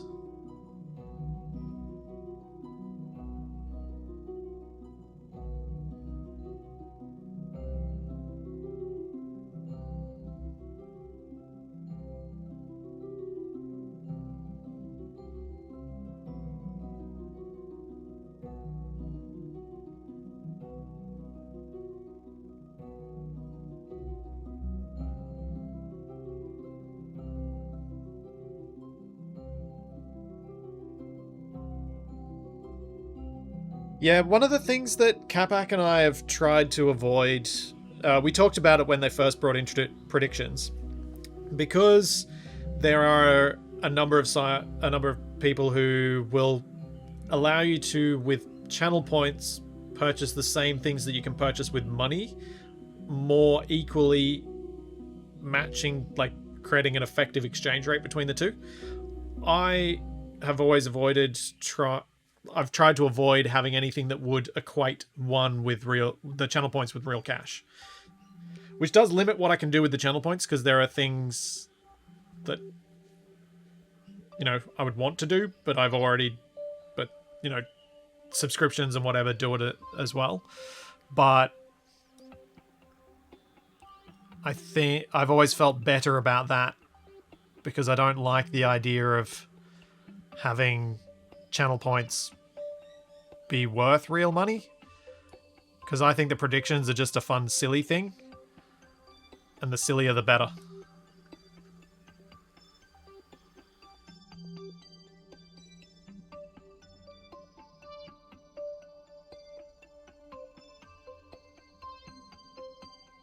And it meant that I had no guilt in if I do a prediction and I have less guilt if I accidentally pick the wrong outcome when I click on it. But there are places, I think Black Shadow was saying the Netherlands is one of the places where you are not able to use channel points for predictions. You just get a little thing next to you saying which prediction you made, which was actually an idea I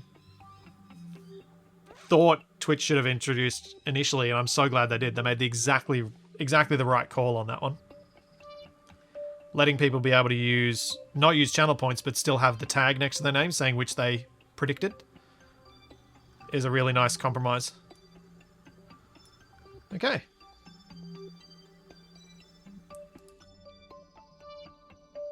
How much am I going to have to burn to get this as a capture?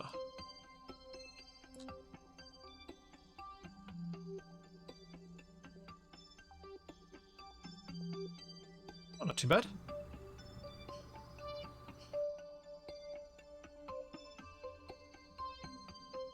Too bad at all.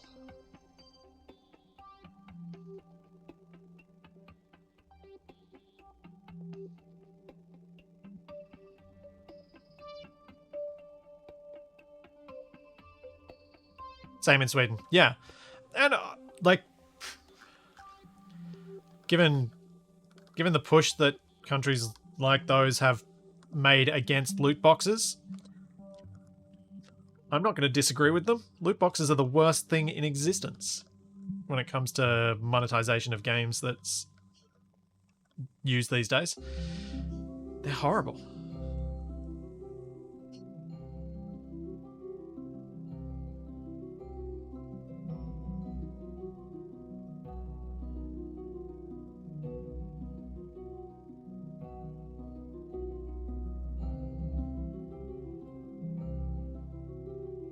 No, Vesti, the reason I like doing the votes for polls and stuff being bought with channel points is that I rarely do votes that are serious. And if I do a vote that's serious, then I don't enable that. My votes are typically because I'm like, either of these outcomes will be amusing. Let's see what people want to throw their channel points at. I think it's more fun. And it's a reminder not to take the votes too seriously.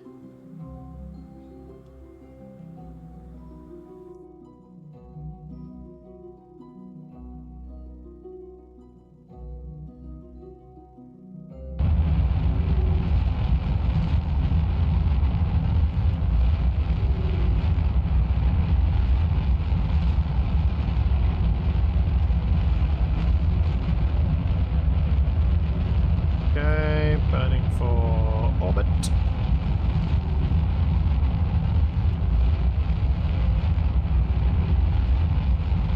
Wait a second.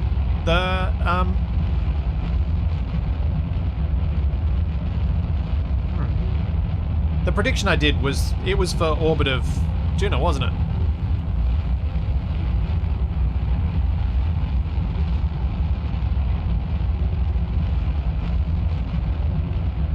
Well, I think we can say that's successful.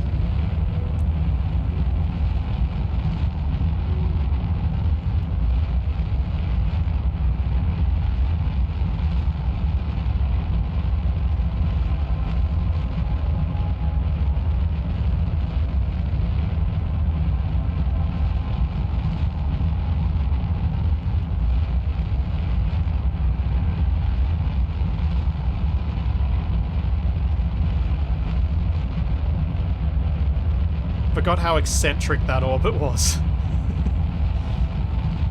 Cool. We are in orbit of Duna.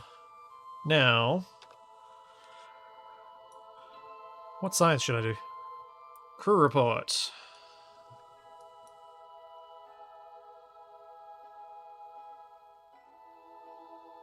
EVA report. Bill. Go EVA for me, buddy.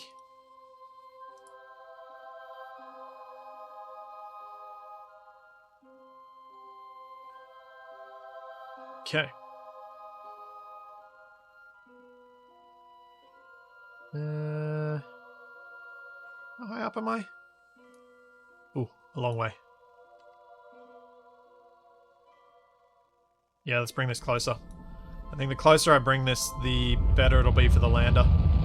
And honestly, I haven't even burned half my fuel, so I prefer to bring this nice and close.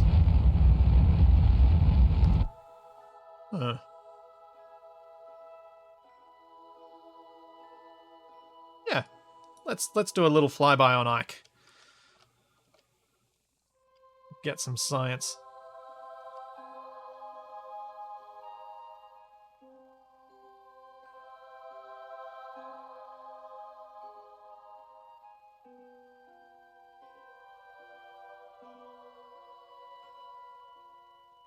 Okay, that orbital path gets weird.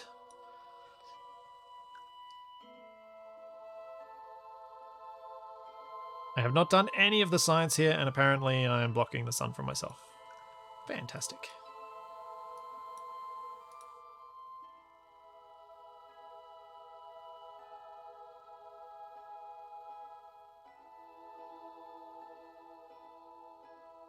Log pressure. Log temperature. Run atmospheric analysis. Can't be run right now. Observe mystery goo. Dark materials study.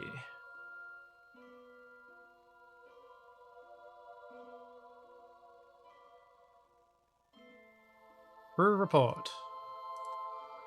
And EVA.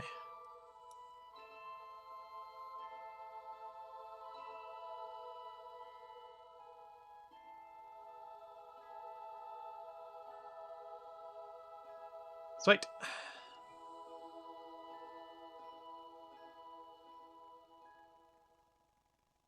I have not closed the prediction yet. I will do it now.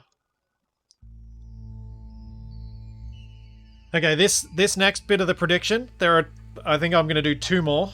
The next bit will be down to the surface and back again. So this is the Hobbit.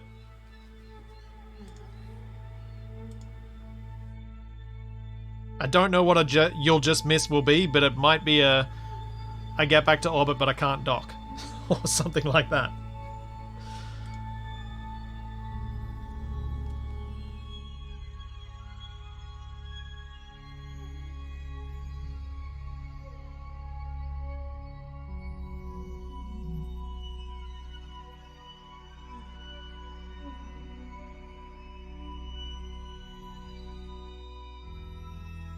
Warp there.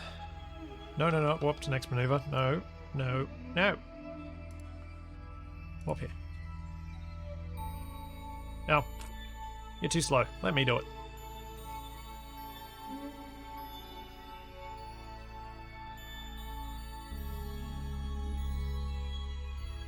Could I visit the surface of Ike? Possibly, but that's not my goal. My goal is to visit Duna, and that's what I'm going to focus on.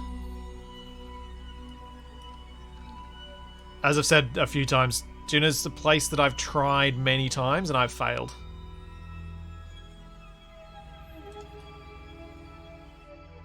Oh, wow, so much confidence that I'll survive and get back from the surface. I was not expecting that.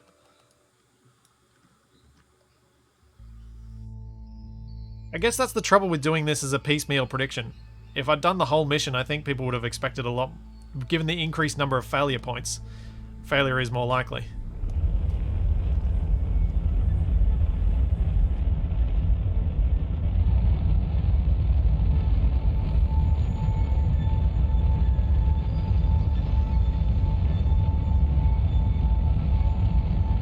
Yes, this one ship has been flying for 7 years.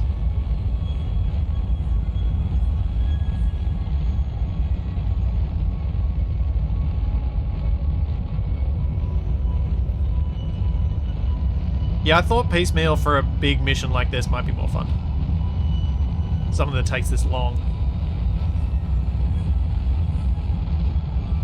Come on. Drop to... Let's go to like... 100,000? 150? 150.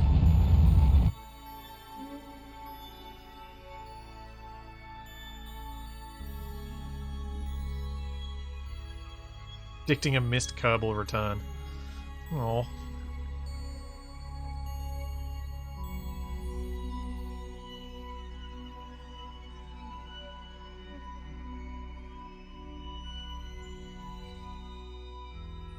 Alright, we're down to about half fuel. I'm hopefully going to bring back Duna Rocks, because that's one of my missions. Done the Ike bit. I've just got to get the... Oh no! I have to orbit Ike. That sucks. If I want to complete that. I'll see how I'm looking when I get back, if I get back from Duna.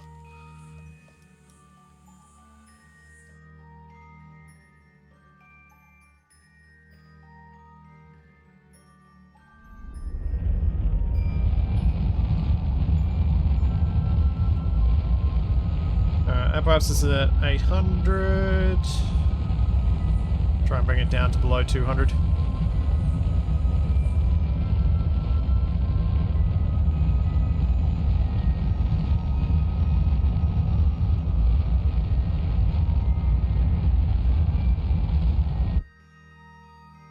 Well, I gotta get to...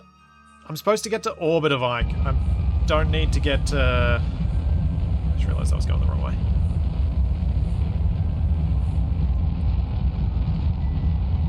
Alright, I think that'll do. That's good enough. Okay. Now, preparing lander. In the lander, we have... Who do we have? How do we see who I have? Who are my crew?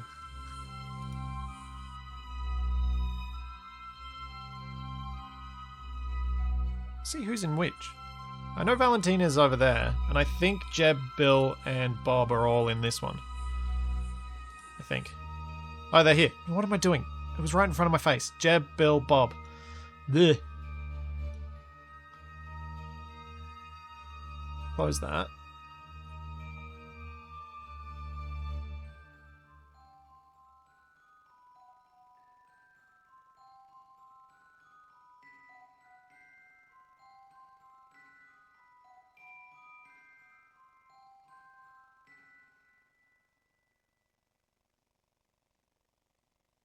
Alright, come around onto the sunny side.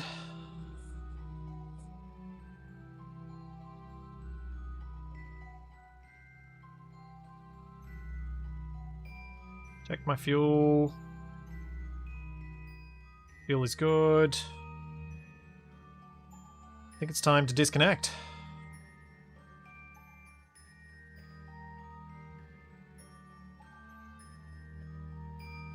Yep, let's decouple. Once it stops wobbling so much.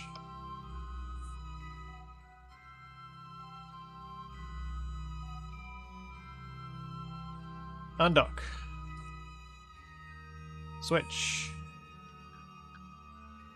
Okay. We have our thrusters that go, then we have our things that pop off, and we have our parachutes. And then we can pop off our science module, and then that's for returning to Kerbin. Alright.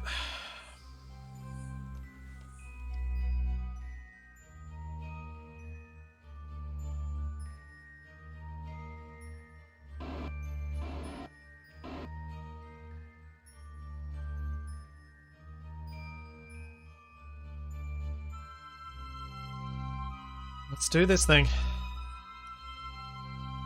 think I've got it set up so that... Nope. Nope. I do not have an action group. I need an action group.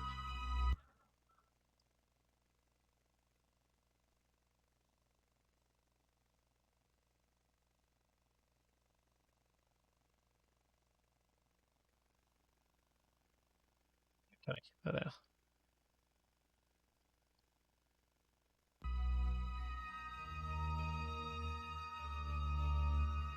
We pack those away.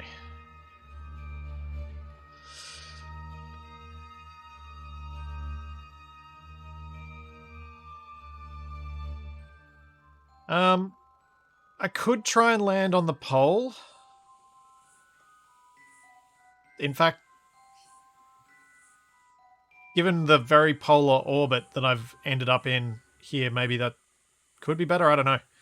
I already landed on one on the pole though with my other thing, so I might try and land in the red. Or did I land at the pole? Maybe I didn't.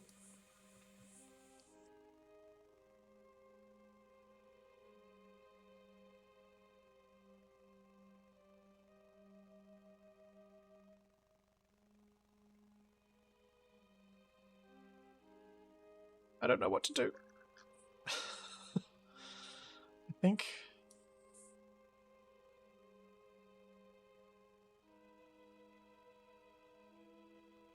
something like that.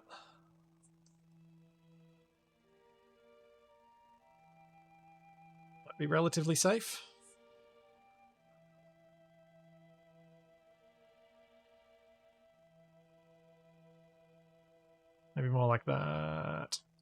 We'll go that.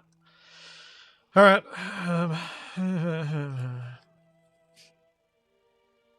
Oh yeah, choose outcome. I was meant to do that. No, I'm not. I've already done it.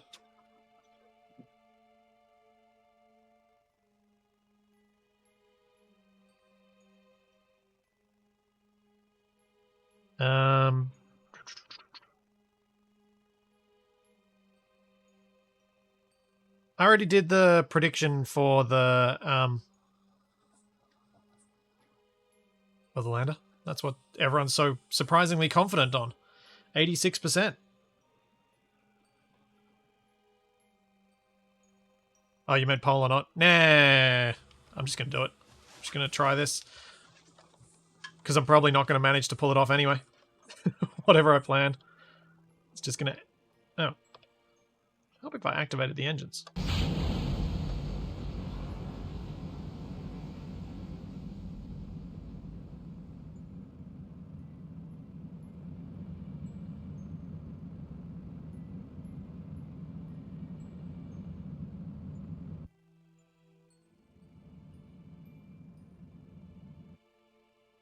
Okay, here we go. Here we go, here we go, here we go.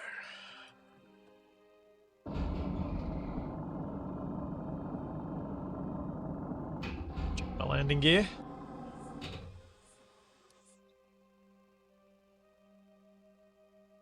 Set myself to retrograde. Pole for a pole. Hmm.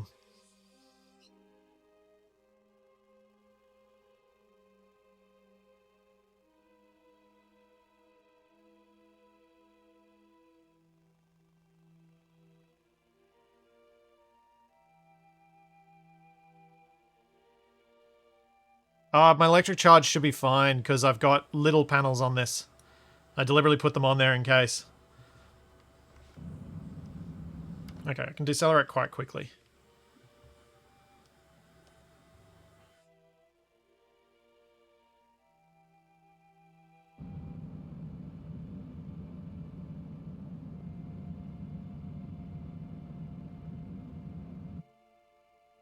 How much fuel have I got left in there?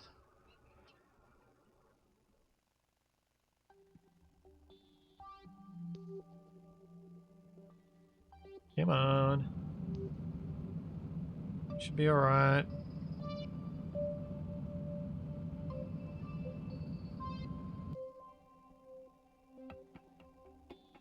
I'm torn because I don't care about Bob and Bill, but I don't want to see Jeb die. But I'd love a big explosion.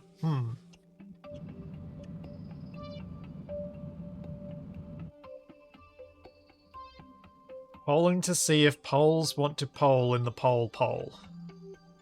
Yep, indeed, Gamak. Exactly that.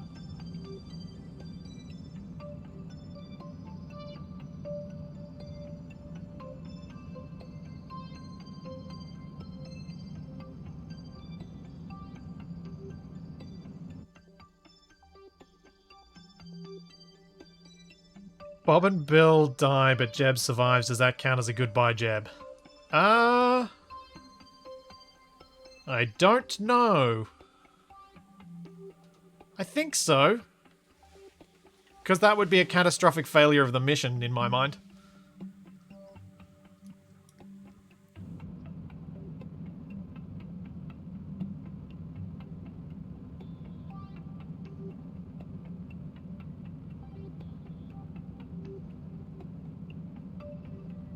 Okay, we have burned these, which means...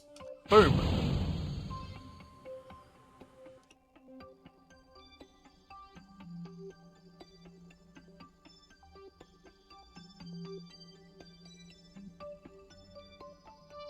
Don't mind me.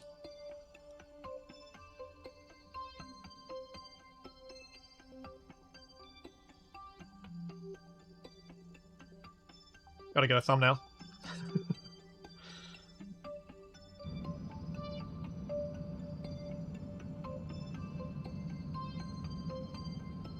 Oh, I forgot to do something.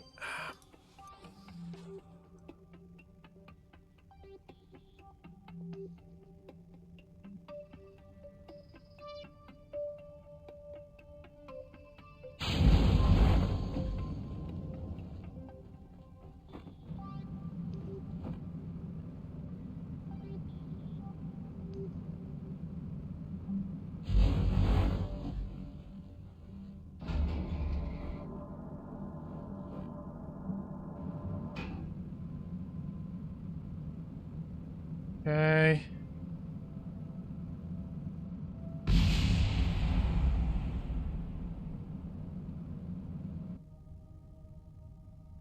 About a third of my fuel has been burned, but I do have a lighter ascent stage, so...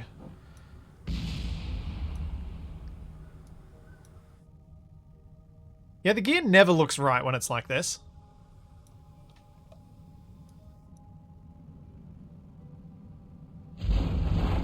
Don't know why they flick out that way.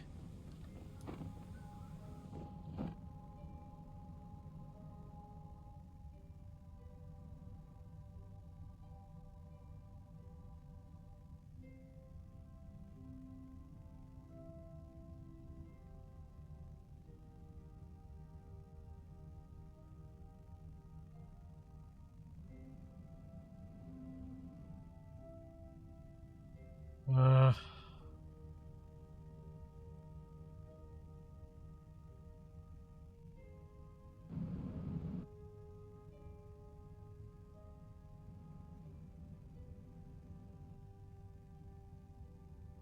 Come on. Where's my shadow? There we go.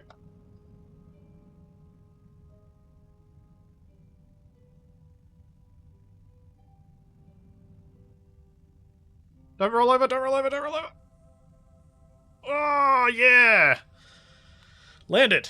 Okay, step one.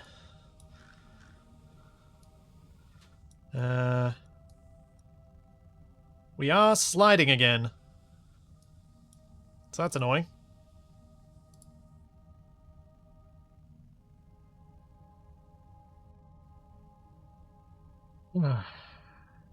Alright.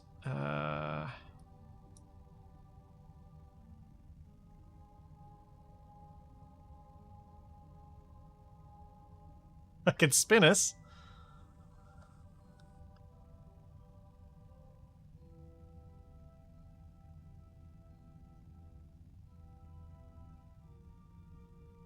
You would think the legs would stop me from sliding, but apparently not. Friction is not a thing.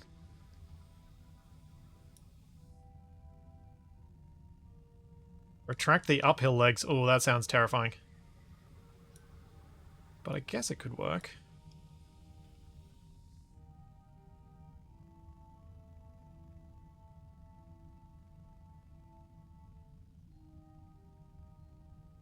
Deploy anchor, yes. Oh no, they all retracted. Well, that was lucky that didn't go badly. I have stopped sliding as well. Why do the landing legs have less friction than this? What is going on? That doesn't make any sense.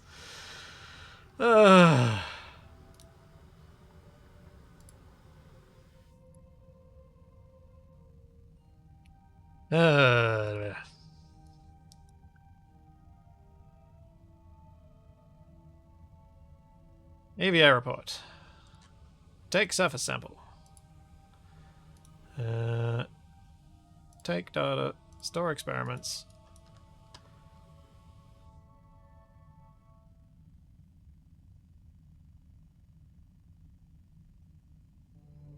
And Bob is the first Kerbal on the surface of Duna.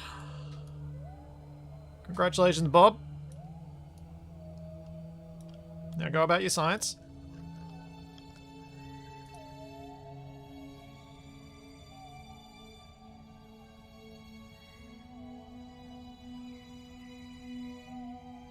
Let's put that all the way over there.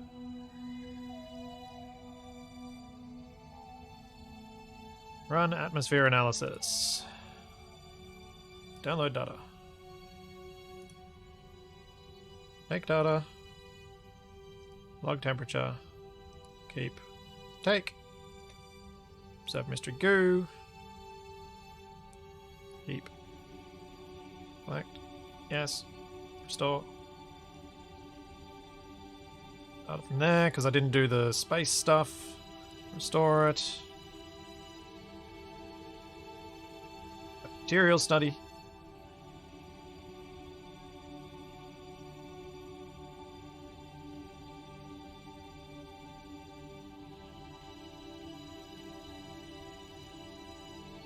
This is going well. There's going to be quite the amount of science from this little mission. I think that's all of the science things that I've got here. Yeah, it is. Okay. Now, is that a Duna rock?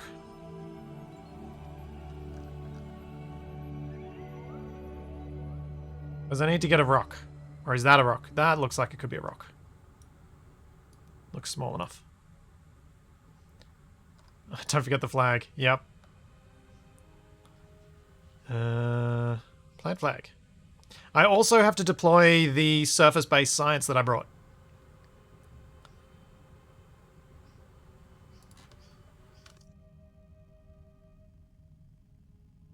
Can I go home now?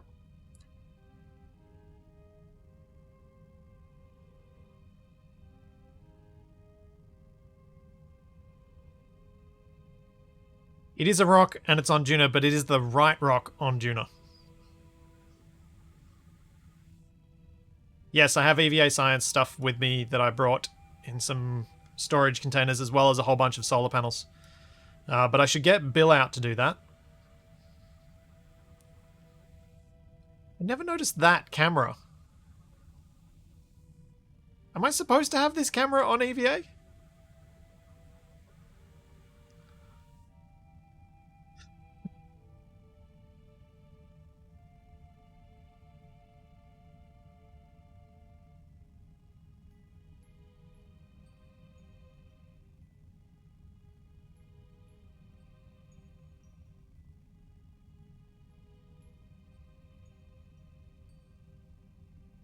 Just picture a sandworm popping its head up. Yep.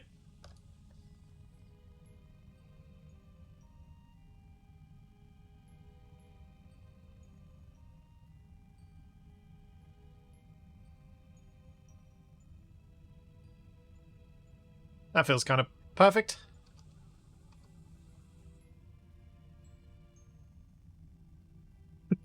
The scream.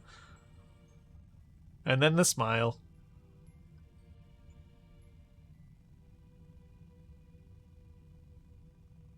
Yeah, he is floating.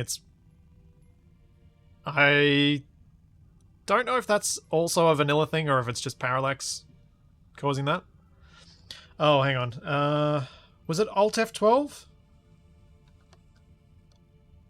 Let's make sure I'm not wasting my time here. I am. Oh no, that's the thing. I was going to the right thing. Cool. With how much walking I'm doing, I didn't want to have to do it twice.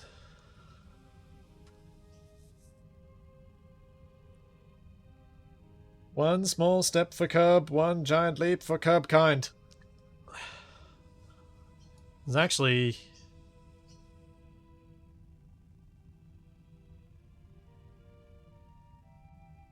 more walking than Lord of the Rings.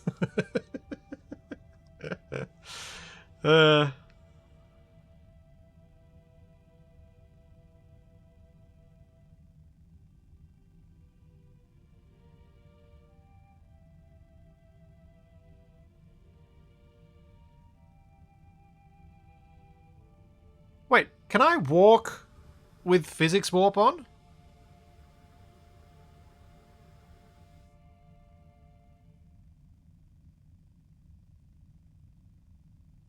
How is it? Was it Alt speed control? Aha! Thank you. Totally didn't realize I could do that.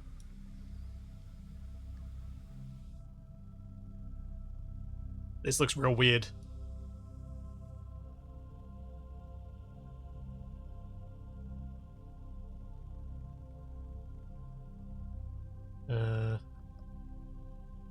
Pick up blueberries? What?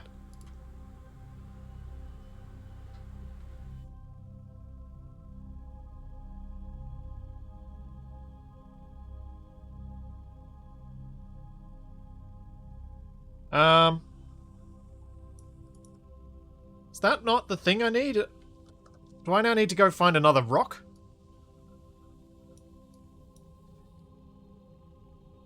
Do the blueberries count as the rock that I need for my mission? I'm guessing not, because Duna stone is capitalized. Oh man, what does a stone look like? Benny Hill theme intensifies. Yeah.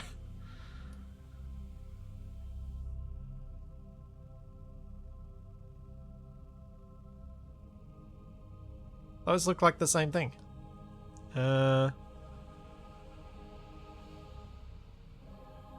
Parallax does add an extra degree of challenge to this. Let's check again.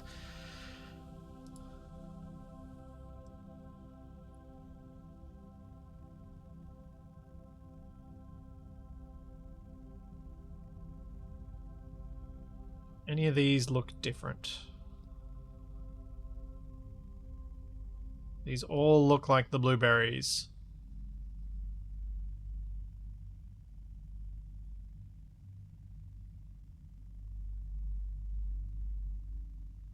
Don't see any that look different. No.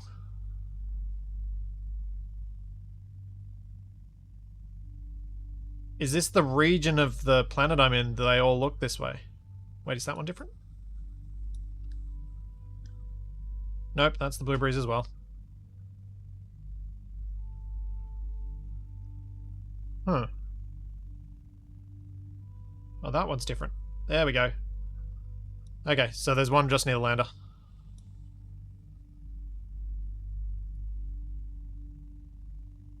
This one.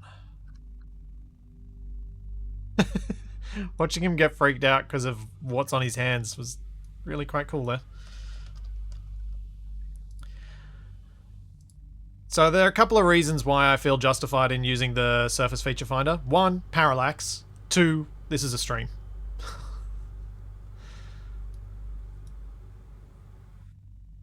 I think walking around searching for a thing is not thrilling entertainment.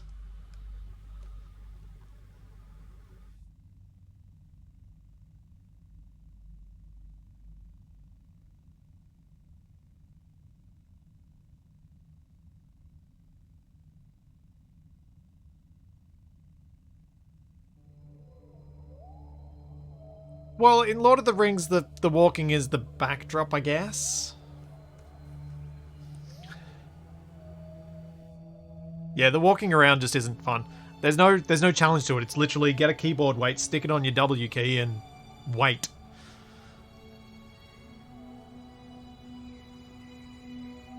I think there are better things all of us could do with our time than that. Yeah, a rover is very handy, but I didn't feel right bringing a rover on my first lander to Duna. I felt like that was asking for too much.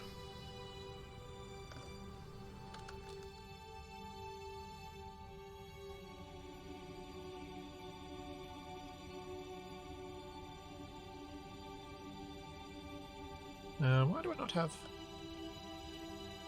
the option to take a... Can I not carry the blueberries and the rock at the same time?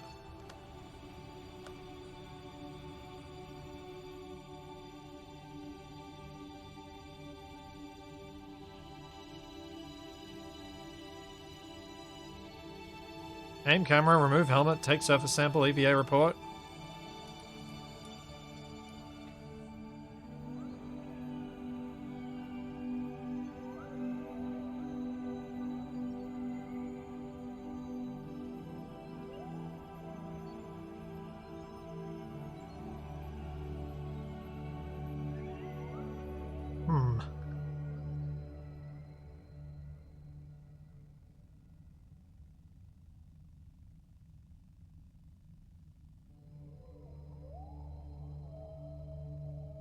I should be able to drop the rock sample in the ship if that's the issue.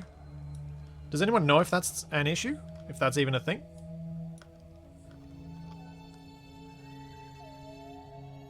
Yeah, that's the rock that needs a scanning arm. I don't know where the rock that I need is. Let's have another look around.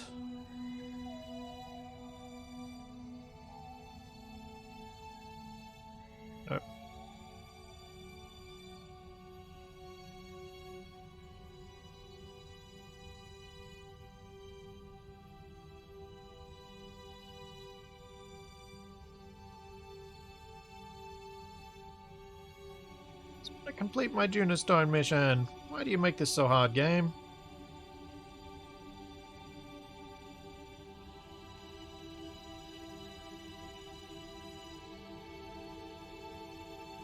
No, I am not. I am not flying with my lander. I don't think I've got enough fuel to do a hop.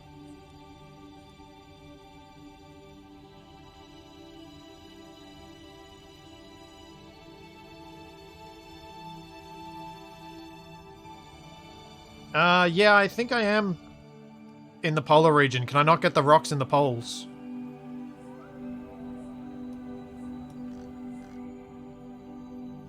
Extend legs and slide then.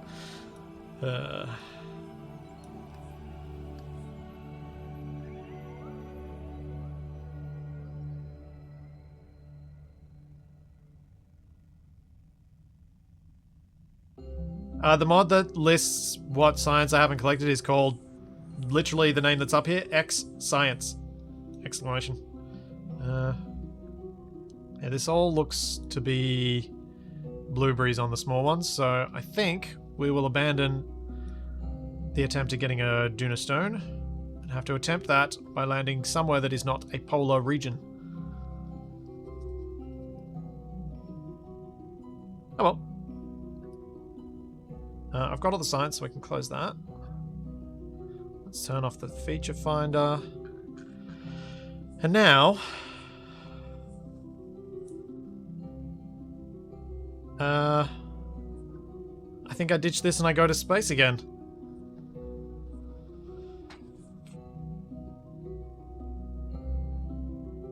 Yeah, I suppose I'm not far from the thing. I'll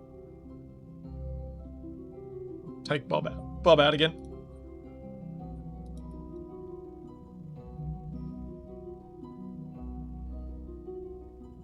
The freighter doesn't have... Oh, I could possibly refuel at the thing... Did I leave that thing in orbit? And try and land again? But I'd have to see how much I've got and check if that thing is still in orbit.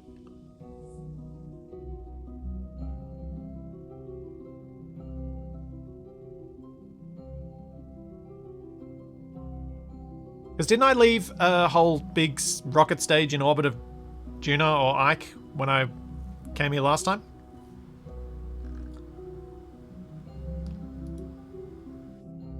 Yeah, there's nothing. I'll need a rover scanner arm thing. Oh, I need to do the deployable science. That's what I need to do.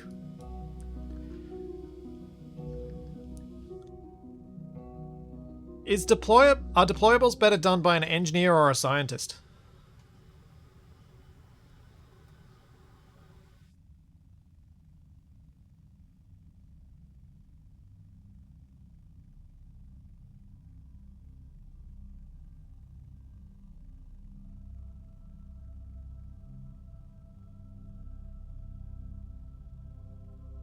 Scientist for science, engineer for power. Okay.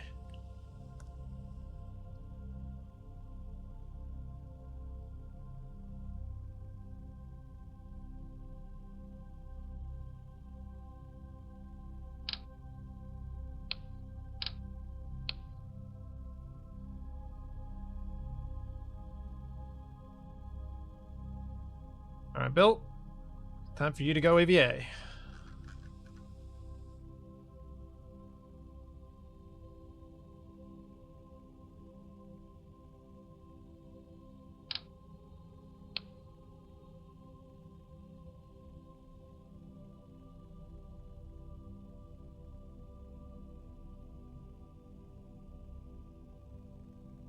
What have we got around this side? Start with the power from the other side then.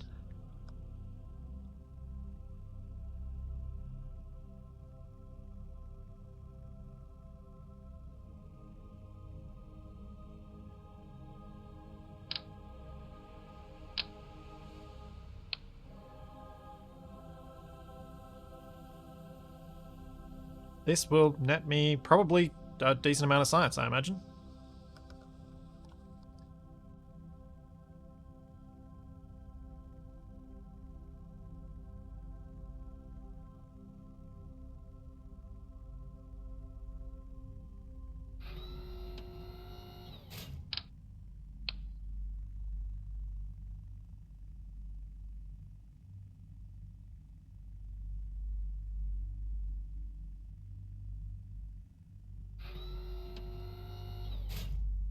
Then that goes there.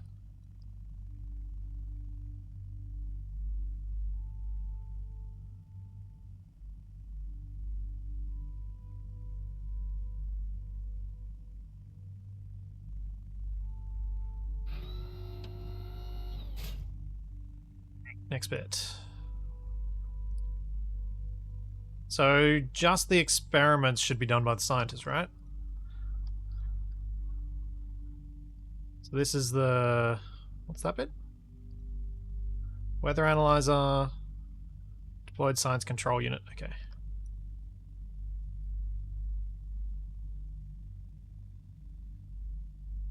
That one is the goob monitor, comms, and seismometer. Alright. Where's the control unit?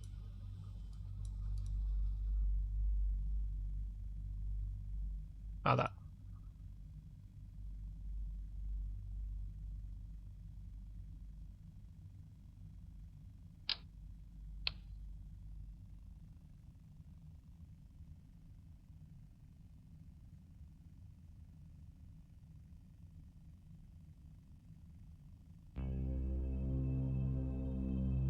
Okay.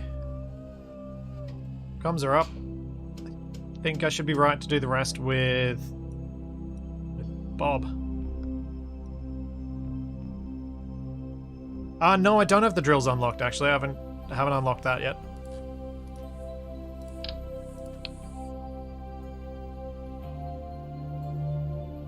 That degree of science stuff has not been done as yet.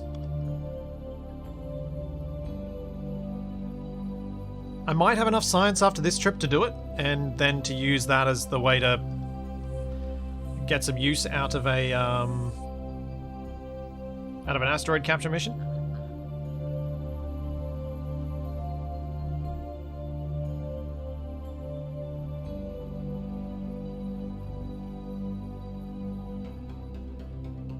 Alright, Bobo. Let's grab some science.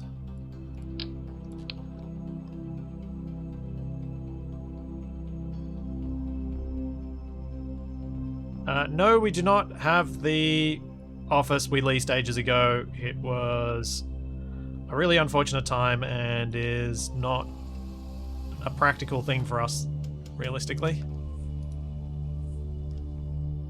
That's... what's that? That's the weather analyzer, okay.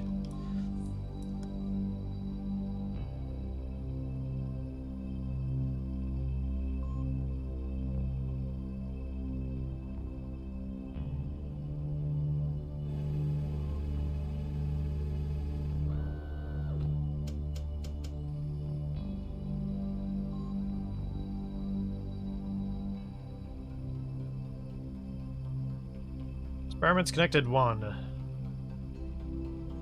Total power needed 3. Total power required. Cool.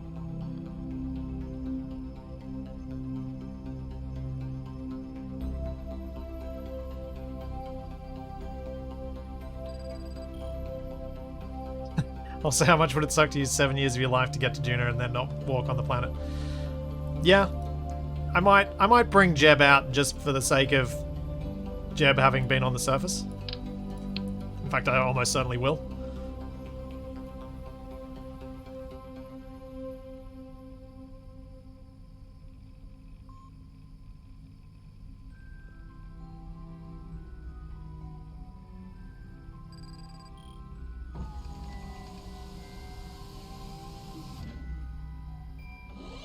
Oh yeah, Valentina. Yeah, she just stays in orbit. She drew the unlucky straw. She did, however, get to pilot the massive nuclear rocket, so there's that.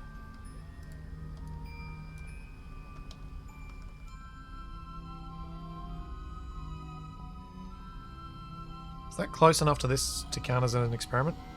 Ground connected 3. Yes.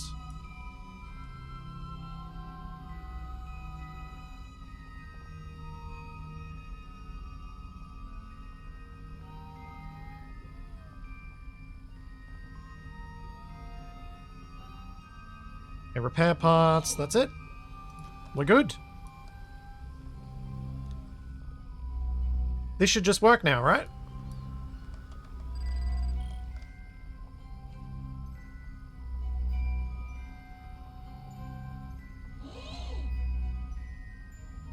Yeah.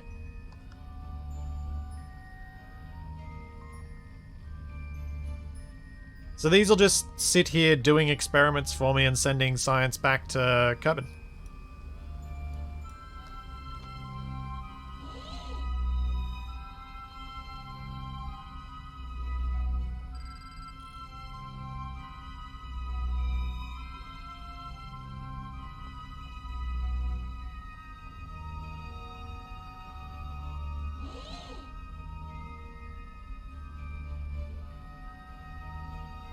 Yeah, this is the antenna unit here.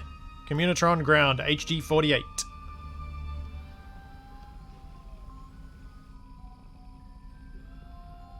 Powered. Here you go, Jeb. Can't bring you all this way without getting you onto the surface. Look how happy he is. He's a happy little green spaceman.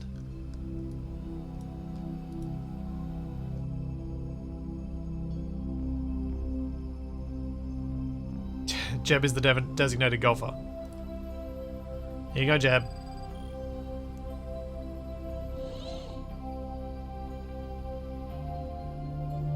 Jeb was here too.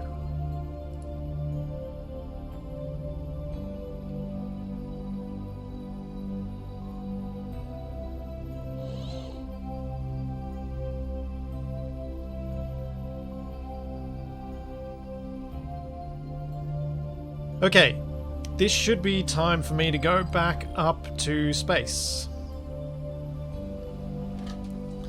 I think. All three of them on the ridge with the sun behind you might make a good screenshot. It might... Wait, you can... How do you do a golf thing? I didn't know you could actually do a golf shot. I didn't see any option to do it when I right-clicked on Jeb.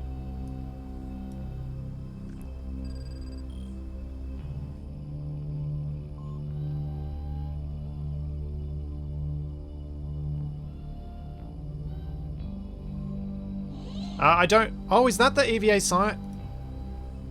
EVA experiments get... Oh! Hello. I didn't even realize I had that.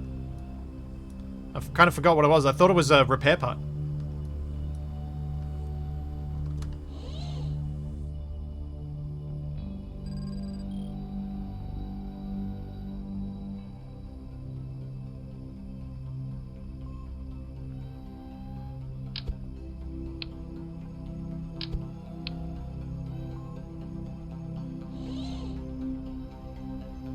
Form EVA science.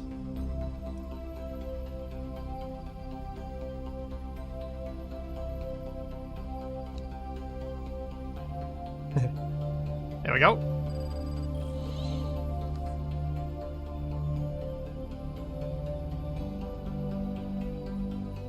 Not Bob. I'll give... Hang on. I've got enough of them.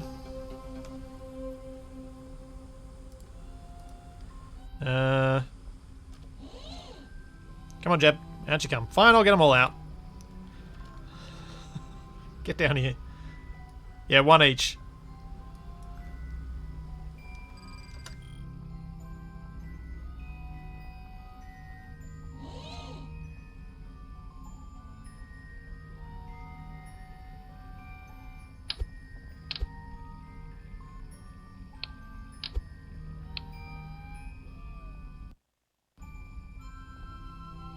Alright, and last but not least, Bill! Get out here.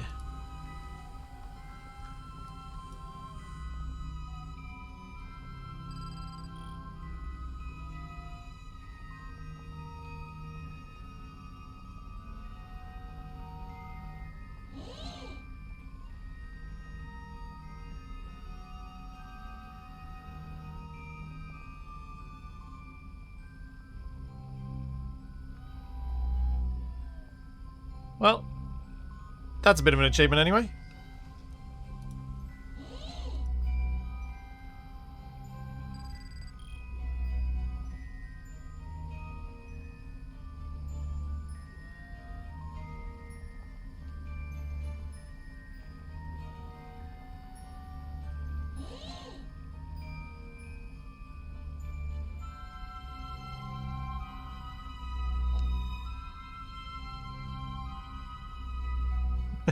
Perfect.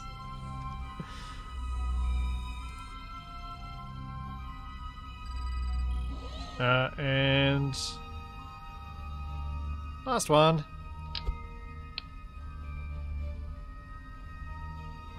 Bill.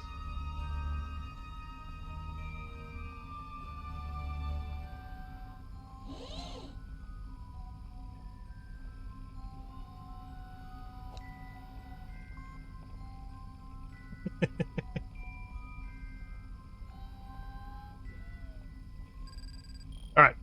Definitely time to come back now. Let's get them all on board.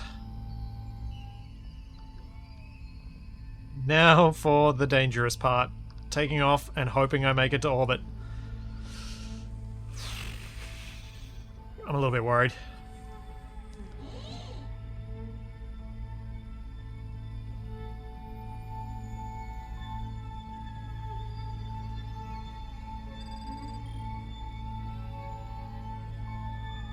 Yeah, did I actually... Oh, I do have another EVA science. Cool.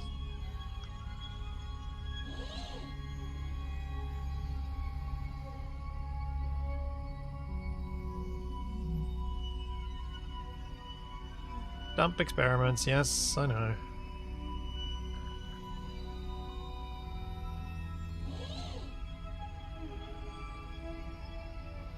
It's true, the RCS will be a lot more effective now.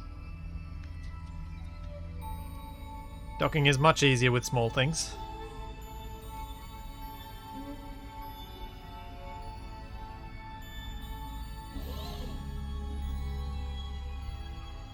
The EVA science isn't consumed. Oh. Alright, cool. Okay, so... Duna relay? No. Transfer nuke.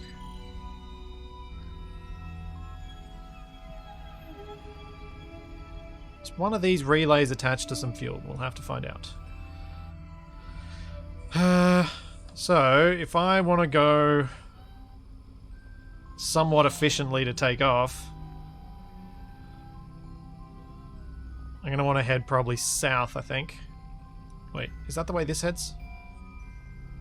No, that's going north. I want to head north. Because I want to head roughly in the direction of this, because I don't know if any of these have fuel. I could probably check, though.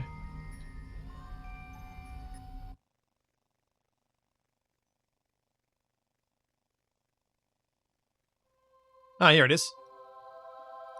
Speaking of fuel.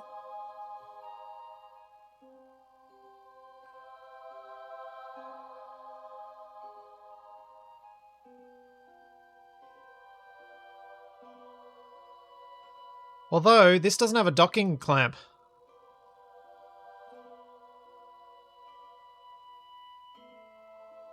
There's no docking thing for this.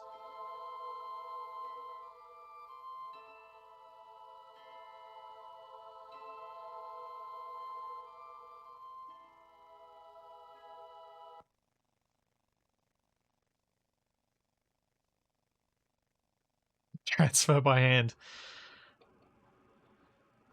Can you do something with the engineer without having brought any equipment for the engineer?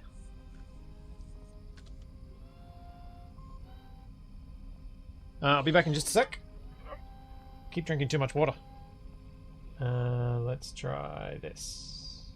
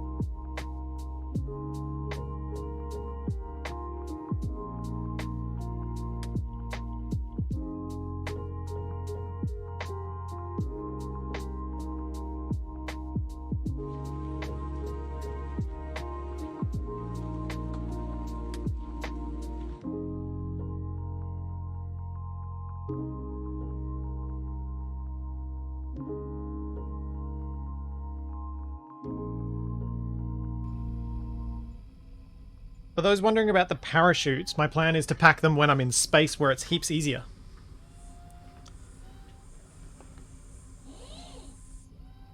You can relocate parts. But I'd need to then bring the whole big ship in line, so we'll see if I have to do it. If I have to do it, I'll try, but if not, I'll leave it be, I think. Okay. So I want to head north, west. So to be sort of that way-ish.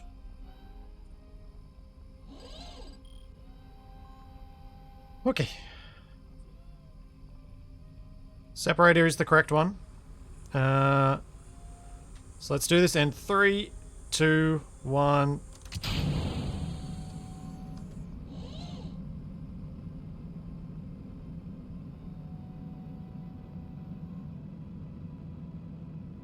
That's not too bad.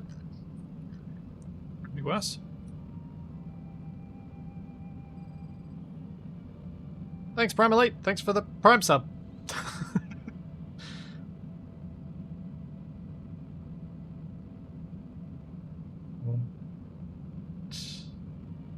It's 50 for above atmosphere on Duna, I think.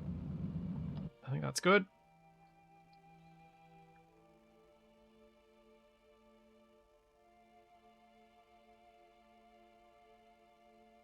Hooray! We have just enough fuel to make it back to orbit. Oops, shouldn't have done that. Why have I turned... I'm in atmosphere, what am I doing? You're a dum-dum. Blitzy, what are you doing? Stay prograde.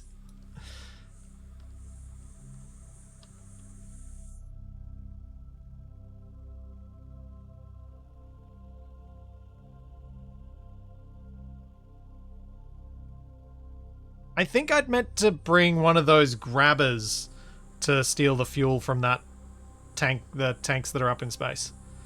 I think I'd intended to do that and I just completely forgot that I needed that sort of thing.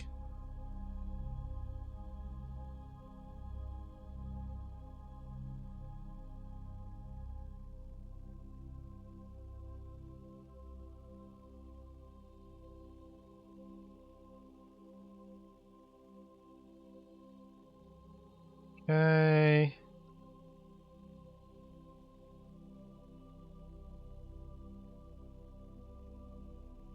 I haven't dropped my apoapsis below, have I? Yes, I have.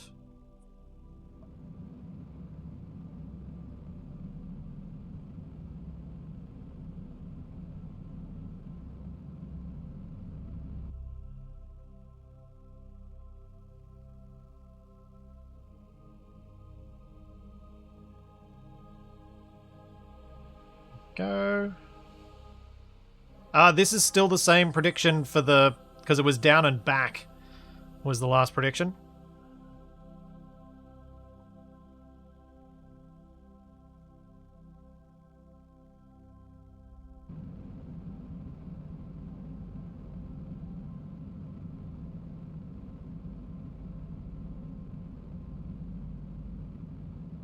Slightly concerned I'm going to have to correct my orbit with RCS thrusters.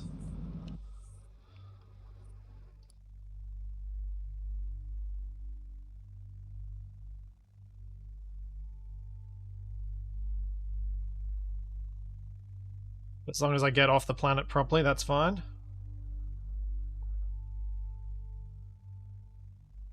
I think, maybe, hopefully.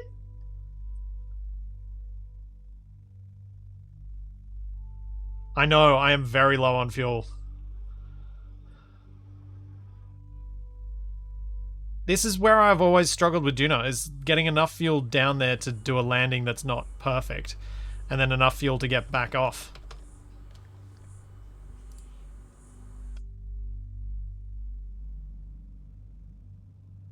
Alright, we're in orbit. We are in orbit. Okay.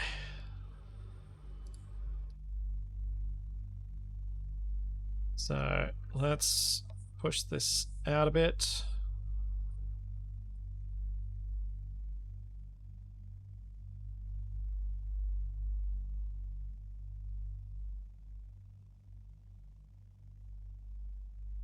do.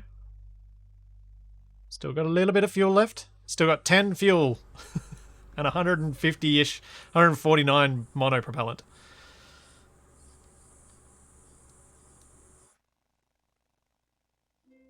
Yep, all the extra weight that can be lost has been lost.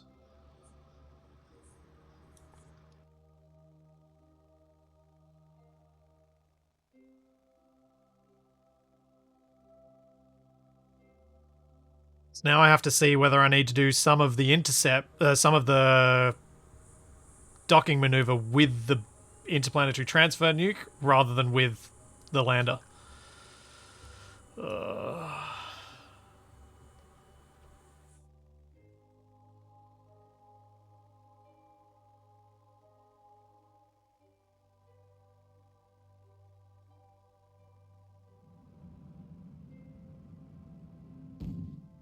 And we're out. Fuel's gone.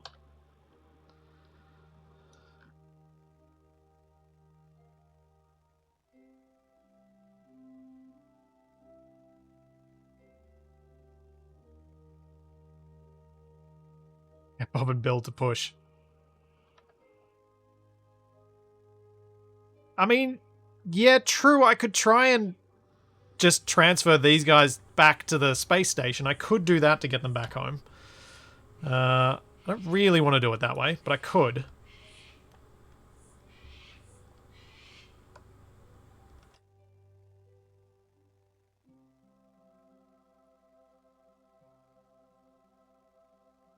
Yeah, at least I made it back to orbit. That was the important part.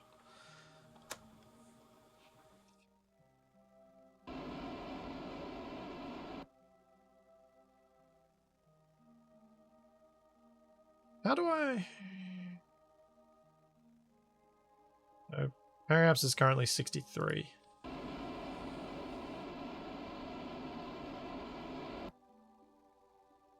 $70. And we've used up... Okay. I'm just going to bring this a bit higher and then I'm going to switch.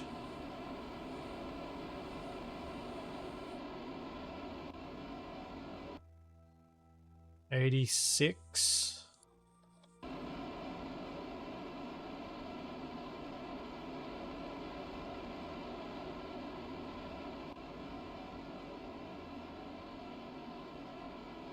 Yeah, it does look like Val's going to have to save these boys. And then wait up in space for a ferry to come and pick her up.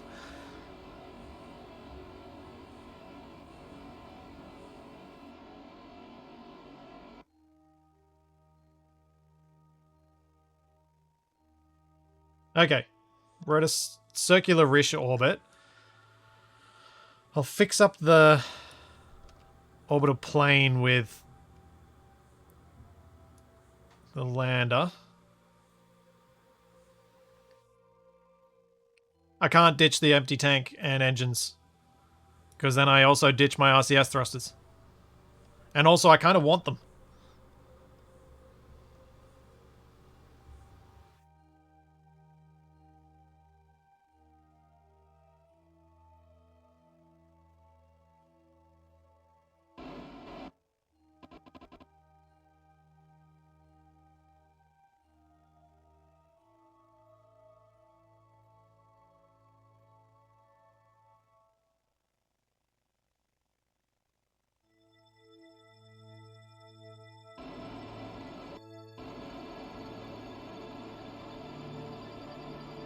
.4, 4.3, 4.2.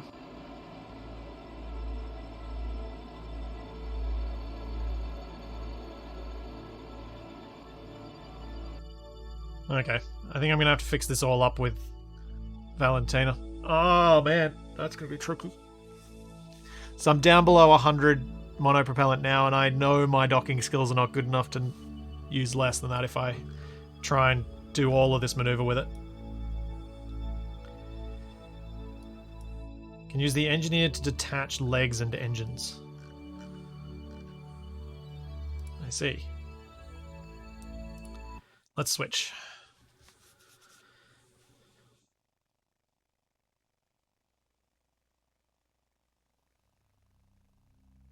The annoying thing is, I didn't bring any oxidizer on here, so I can't even use this to refuel the lander. The lander's going to have to get... Oh. The lander has to get fuel. Oh! I might be able to... What I might be able to do is dock... If I can dock the lander to this, then I can use this to get to the fuel that's up there, transfer one of these docking modules across, and then use the lander as a ferry to connect between the two. Because I've got a heap of monopropellant on here. So I can do a couple of transfers. Alright, that seems overly complicated, but might be the only option.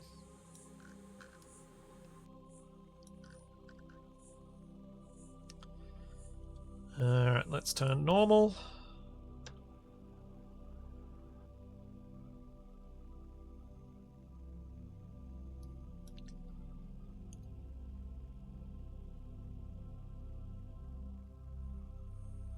This is my stage that's being used to travel back. This is literally what this is for.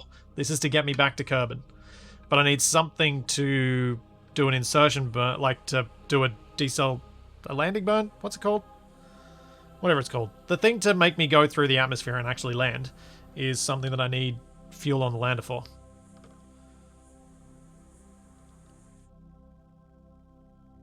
Suicide burn.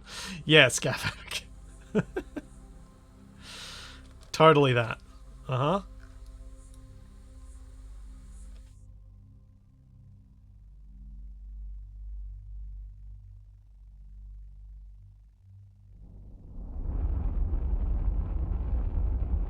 Three, 2, 1.5, 0.8, 0.7.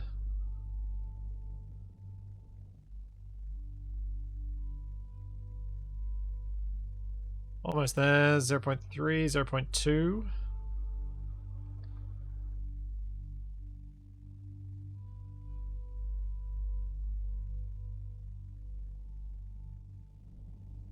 Point 1. 0. There we go. Alright, we're on the same plane now.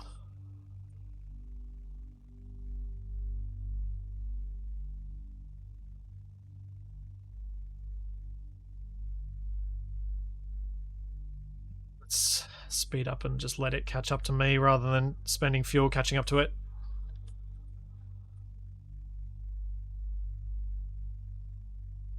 Halfway.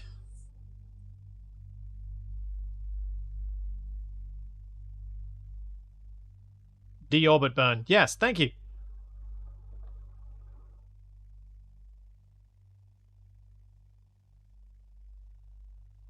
Come on. Catch up.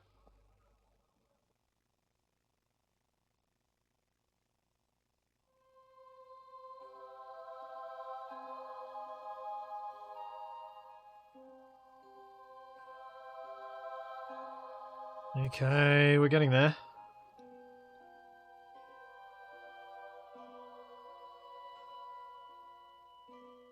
$283 kilometers away.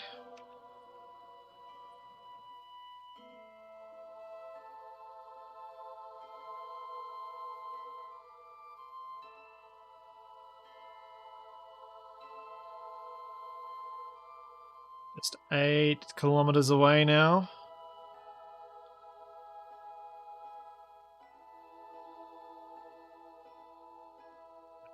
Six, 5. Back up to 6 again.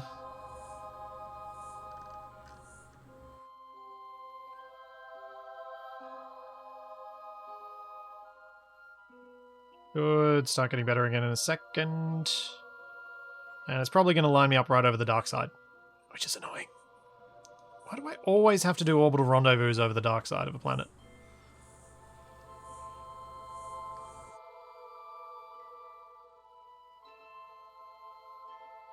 Yeah, I should have done my adjustment burns when I was on the other side. I've done this wrong.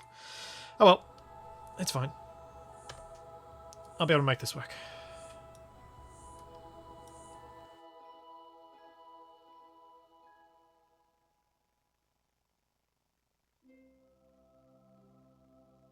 Especially if I start turning the right way.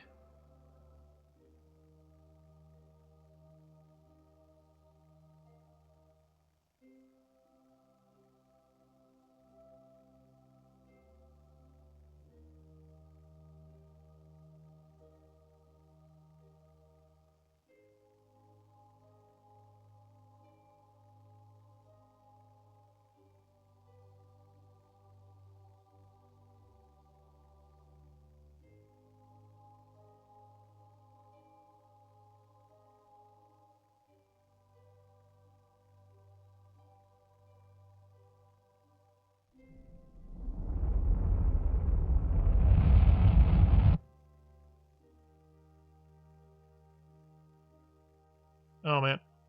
Okay. I really hate that I can never work out which way I'm actually trying to turn. I rotate this so that north is north. Maybe that'll help.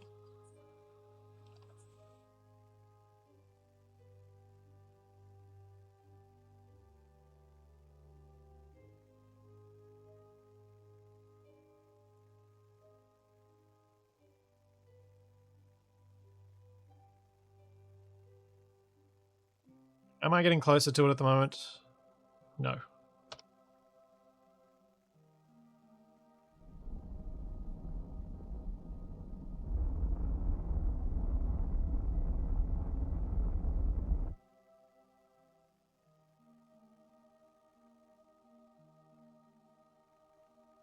Now I am.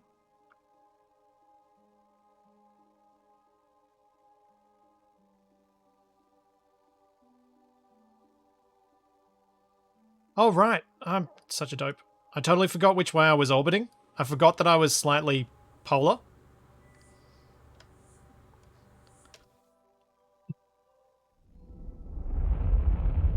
That's the way I should have been burning. Whoops.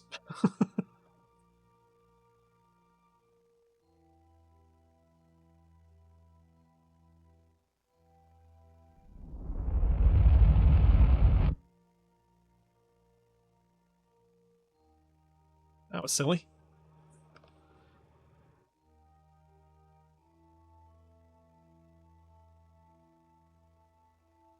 I've totally boned this rendezvous. I stuffed it up so badly.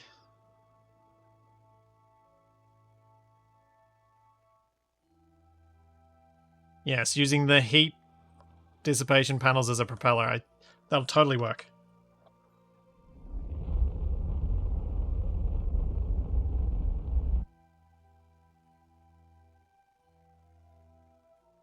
Okay, what am I going to do to fix this?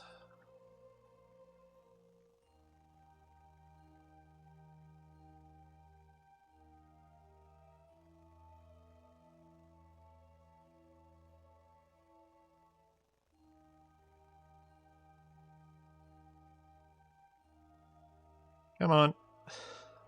Oh man, I did this so badly. Why?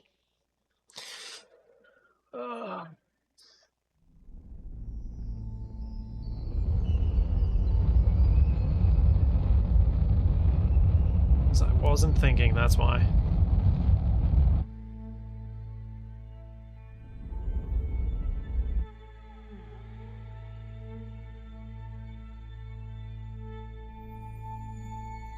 Yeah, orbital mechanics and not having the correct target thing and not thinking about what my weird orbit is. Thinking I was on an equatorial orbit and thinking I had things lined up. I messed the whole thing up. But should now be able to burn radial out.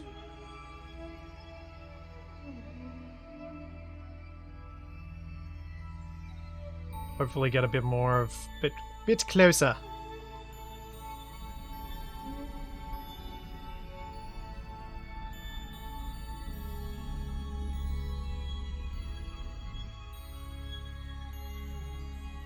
Just imagine you're driving around Canberra. Yes. All the roundabouts. Within roundabouts.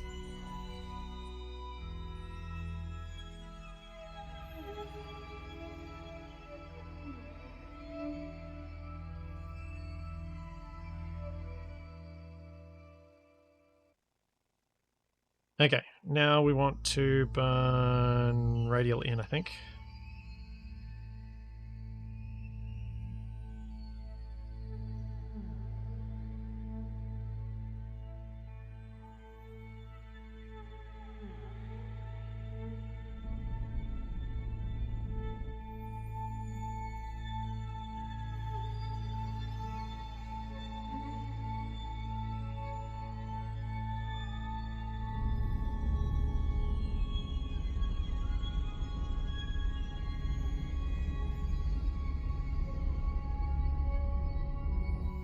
Alright, now I can probably just do this eyeballing it the rest of the way.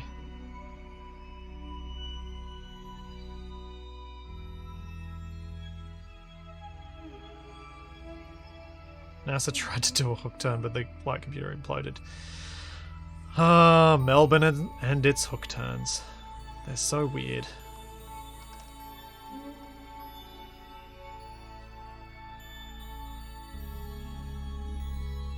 .8K's out.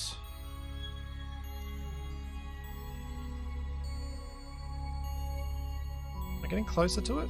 Still getting closer. 5.5, 5.4, 3, 4.8.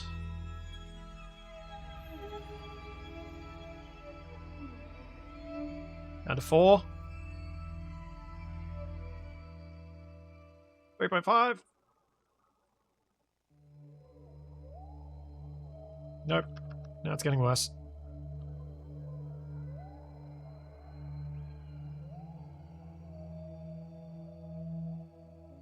No, I've stuffed it again.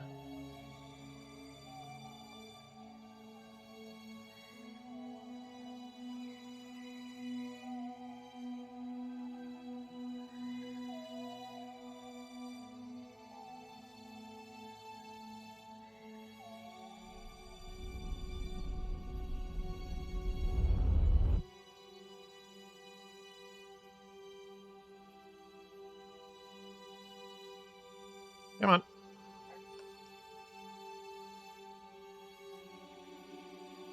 Go down. Go down.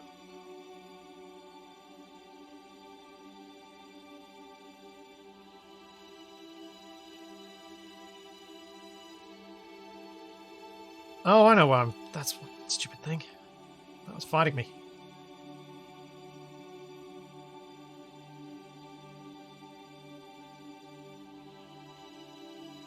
It is just overpowering me.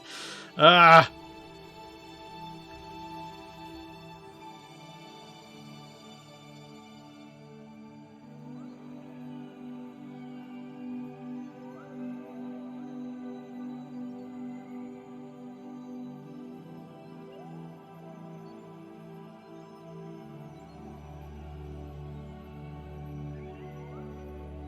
Trying to think about which way I need to fly, and I think it's like this.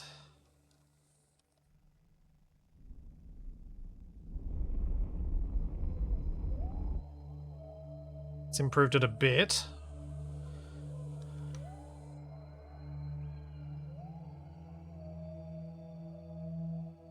No, no, no, no. You do not want to point your rocket at that and fly towards it. That won't help. Because what that'll do is push our orbits way out of alignment. I need to burn a little bit this way.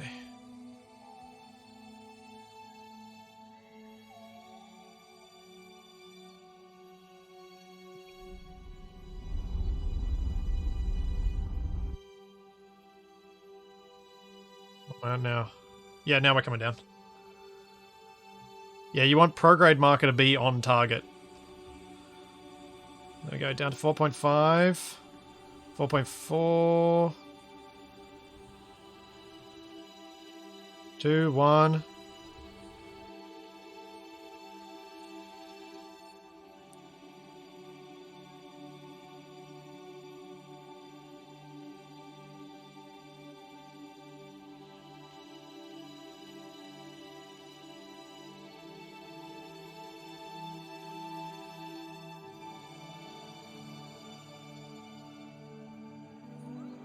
Man, I just cannot get this right.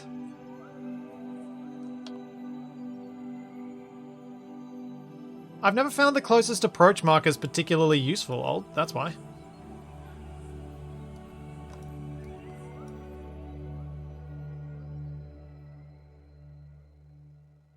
Yeah, she's totally messing with the boys for leaving her up in space.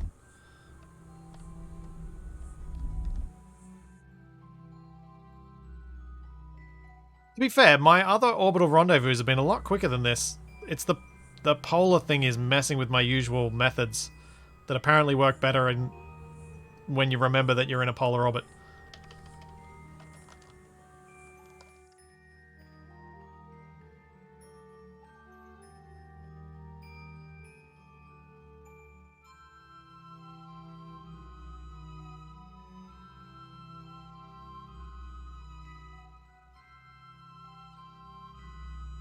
I think we're going to be good this time.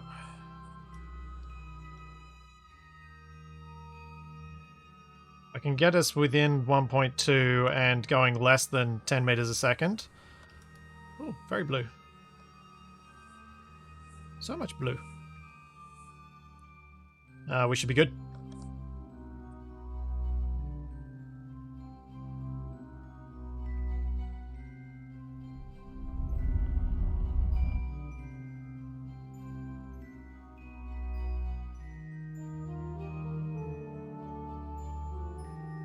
I think we've got more than enough RCS fuel for the last bit, which was intentional.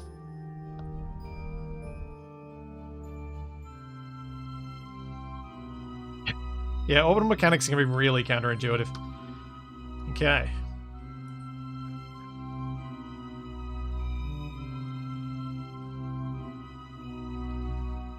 We are now within 1.2 Ks. Closing on target.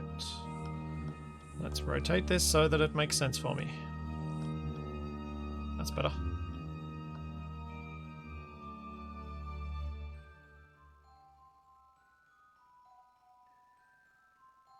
Something like this. Yeah. That's a good reason most NASA scientists... are most NASA scientists bald? But if they were, it would make sense. This does make you want to pull your hair out.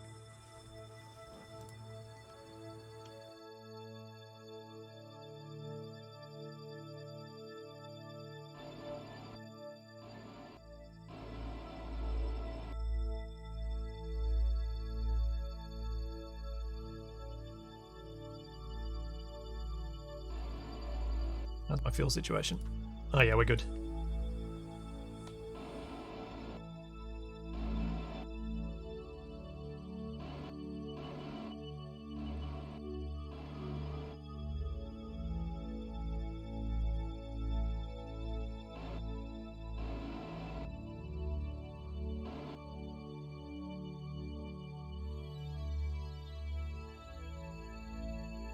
Yeah, orbital mechanics are really weird, and I've definitely not ever properly got my head around it. I think I'm definitely better than I used to be, but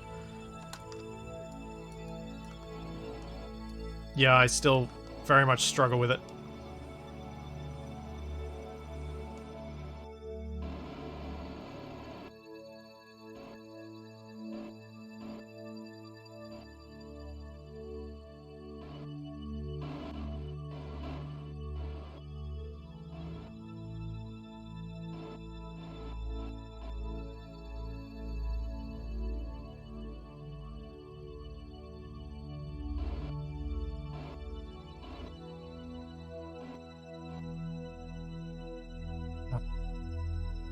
Almost there. Almost there. Hey, fire and forget. And let's control from here.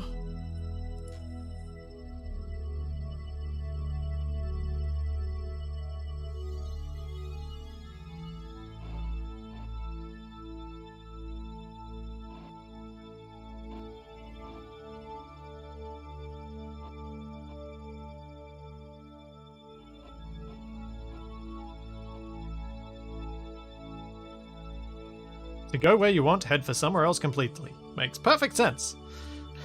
Agreed, Artie. Agreed.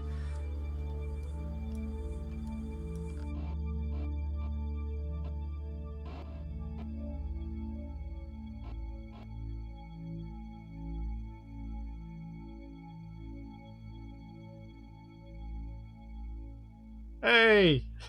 Thank you, Infinite Dunbar. Thanks for the gift sub.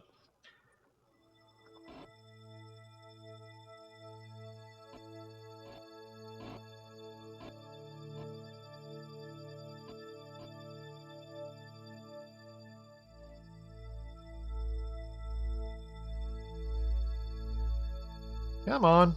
There we are. And we're docked.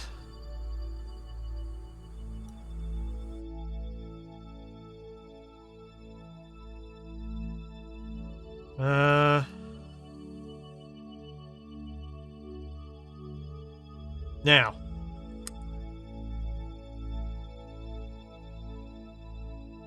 Do I... after that much faff with that, do I attempt getting myself in range of the other bit of rocket?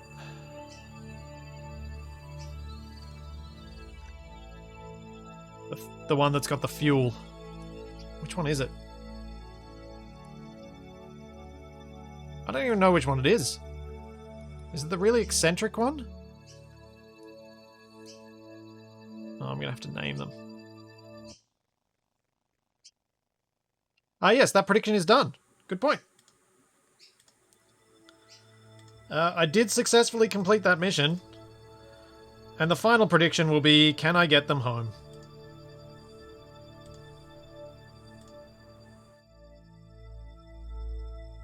This is not the satellite I am looking for.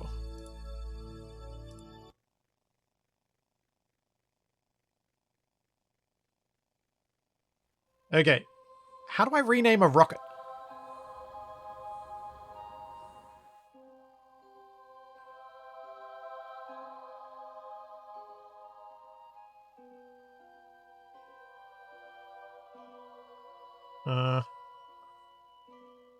Right click on the probe claw. The probe claw? Yeah, sure, claw. Right click on the probe core. Rename vessel. Duna fuel stop.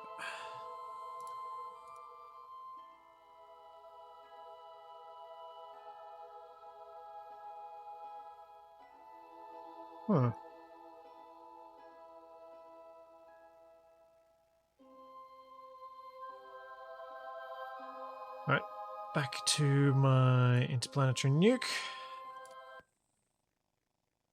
Yes, extend the probe claw. Apologies, Capac. I knew we had plans. I didn't expect this mission to go this long.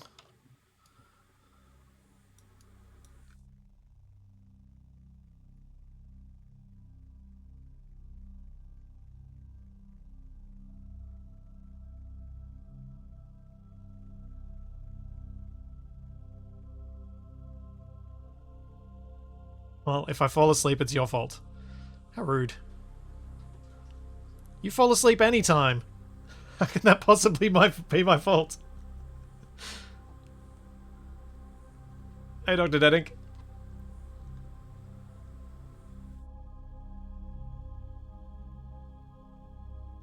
Yes, Kerbal's fault for the lullaby music. That is very true.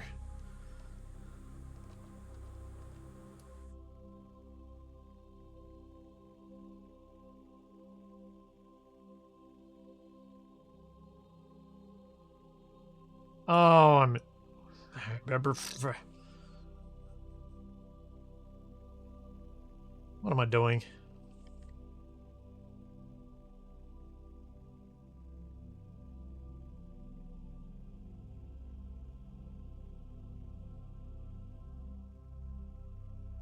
There we go.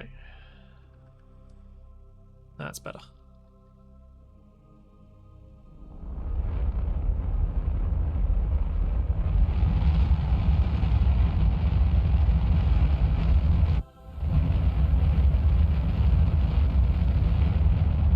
Okay.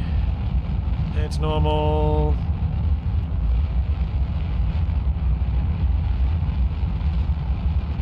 70, 60. I'm going to have to do this on a few passes, I think.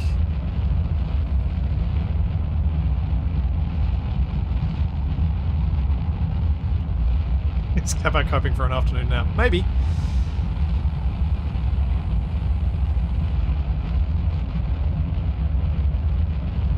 Yeah, I'm expecting I'm going to be changing inclination a few times, doing a few orbits to try and fix this up.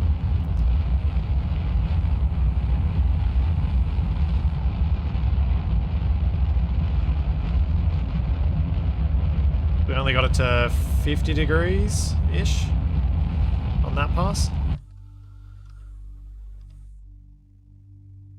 So I could do it on the other half of the orbit if I can flip the ship around, though that takes forever too.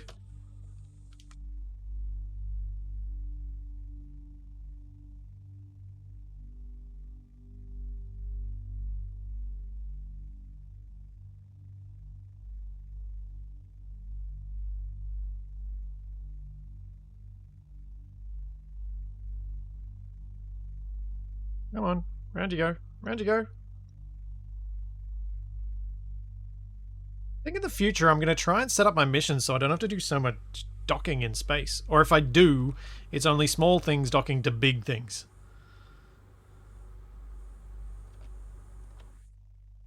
I mean, admittedly, knowing that this fuel was here and going to use it does make a lot of sense if I want to safely get home. Because it would be really nice to have some fuel on the lander for the deorbit burn.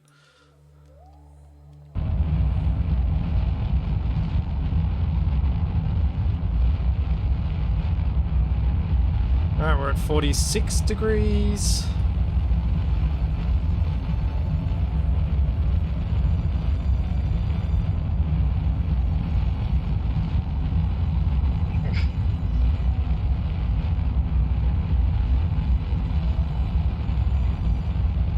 I was like just thinking of something else we could do.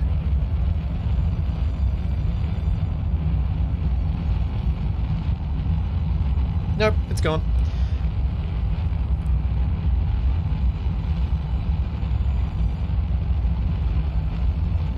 I was talking with Kabak yesterday about our experience in Grounded, and we had planned on playing a bit of that. I'll see if he's still up for it when we eventually crash or get back to Kerbin.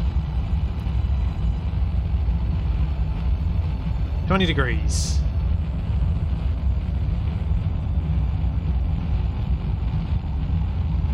Might get there on the next pass. Just get it down to below 10 degrees and then stop the burn, I think. My fuel is iffy.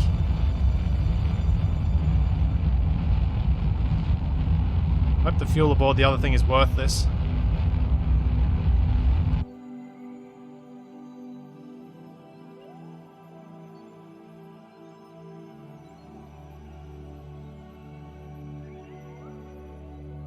So I think what I'm going to have to do is literally ferry the fuel across. Unless there's a way I can move... Oh, I could possibly move the docking port onto there, onto the bottom of the lander, but I feel like that's probably harder.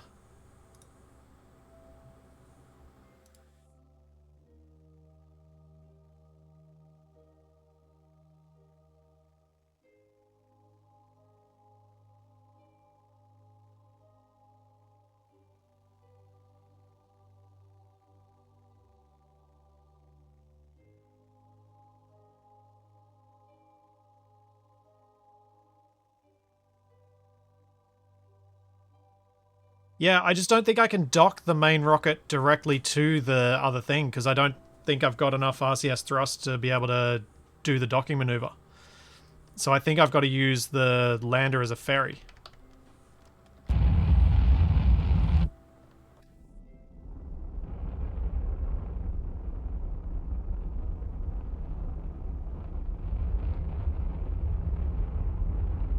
Rocket's not an option.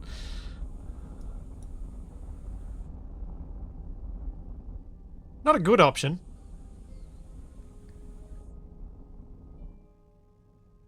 Point 5-ish. Set it too soon.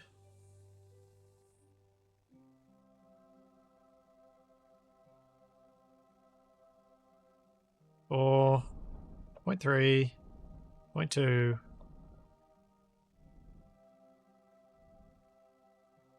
Alright. Now it's at 0. Where are we at? That one. Should do a retrograde. Kerbals have pretty big helmets. Oh, wait. Ah, what a pity.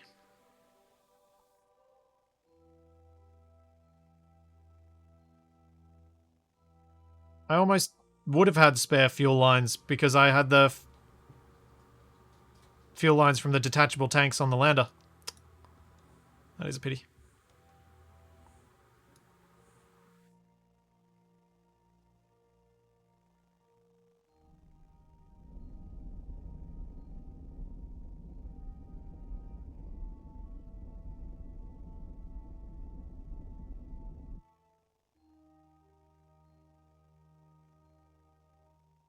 Okay, this looks like it could be a decent approach. My intercept's pretty close. When I slow down at the periapsis, I should be able to line up reasonably well, I think.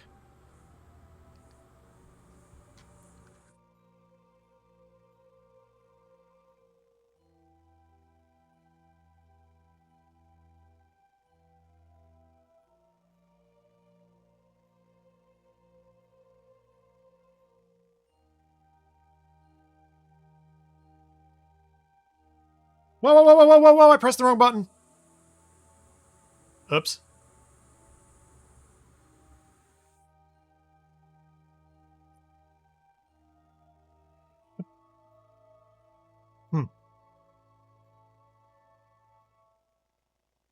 That could have been worse.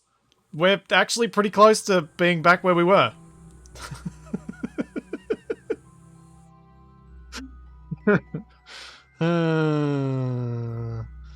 My bad. This mission has been too long. Yeah, 3 years later.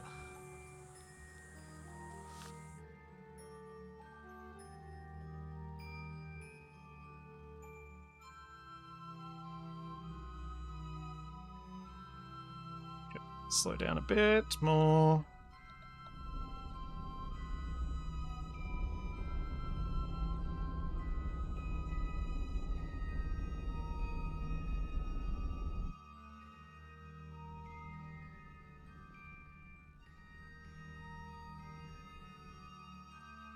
And then I think I want to go radial out.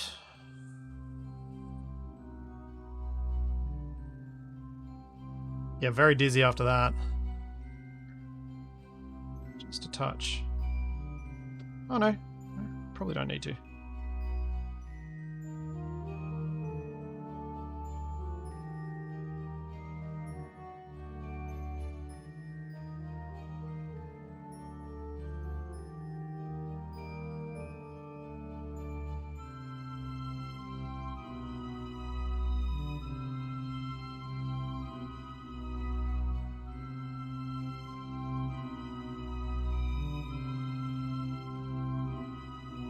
Do like having that bit more lined up though. Okay.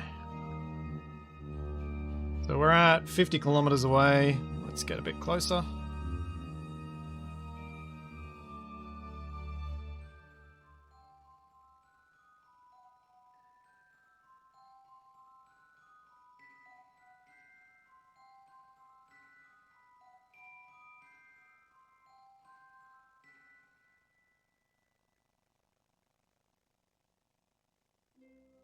All right.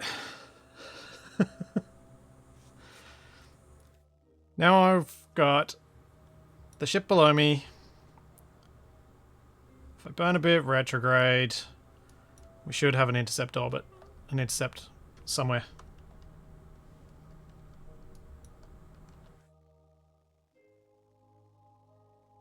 Close are we at this? At intersect.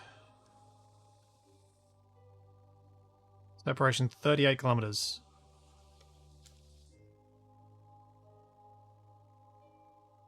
Separation is currently 17.5.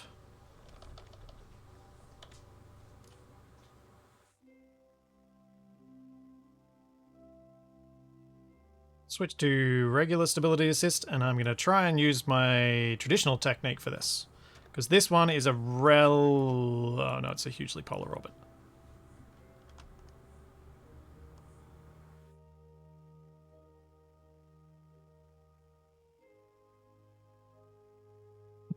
Thanks for clipping that, Mike. I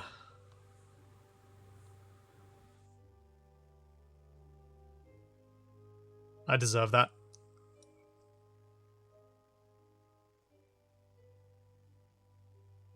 I keep using the manual warp because it's quicker.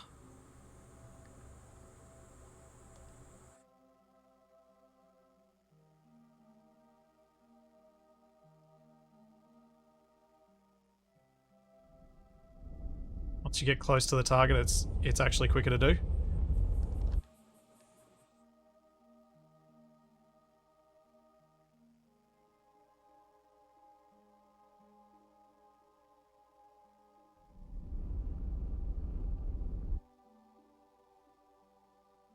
Same point. 4, 3, 2.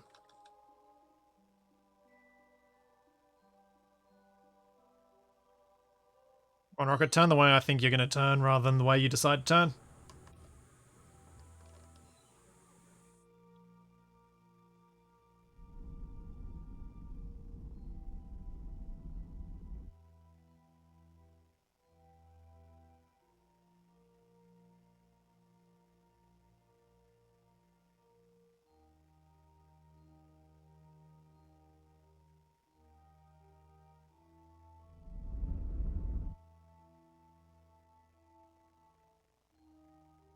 Slowly getting closer.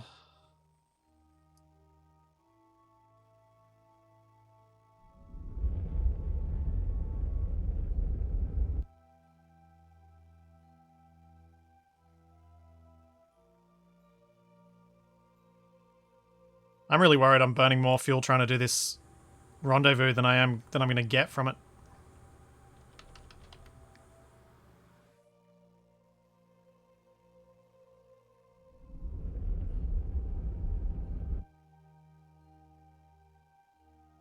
Especially with how wobbly this is. Do I have enough Delta V to get to Kerbin? Or have I run out? I have a thought. I have a theory and an idea. If you guys think I've got enough Delta V to get back into a Kerbin orbit, I was thinking I could leave Valentina floating in orbit on EVA, come and collect her later and use this whole thing to do my deorbit burn.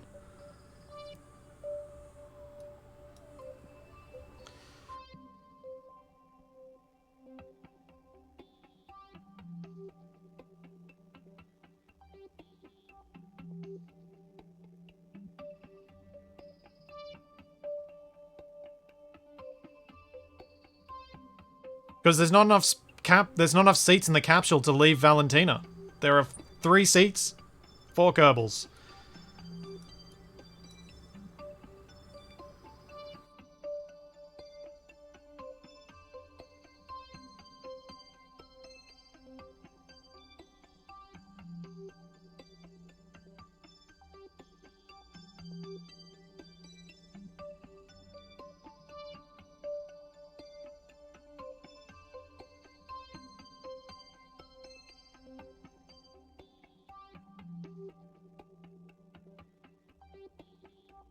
Yeah, I've never done the, I've never used the parachutes, and I don't really want to do it for the first time in a situation where I'm going to lose a Kerbal when I haven't lost one yet.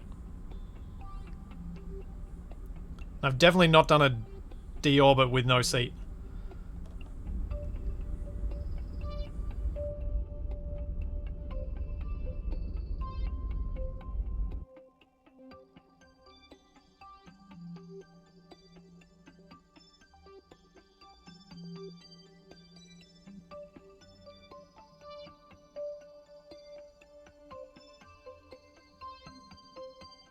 going to get closer to this now, or am I going to just keep getting further away?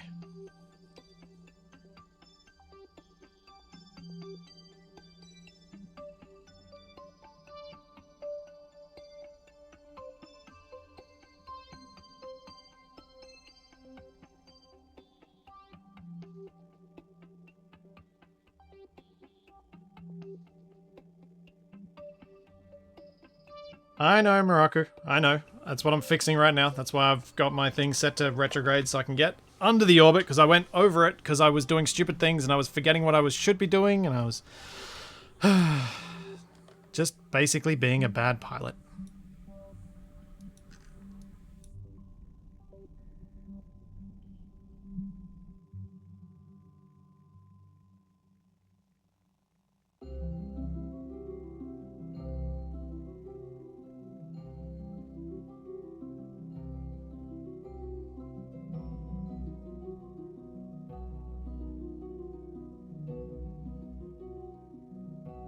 Alright, we're 8Ks out, 7Ks, 6Ks. Back up to 7. It'll get better in a second.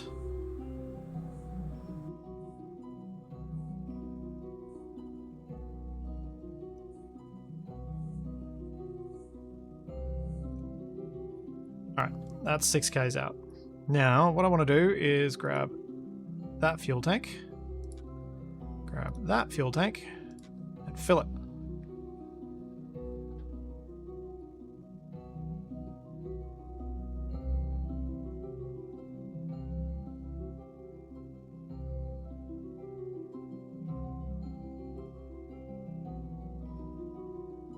Okay. RCS tank is full. That should be enough to get me to dock from here.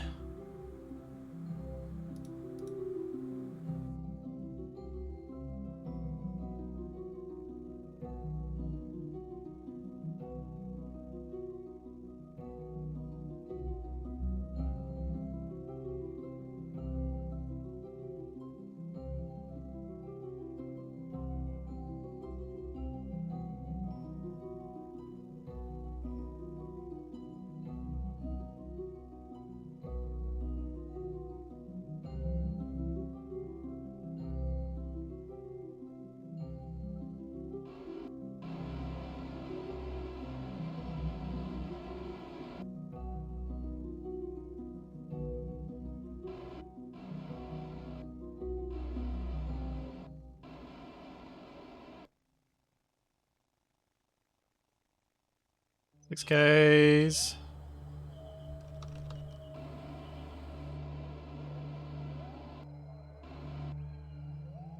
Oh no, I forgot the docking port! No! Slow down. Go back.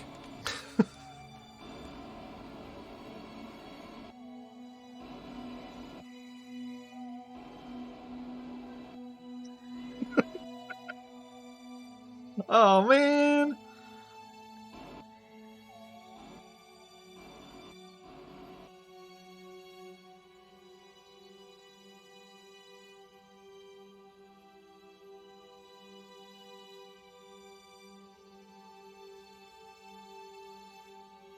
Oh dear.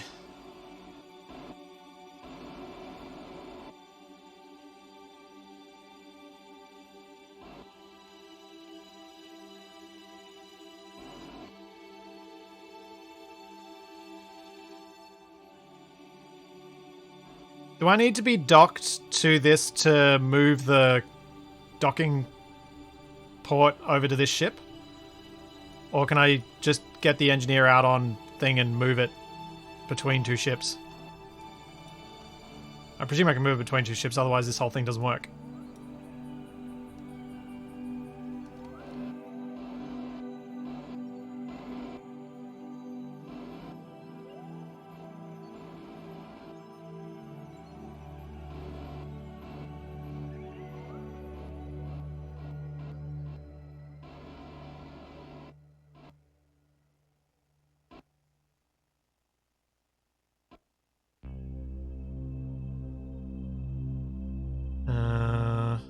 Engineer.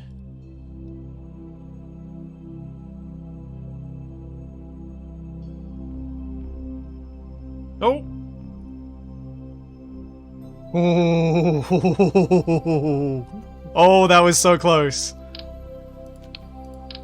Helps to have a jetpack.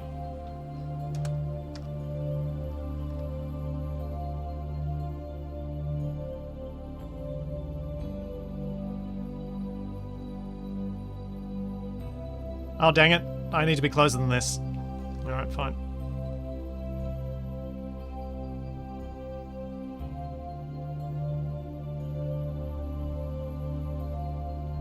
Can't adjust your movement while holding something in EVA, so stay attached to a ladder and keep the ships as close as you can. Oh, that was so close to being so bad.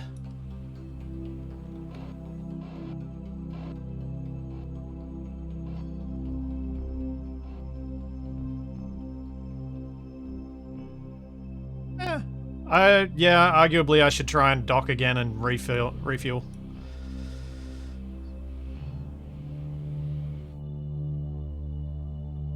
Because I have just burnt 30 of my monopropellant getting this far.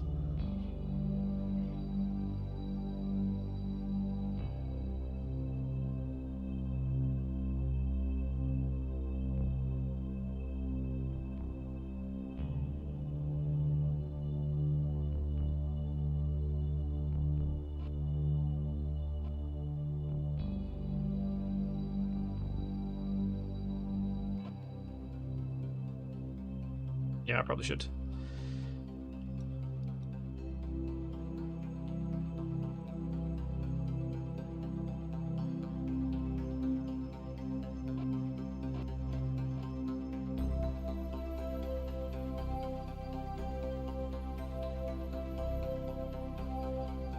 Go and dock.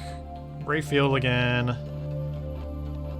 Hope that the other ship hasn't gone so far away that I have to do a whole bunch of readjustment to get close to it again.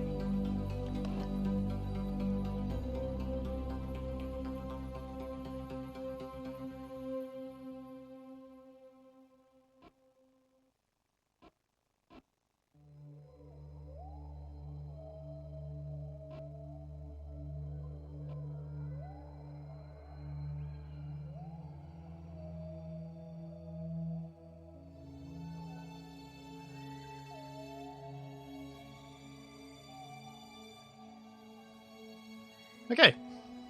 Now, Bill. Go EVA.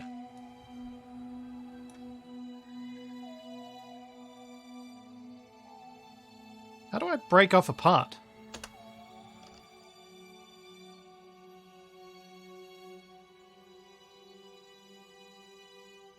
Never done this before.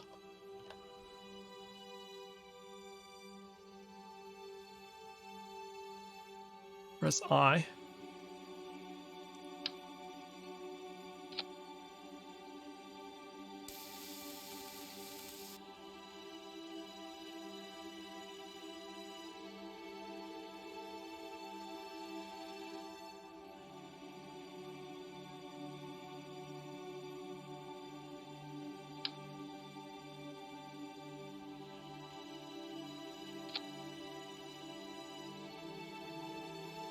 There we go, that works.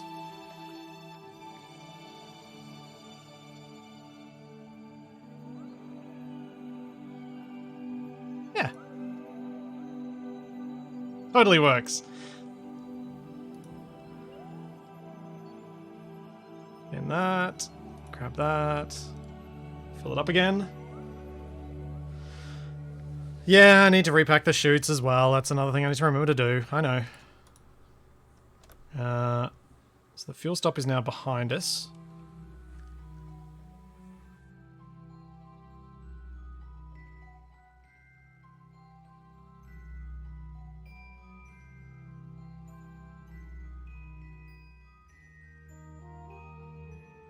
Please do nag me when I'm closer to the point of doing it. I just really want to get out of Duna's sphere of influence. I'm so focused on doing that. I don't want to distract myself and try and do something else right now.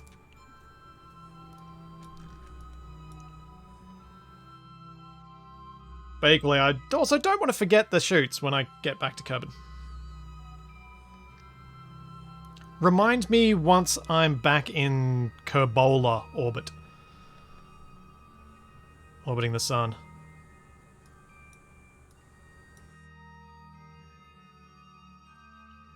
So 15 k's out from the thing. If I push my periapsis out just a little bit. Oops.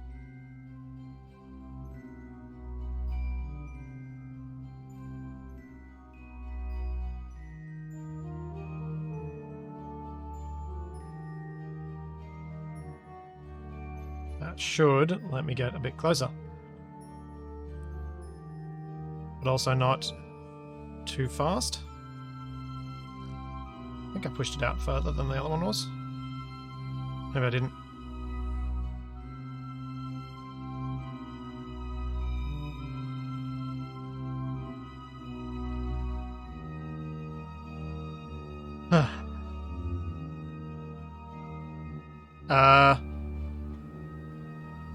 The orange and purple things are the intersects. I don't actually know exactly what they're supposed to be. But they... like, intersect 1 and intersect 2, I don't know what I'm supposed to interpret as happening between those 2 points.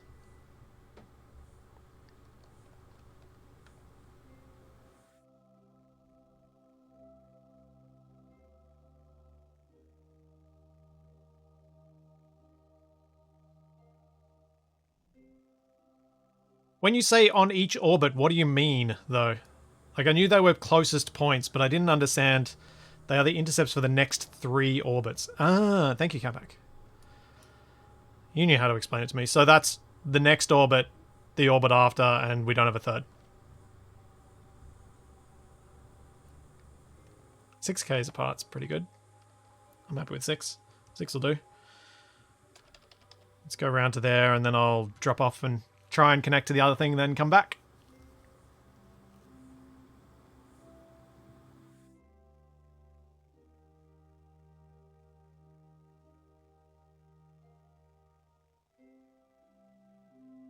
Still getting closer. But it says the closest point, yet I'm getting closer now. So how is that the closest point? That's the thing that's always thrown me. Like, now I'm closer than I was at the intersect.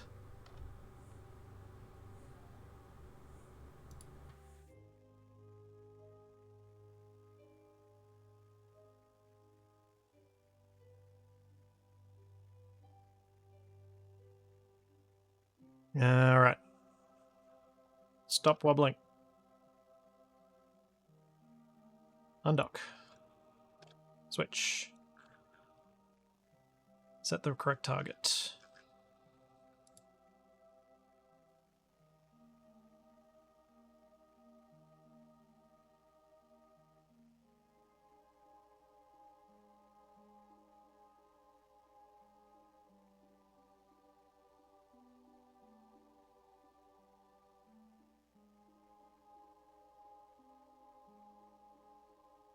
Get my brain in gear and actually have this thing oriented correctly for what I want to do.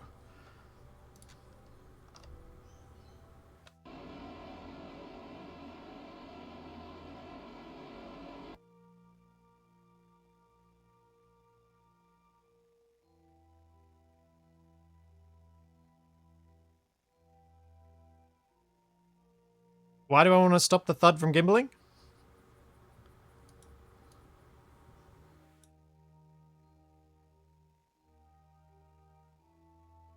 Is it making the wobble worse? Eh.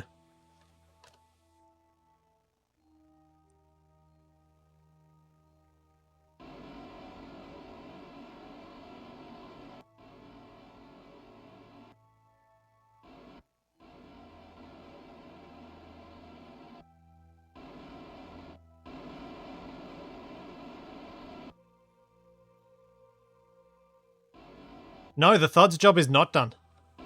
The thud is hopefully going to be my deorbit burning thing that saves me from burning up. Hopefully.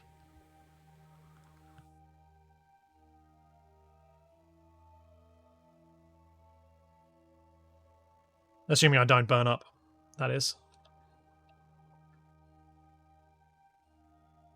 Uh,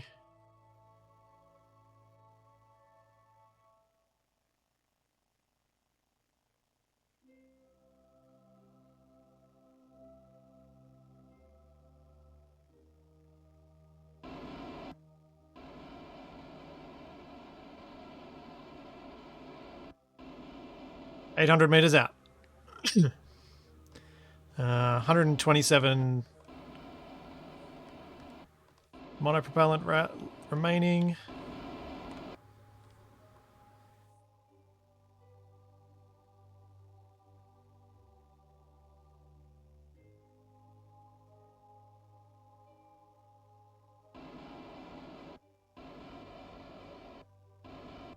Yeah, there are a few little bits and pieces that I've definitely picked up during this playthrough that I think... it's amazing I somehow hadn't fully grasped. But there are just little pieces that I'm like, I think I have some vague idea of why this thing is the way that it is.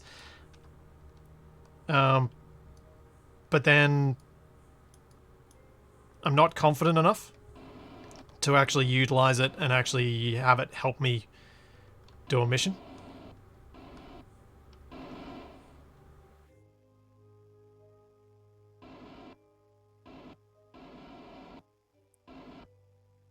Is that a lightning storm on the surface? It could well be.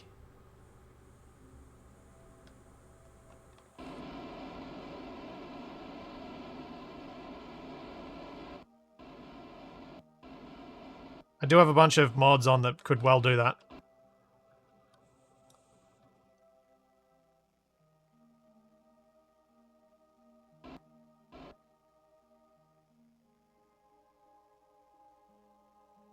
And we need to get nice and close, then send Bill out, and then Bill can move the docking port across, and then we can dock. And I think... I'd really like to just do this once, but I feel like I'm going to have to do this twice.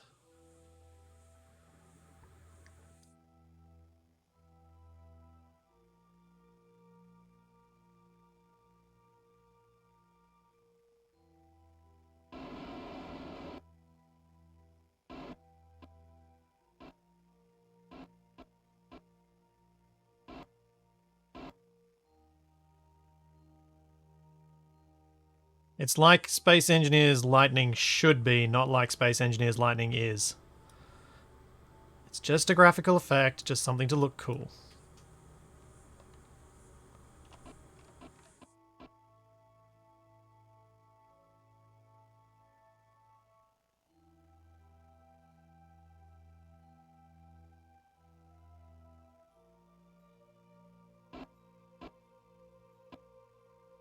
Alright, Bill. Let's do this thing.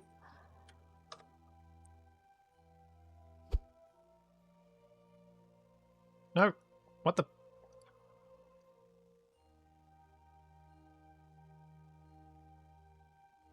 Why can't you grab that?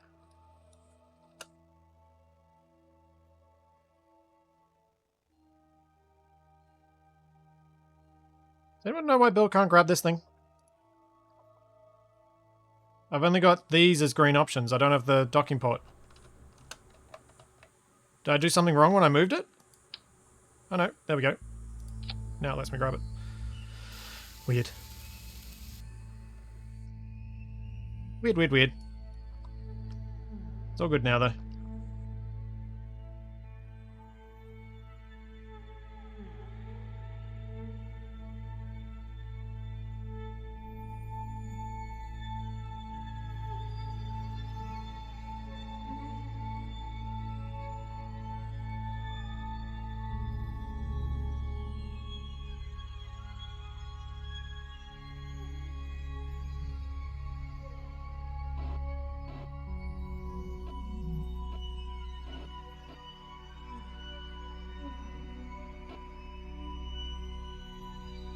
I can't believe I've done this. Aurora Borealis at this time of year, situated entirely in your kitchen? Yes.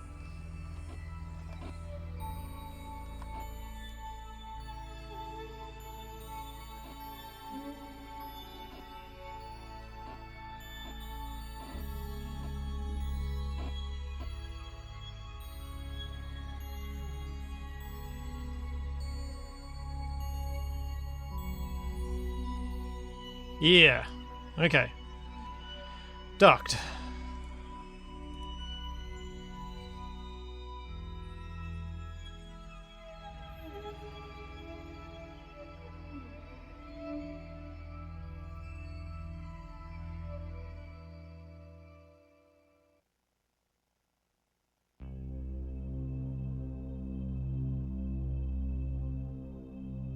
Now, do I try and do this twice to get the next bit to top up?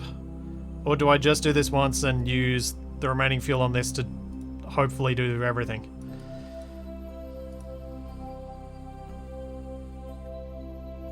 Don't know what's right to do.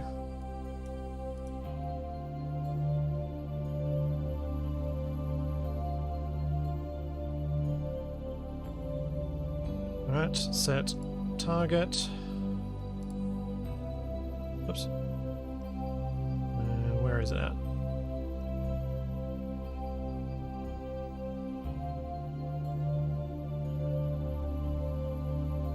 You don't know what's happening? What's happening right now is I'm trying to get some extra fuel from an old discarded stage so that I can get back to Kerbin from Duna with my lander and all my Kerbals alive. Having mixed success, I guess.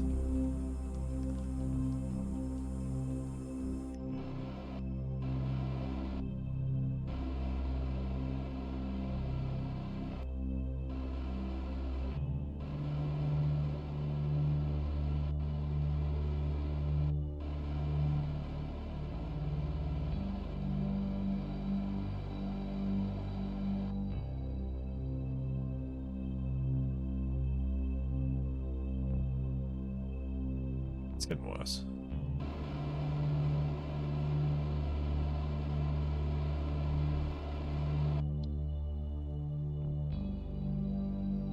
Which way should I be pushing right now?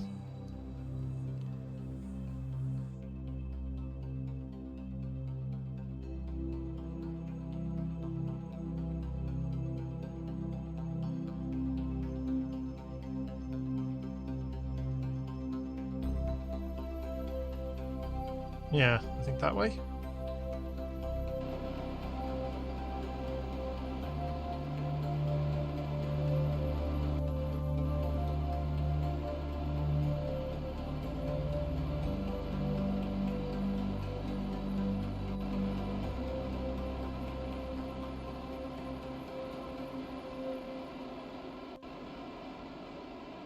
Okay, I think I've just grasped a little bit more of the nav ball than I used to know.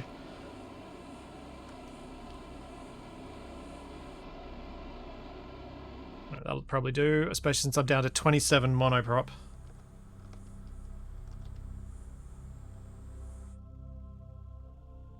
Should try and do the rest of this with thruster. Don't grasp the nav ball, you'll get fingerprints on it.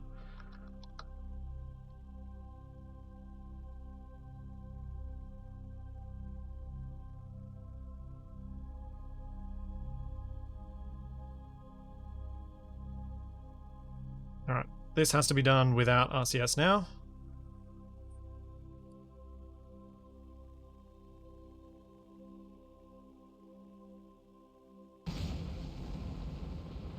So I have just burned way too much just then. I was a dum-dum.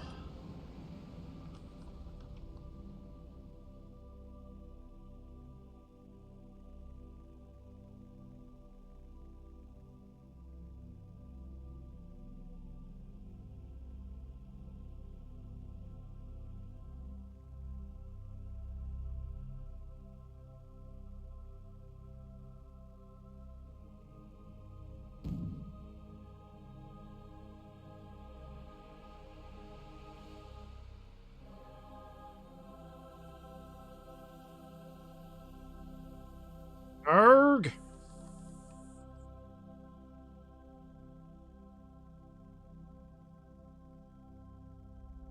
Nope, I've stuffed this. What have I done? Why, brain? Why can't you work these things out? So what are the... So the markers... Oh, I don't know. My brain's broken. This has been going for too long. 6 hours of Kerbal has just broken my brain. Ugh.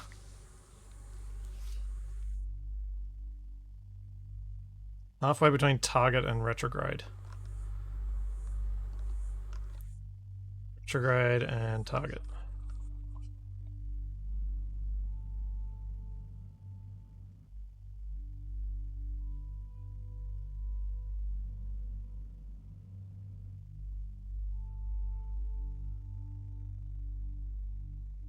Wait, has this lander technically got enough Delta V to get back to Kerbin?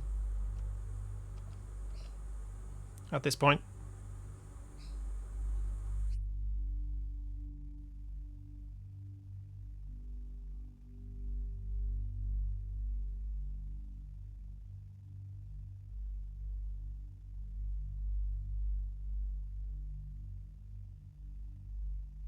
Um...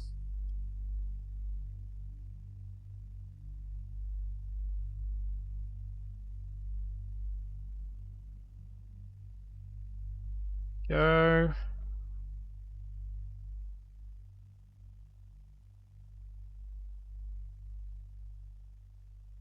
Down a bit. I should be able to do the rest on RCS, I think.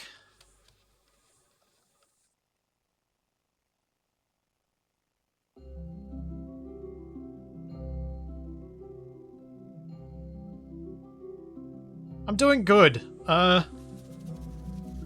Ish.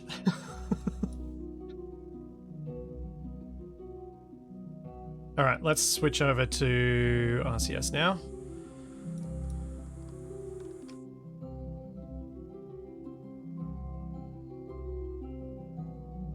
Docking mode.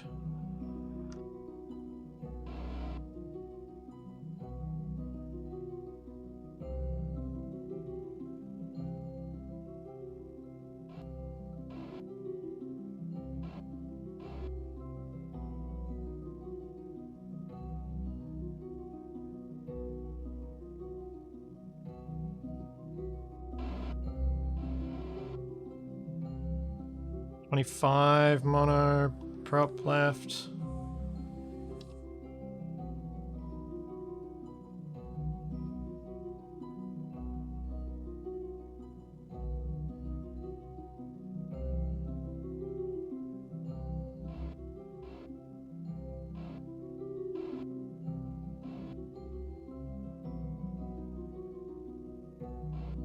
I'm just going to head back with this. I'm going to hope that this is enough fuel to get us there. I'm taking the chance. As soon as I get this docking done. I think if I was... I think if I had enough stuff that I could dock this to the other one, I would totally do it, but trying to use this as some sort of fuel ferry? Oof. Pain.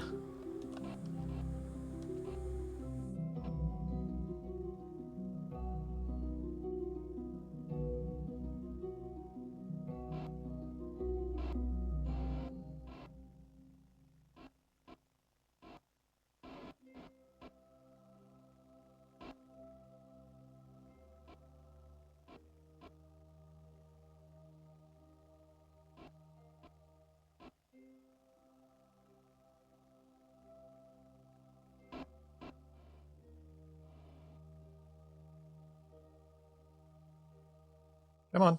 There we go. Alright, we're docked. Shut down engine. Shut down engine.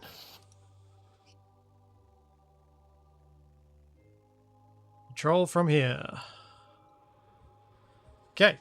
How do we get to Kerbal orbit with the cheapest amount of fuel?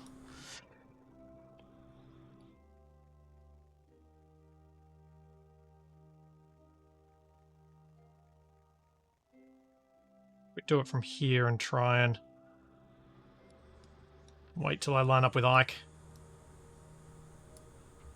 Something like that.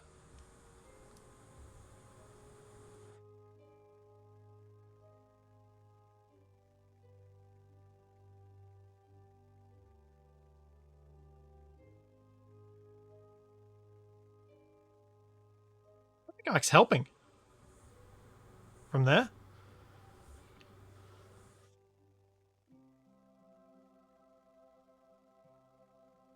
Possibly make it help by doing... Nope, not that. That? Nope. That. There we go.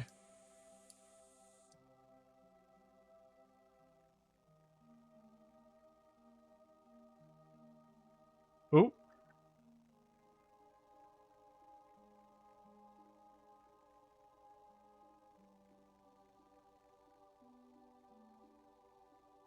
Come on. Oh, that was almost there.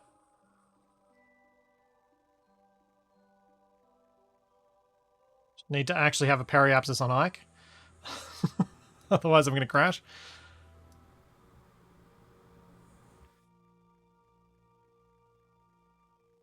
Please, my Ike periapsis. 13. Nope.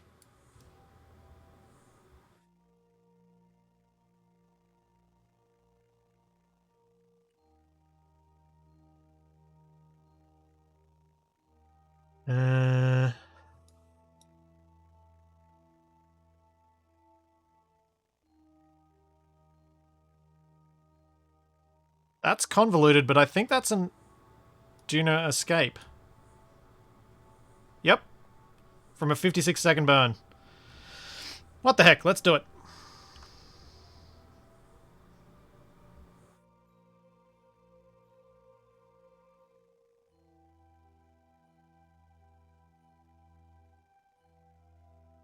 Hopefully, next week's mission will not be, let's go save Valentina from the sun.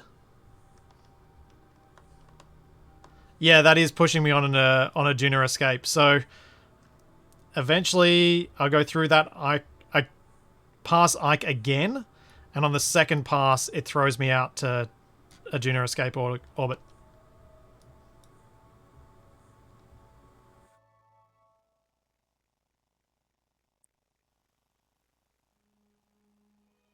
Right. Disable crossfeed.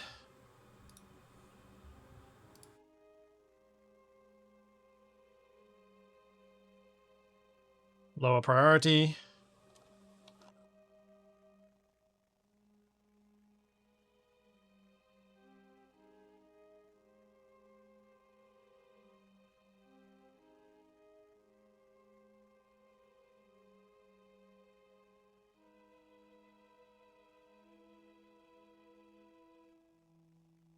Okay.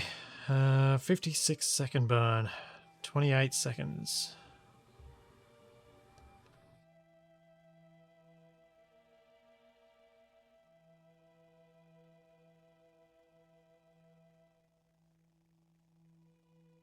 And burn.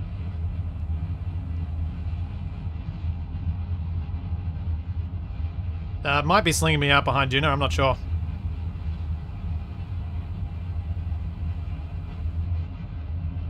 Important thing is it's slinging me out beyond Duna.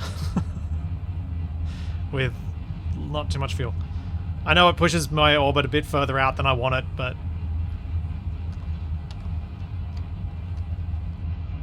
I think there's only so long any of us want to wait on this one. Although if I stuff it, that's even worse, I guess.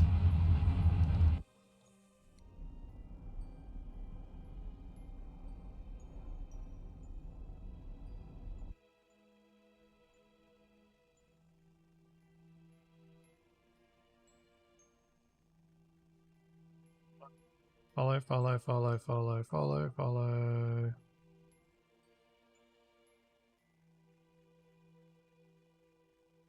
Oh, I haven't quite gotten there.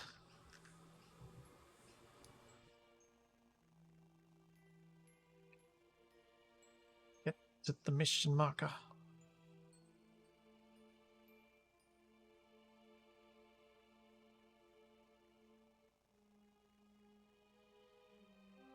There we go. Oh no! I'm on a crash path with Ike.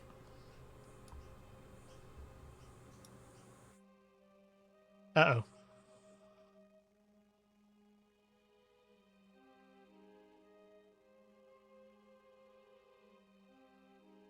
What do I need to do to fix that?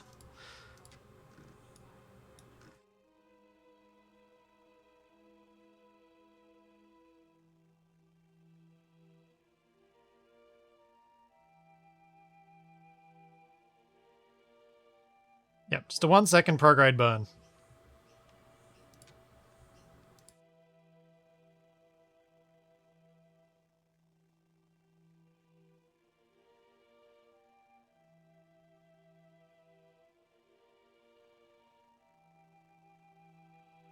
In fact, this is giving me an escape on the first pass. If I can get this to work.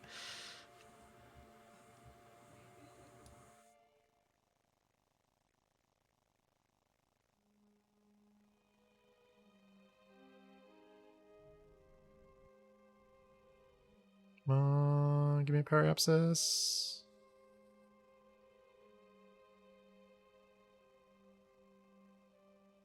Give me a periapsis above 10 kilometers, please. That would be preferable.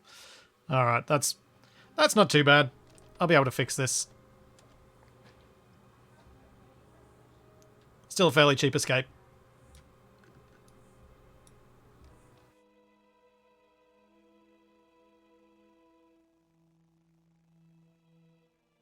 Hi there, Rank.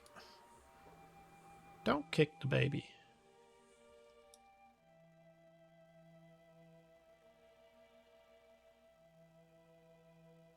Oh, I've only got crew reports to do.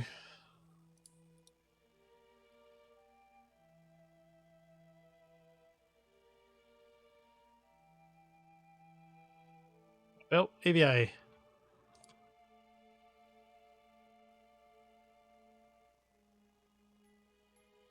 Is 10 kilometers safe on Ike?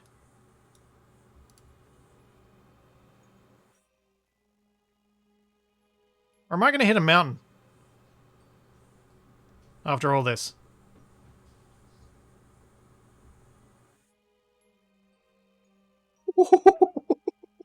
Oh, oh. Okay, just 2,700 meters clear of Ike. That's a lot closer than I wanted to be.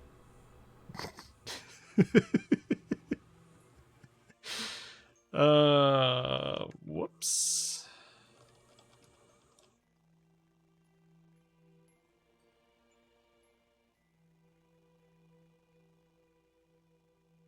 Dip to 1,800 meters.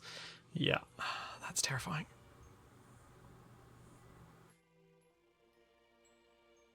Okay, let's just do one last little burn and we can get out of Duna.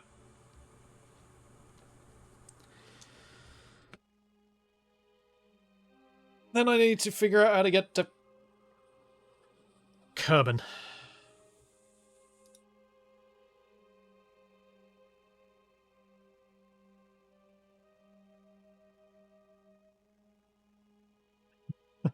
Tell me, Splitsy, are you aiming to go through the proto-molecule gate with a gravity assist? Sure.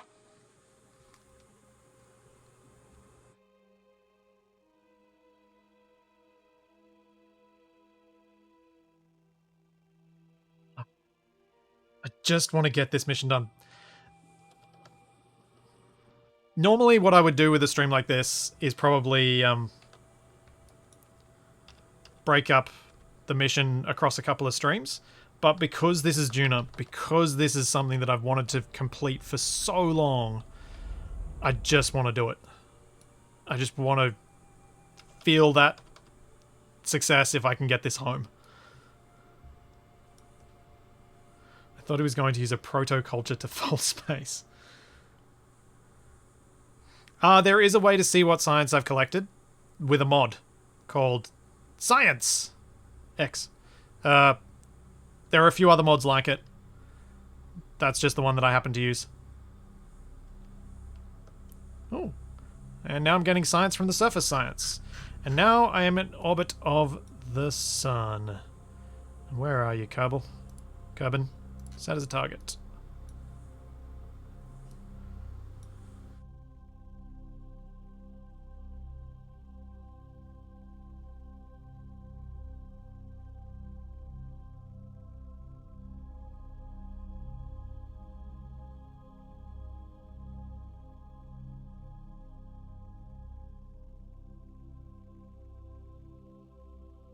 Wow. How much science have I got now? I haven't even gotten back and I've almost got 1,000 science. Sweet.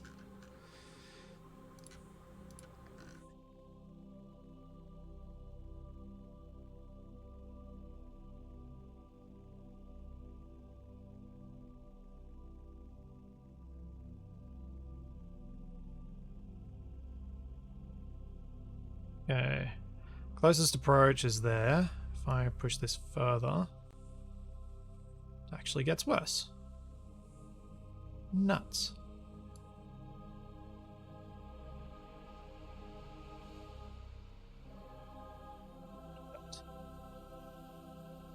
There we go.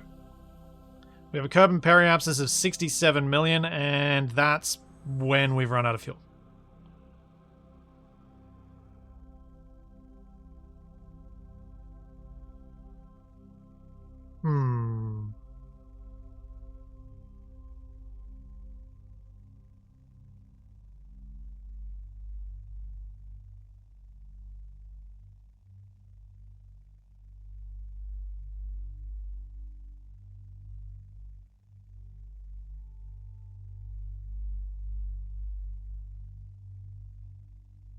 I was planning on leaving Valentina in orbit, but not orbit of the sun.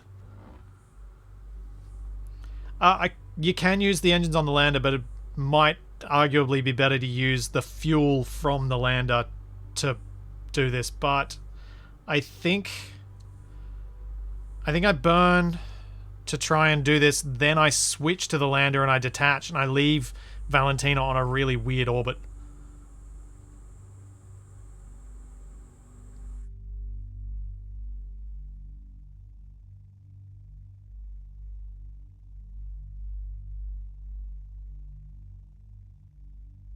Like, I feel like I'm not doing anything especially inefficient here, am I?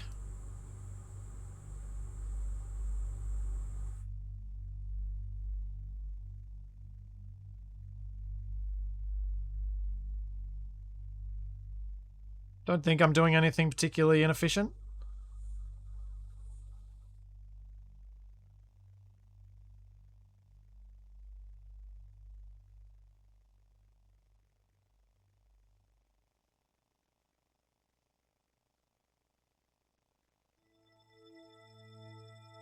I don't have a lot of inclination, actually. I've only got 0.2 degrees, which is a bit, but it's not a lot. Oh, actually, it's 0.7. I thought that was 0.2. Okay, I do have a lot. I take that back. Stuff it. Let's try. I'm doing it. Let's see what happens. Worst case scenario, I've got several rescue missions I have to do.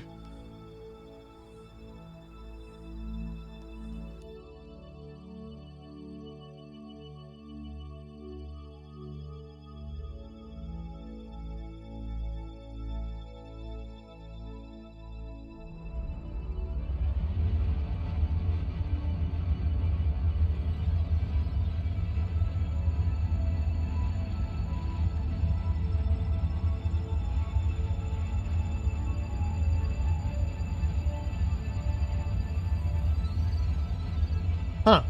That's getting better with time.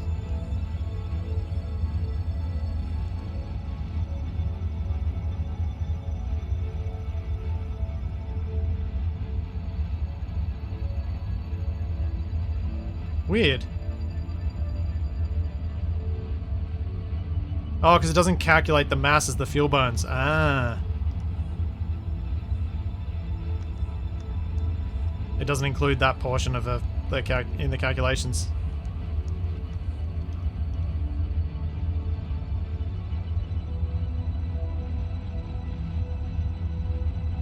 Because normally it's probably not too big an issue with how rapidly you burn the fuel.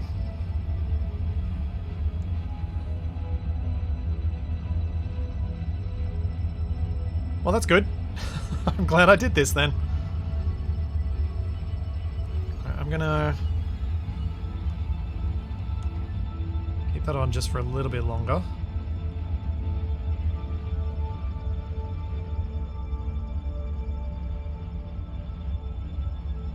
Once I get close, I want to turn it off.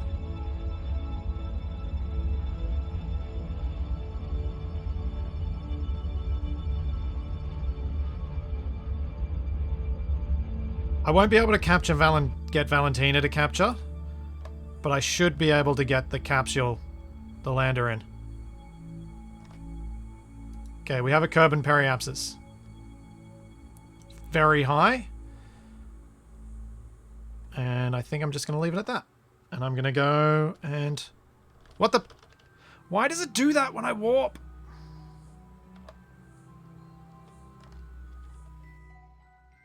Why does it... Do you guys know why it does that? Where I lose my intercept when I go to warp? And should I be worried about it?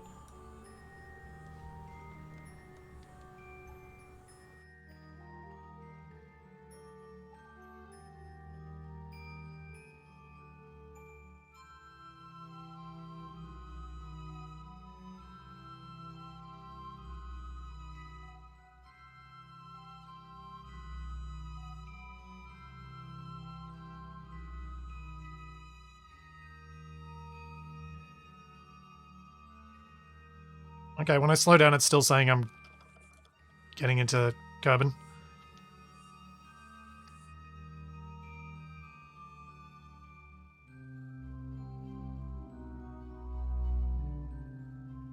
This almost decade-long mission.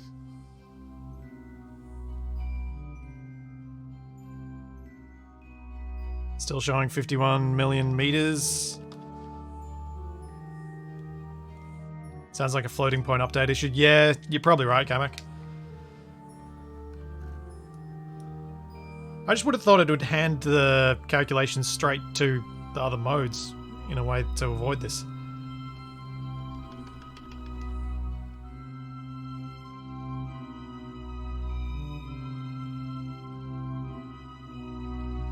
Yeah, Anti-Scourge, this is still the Duna mission. We're about to return home.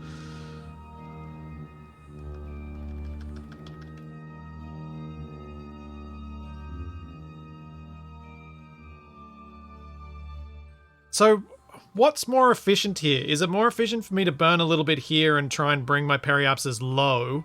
Or is it more efficient for me to burn at periapsis and try and be in a super high Kerbin orbit?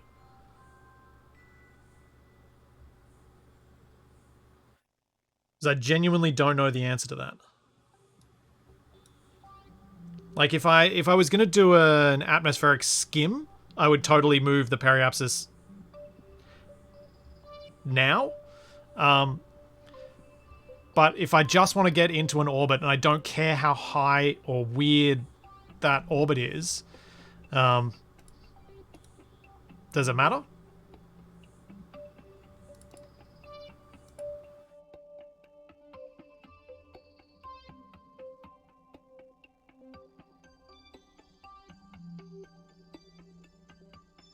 Still got a decent amount of fuel left.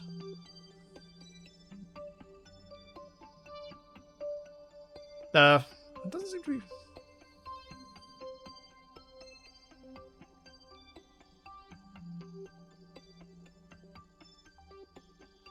So I'm kind of doing that. Oh, you're thinking if I try and hit the... If I try and hit, like, Minmus or the moon, can I use them to slow down?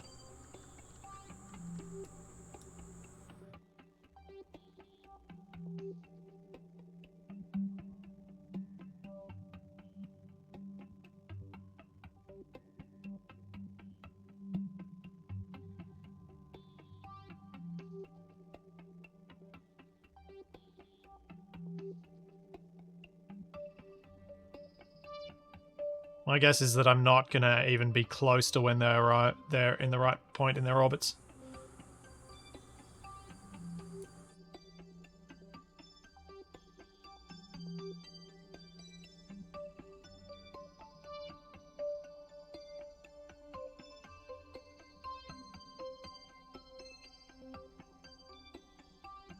Where's the moon? Oh, there it is.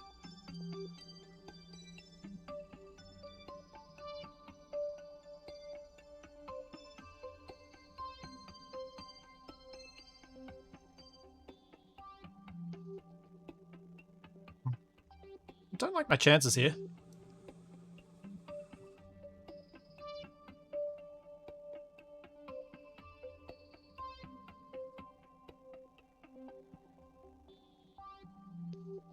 Yeah, Moon's got a bit more to it, so I would have thought it'd be more likely, but it doesn't look like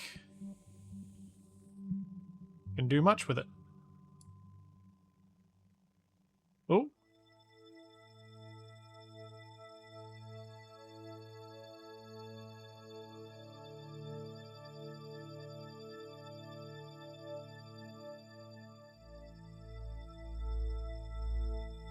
What's my periapsis at? 137.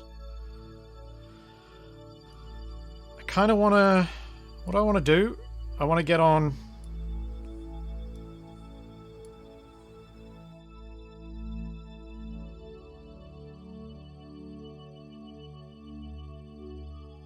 How am I going to get the moon? So the moon's going that way round. I want to be... Which side of it to get the most impact out of this? Like that. Right?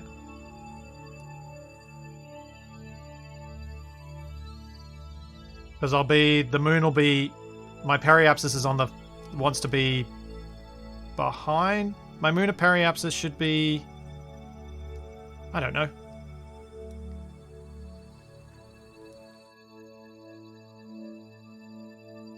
You'll shed most speed if you actually hit it. Yes, Kavak, you will.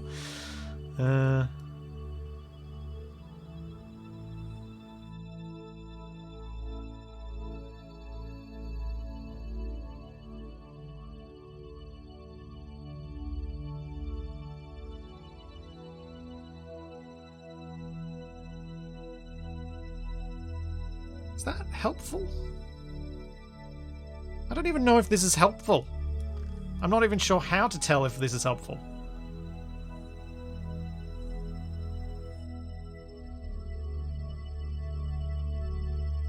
My Kerbin escape is like 40 minutes later if I do this.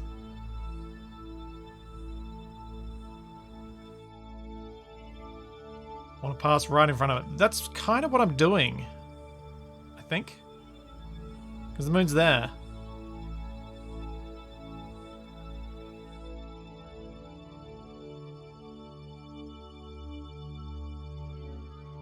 Yeah, later escape means slower, but for 17 seconds of burn, I think I'd gain more than that not trying to intercept the moon, is what I'm getting at, I think.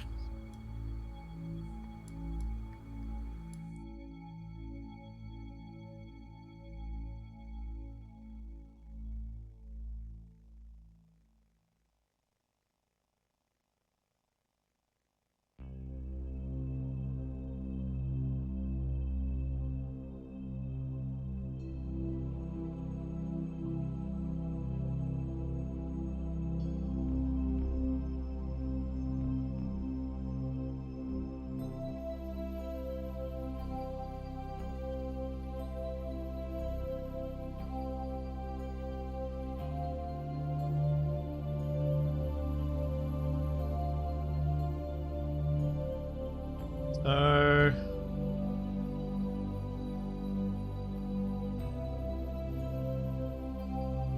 Maneuver 1.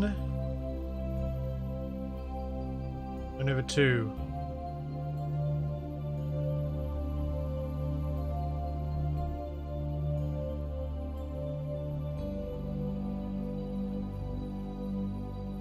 I'd be happy to park it at any orbit at this point. I don't care which direction it's in, I can fix that later.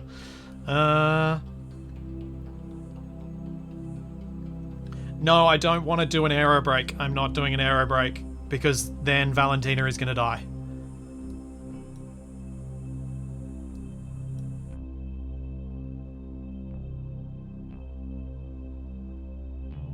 I don't have enough crew seats to get down to Kerbin safely, so this is my try and get Valentina in orbit of Kerbin maneuver.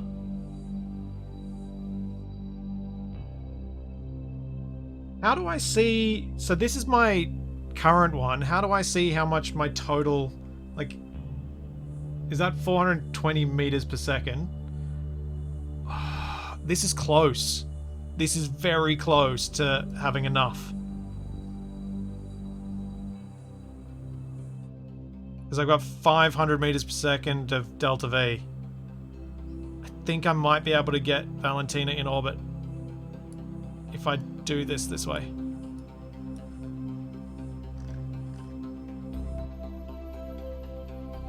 Yeah, I can probably eat a bit of fuel in the lander if I have to.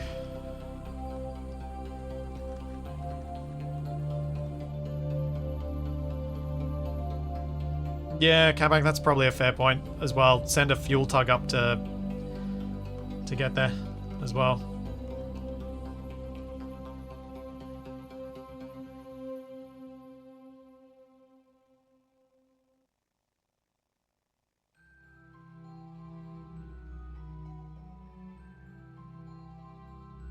I do still have a bit of monoprop. Though that's not going to do much for the full ship. I can use it up though, I guess.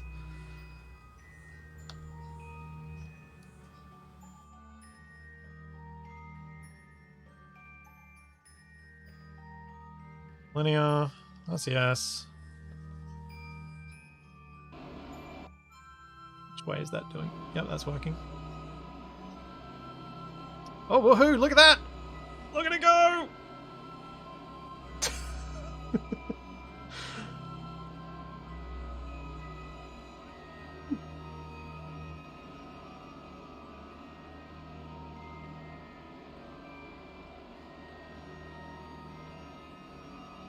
Saved me a whole 2 meters a second or something.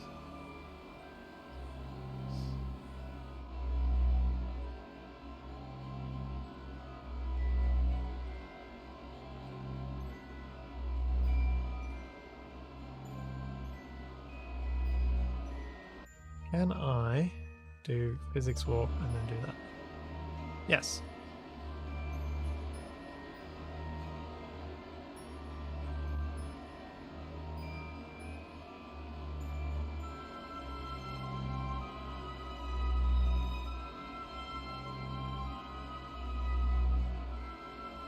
I'm going to be doing this so delicately, this is fine.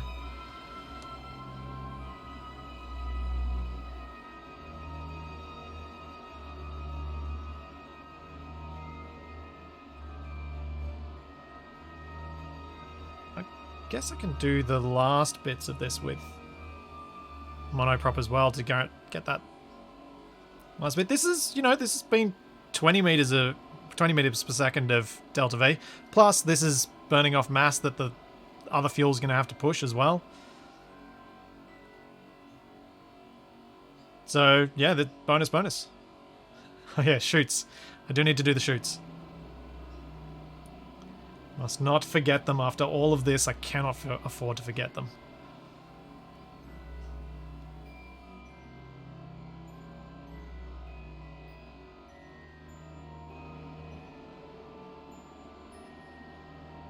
How much monoprop should I use up? I'd like to leave a little bit on board the lander module. Just in case I have to dock with it to something else.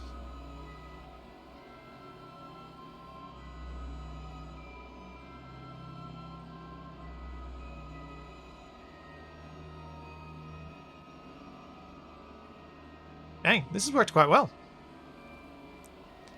Yeah, there's more mono. That's the monoprop I'm using at the moment. In fact.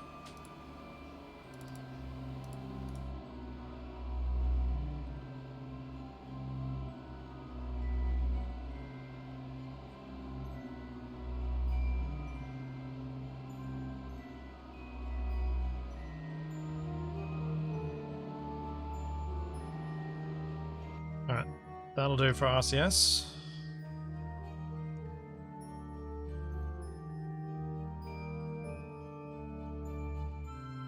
Where's my orbit currently? There.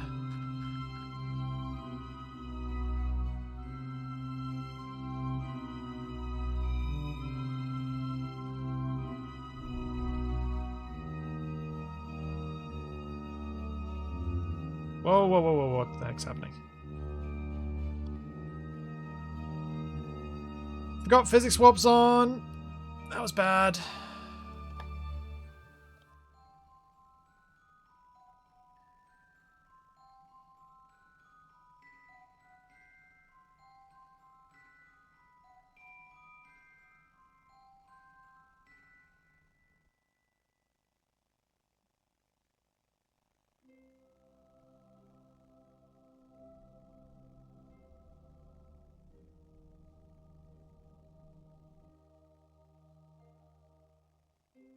A little bit further. Okay, we got moon periapsis.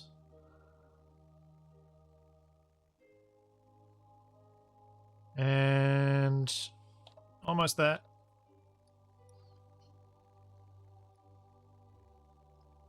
I think that's about right.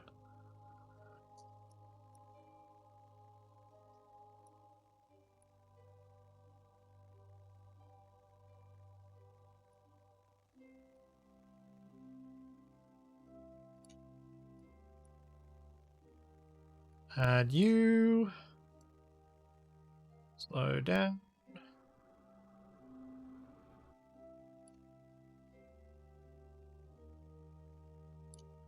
And orbit. Valentini's going to make orbit. Yes! Assuming I have enough, which I do. I've got like 60 left over.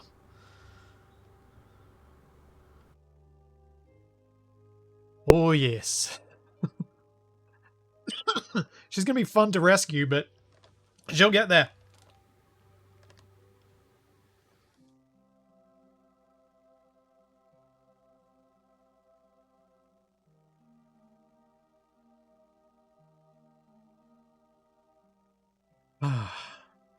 Okay, just 30 days left for that final burn. How do I switch back to focusing on my ship?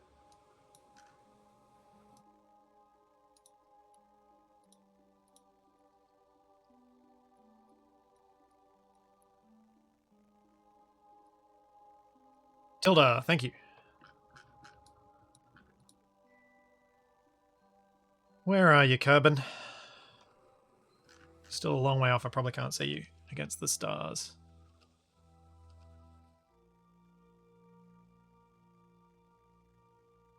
"10 days, 4 days.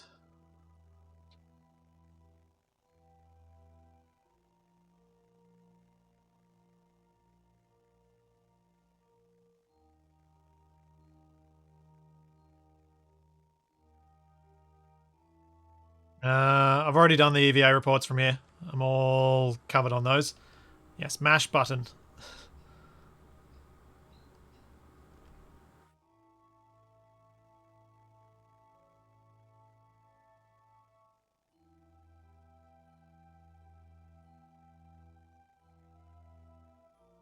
Okay, I'm technically back in Kerbin's sphere of influence. I don't know where... Oh, there it is.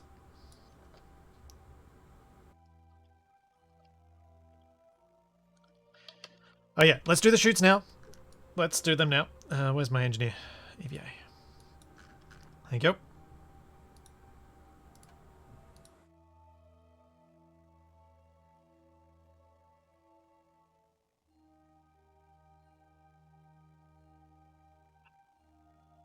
Did I put a...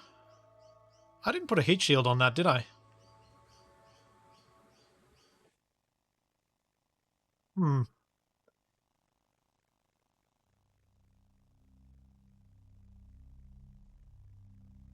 Okay, shoots are repacked. Was meant to put a heat shield on it so I could do re-entry, but it cannot.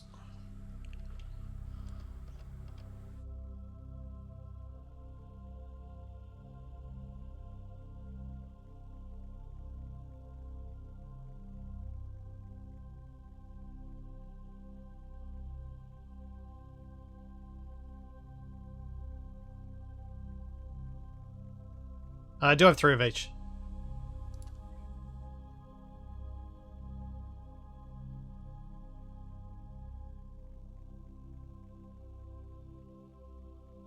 Get that spinning blue ball down there.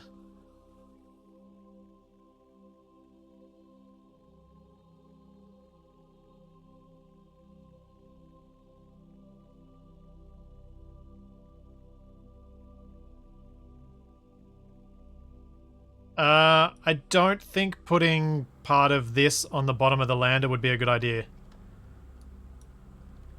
Largely because it'll burn up. The lander's not coming down to Kerbin intact. I'm going to be ejecting part of it.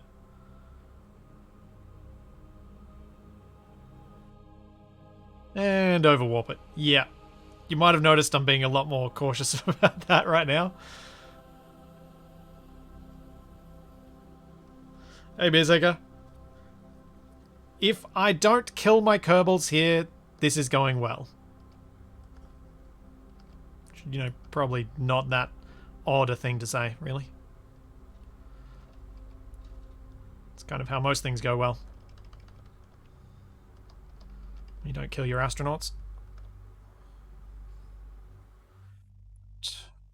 Warp here.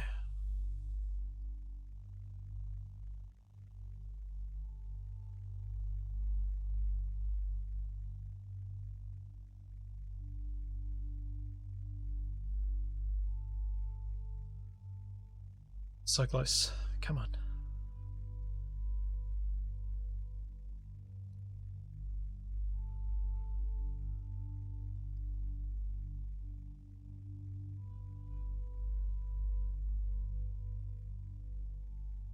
Alright, time to just burn all of my fuel. This orbit as small as I can.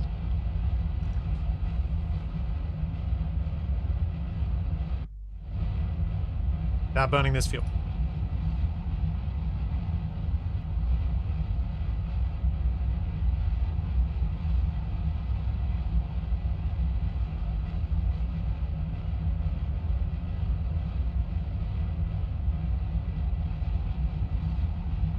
We're down to like just under 1,000 left now.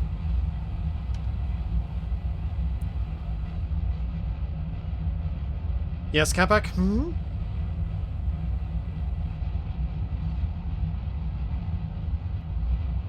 Look at that. Bring it nice and small. Make it easier to recover.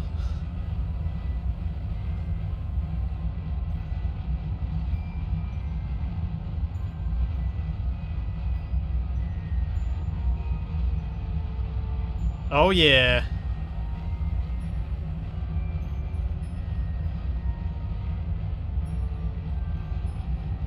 Her orbit's opposite. That's fine though. I'm not worried about that.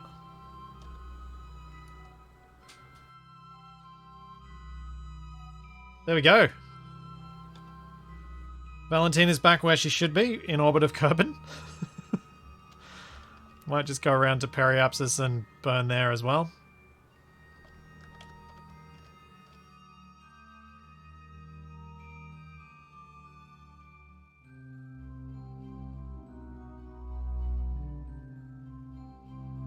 Then we'll detach the lander and hope I don't kill the other three.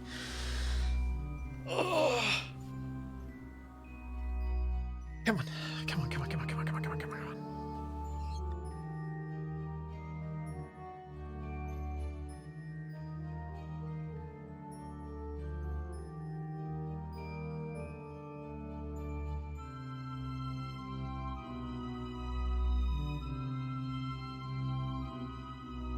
Like, I'm pretty happy with Valentina being at like a 3 million meter orbit.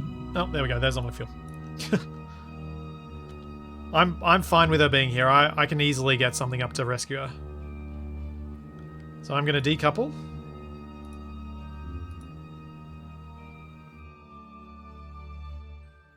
I'm going to switch to the pod with the boys in it. And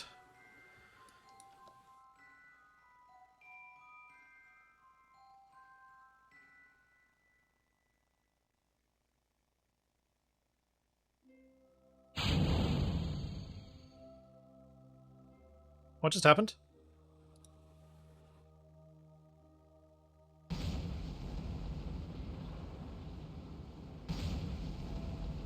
That was weird.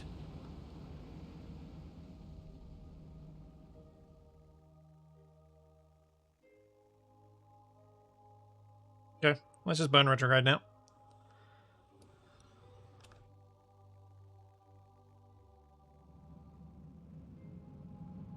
Did I pop my chutes? Oh well.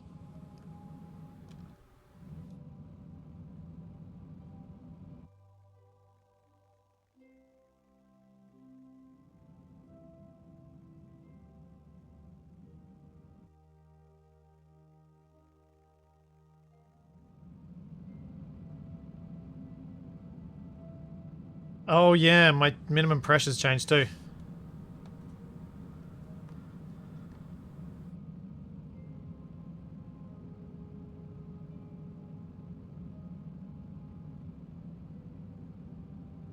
Periups is at 400, 300, 200. Break down a little bit. Further. 90, 80, 70. There we go. 67, 6.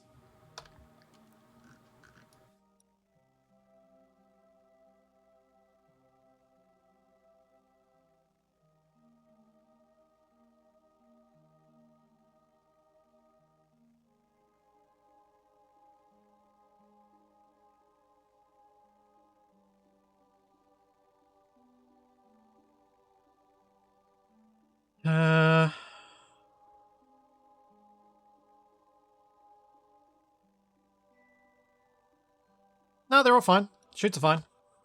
There's no option to repack them.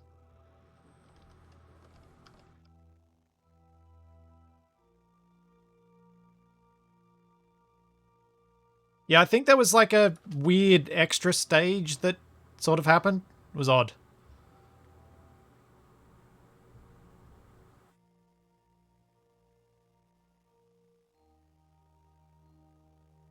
Oh wait, I can pop off this top bit.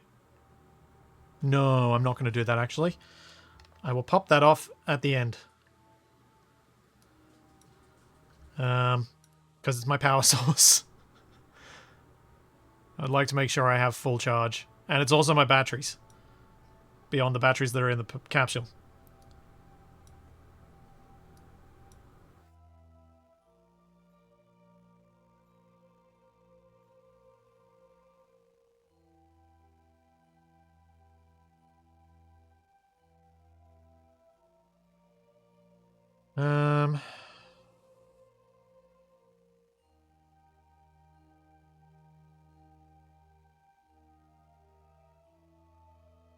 It could be fun watching them burn up on re-entry, yes.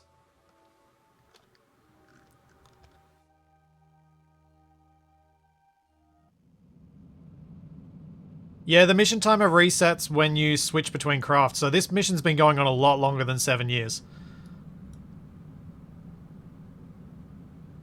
Because that was the last segment of the mission.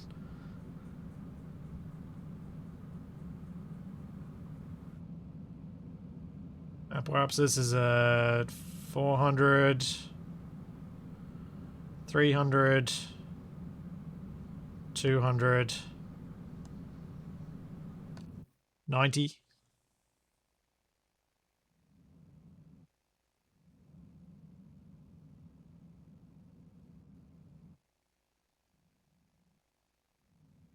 And we're suborbital. Almost. Did you burn off mono too? Yeah, actually I could.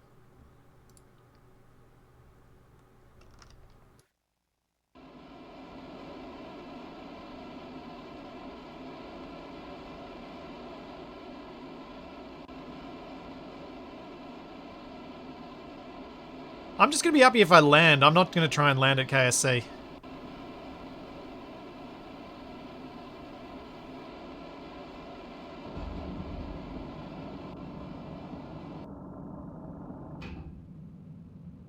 Oops.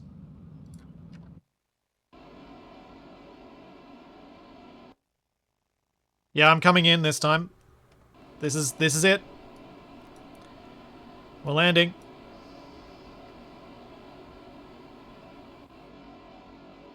Whatever will be, will be.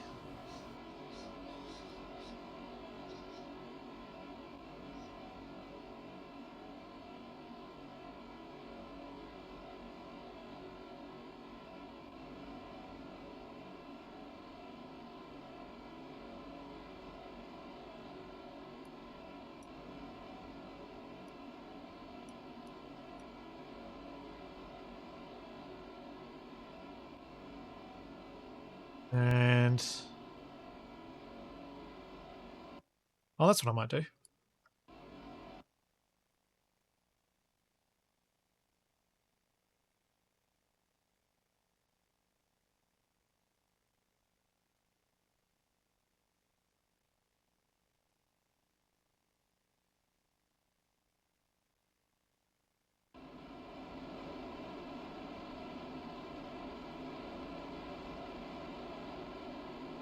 Don't come in as steep as we would. 55, 54 monoprop left. 53, 52, 50. Burn the monoprop. Switch back. Smash up those.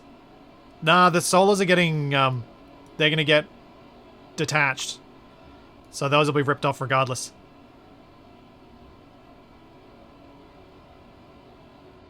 $30 monoprop left. I might switch back to burning my actual thrusters now.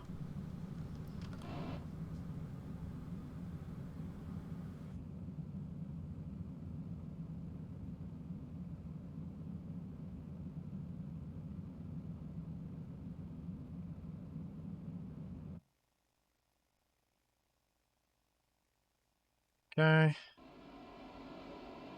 Don't know what my approach is doing. Oh yeah. Still landing in the water.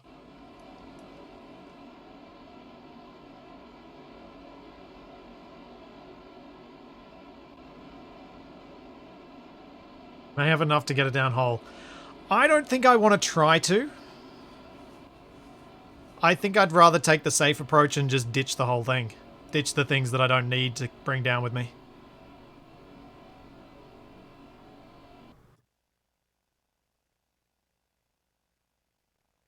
Okay. That's the monoprop burnt.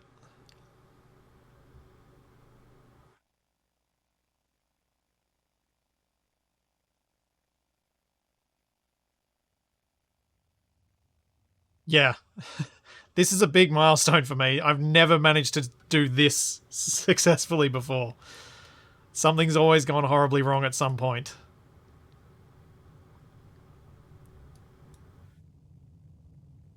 Once the solar panels rip off, I'll deploy this.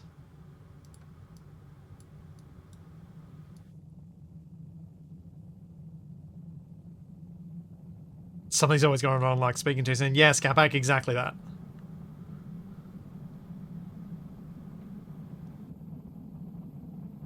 No retries. Whatever happens, happens. I got a deal.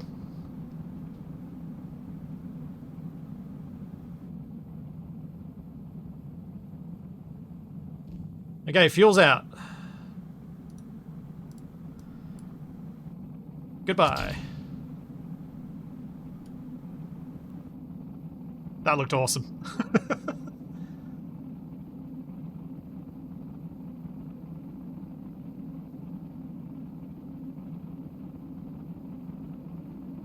Oh, there go the panels. And plan.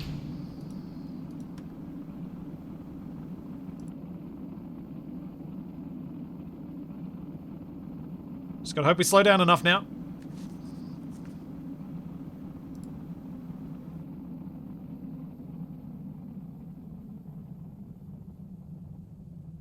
Which we look like we are.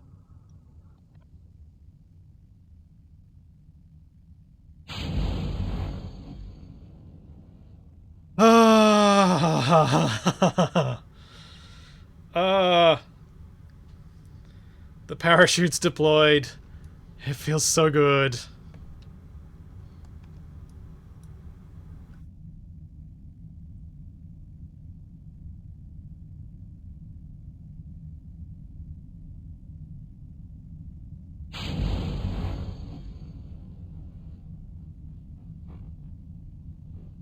That's it.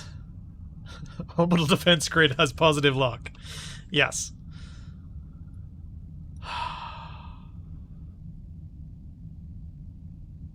Man.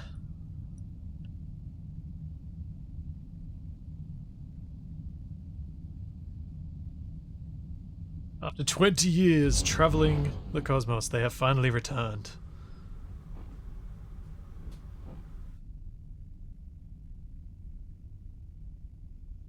For a second I was worried that those other ones weren't going to deploy.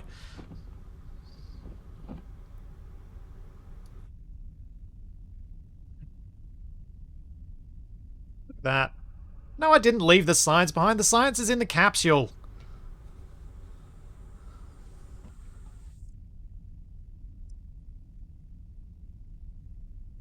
I didn't do that.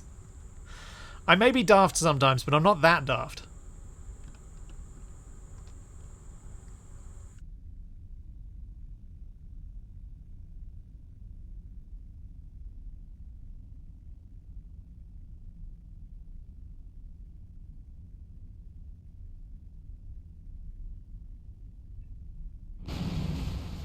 Look at that.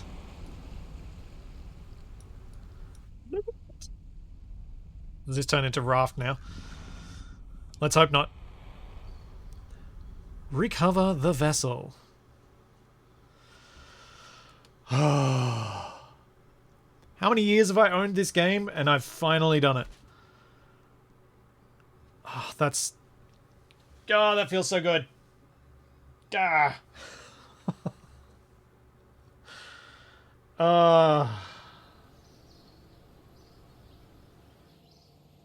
So good.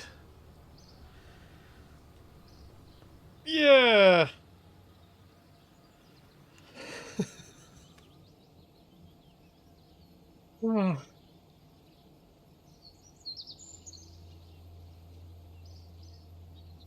Yes. Oh man, that feels good. Also, I just noticed that 99% of people voted that yes, I would succeed this last part. Thank you for your belief in me, even though I definitely didn't deserve it. Yay! 2,788 science. Oh yeah. 3 million Kerbucks.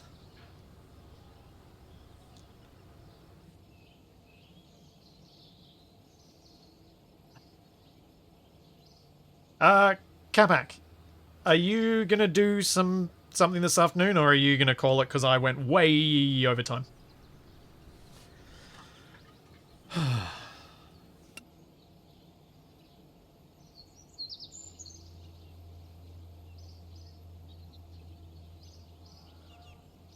Oh, I need victory music. I need victory music.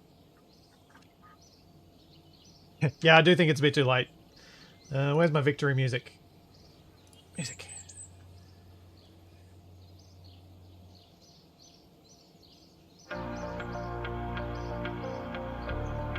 Oh, come on. Over here. How loud is that? Yeah, that's right.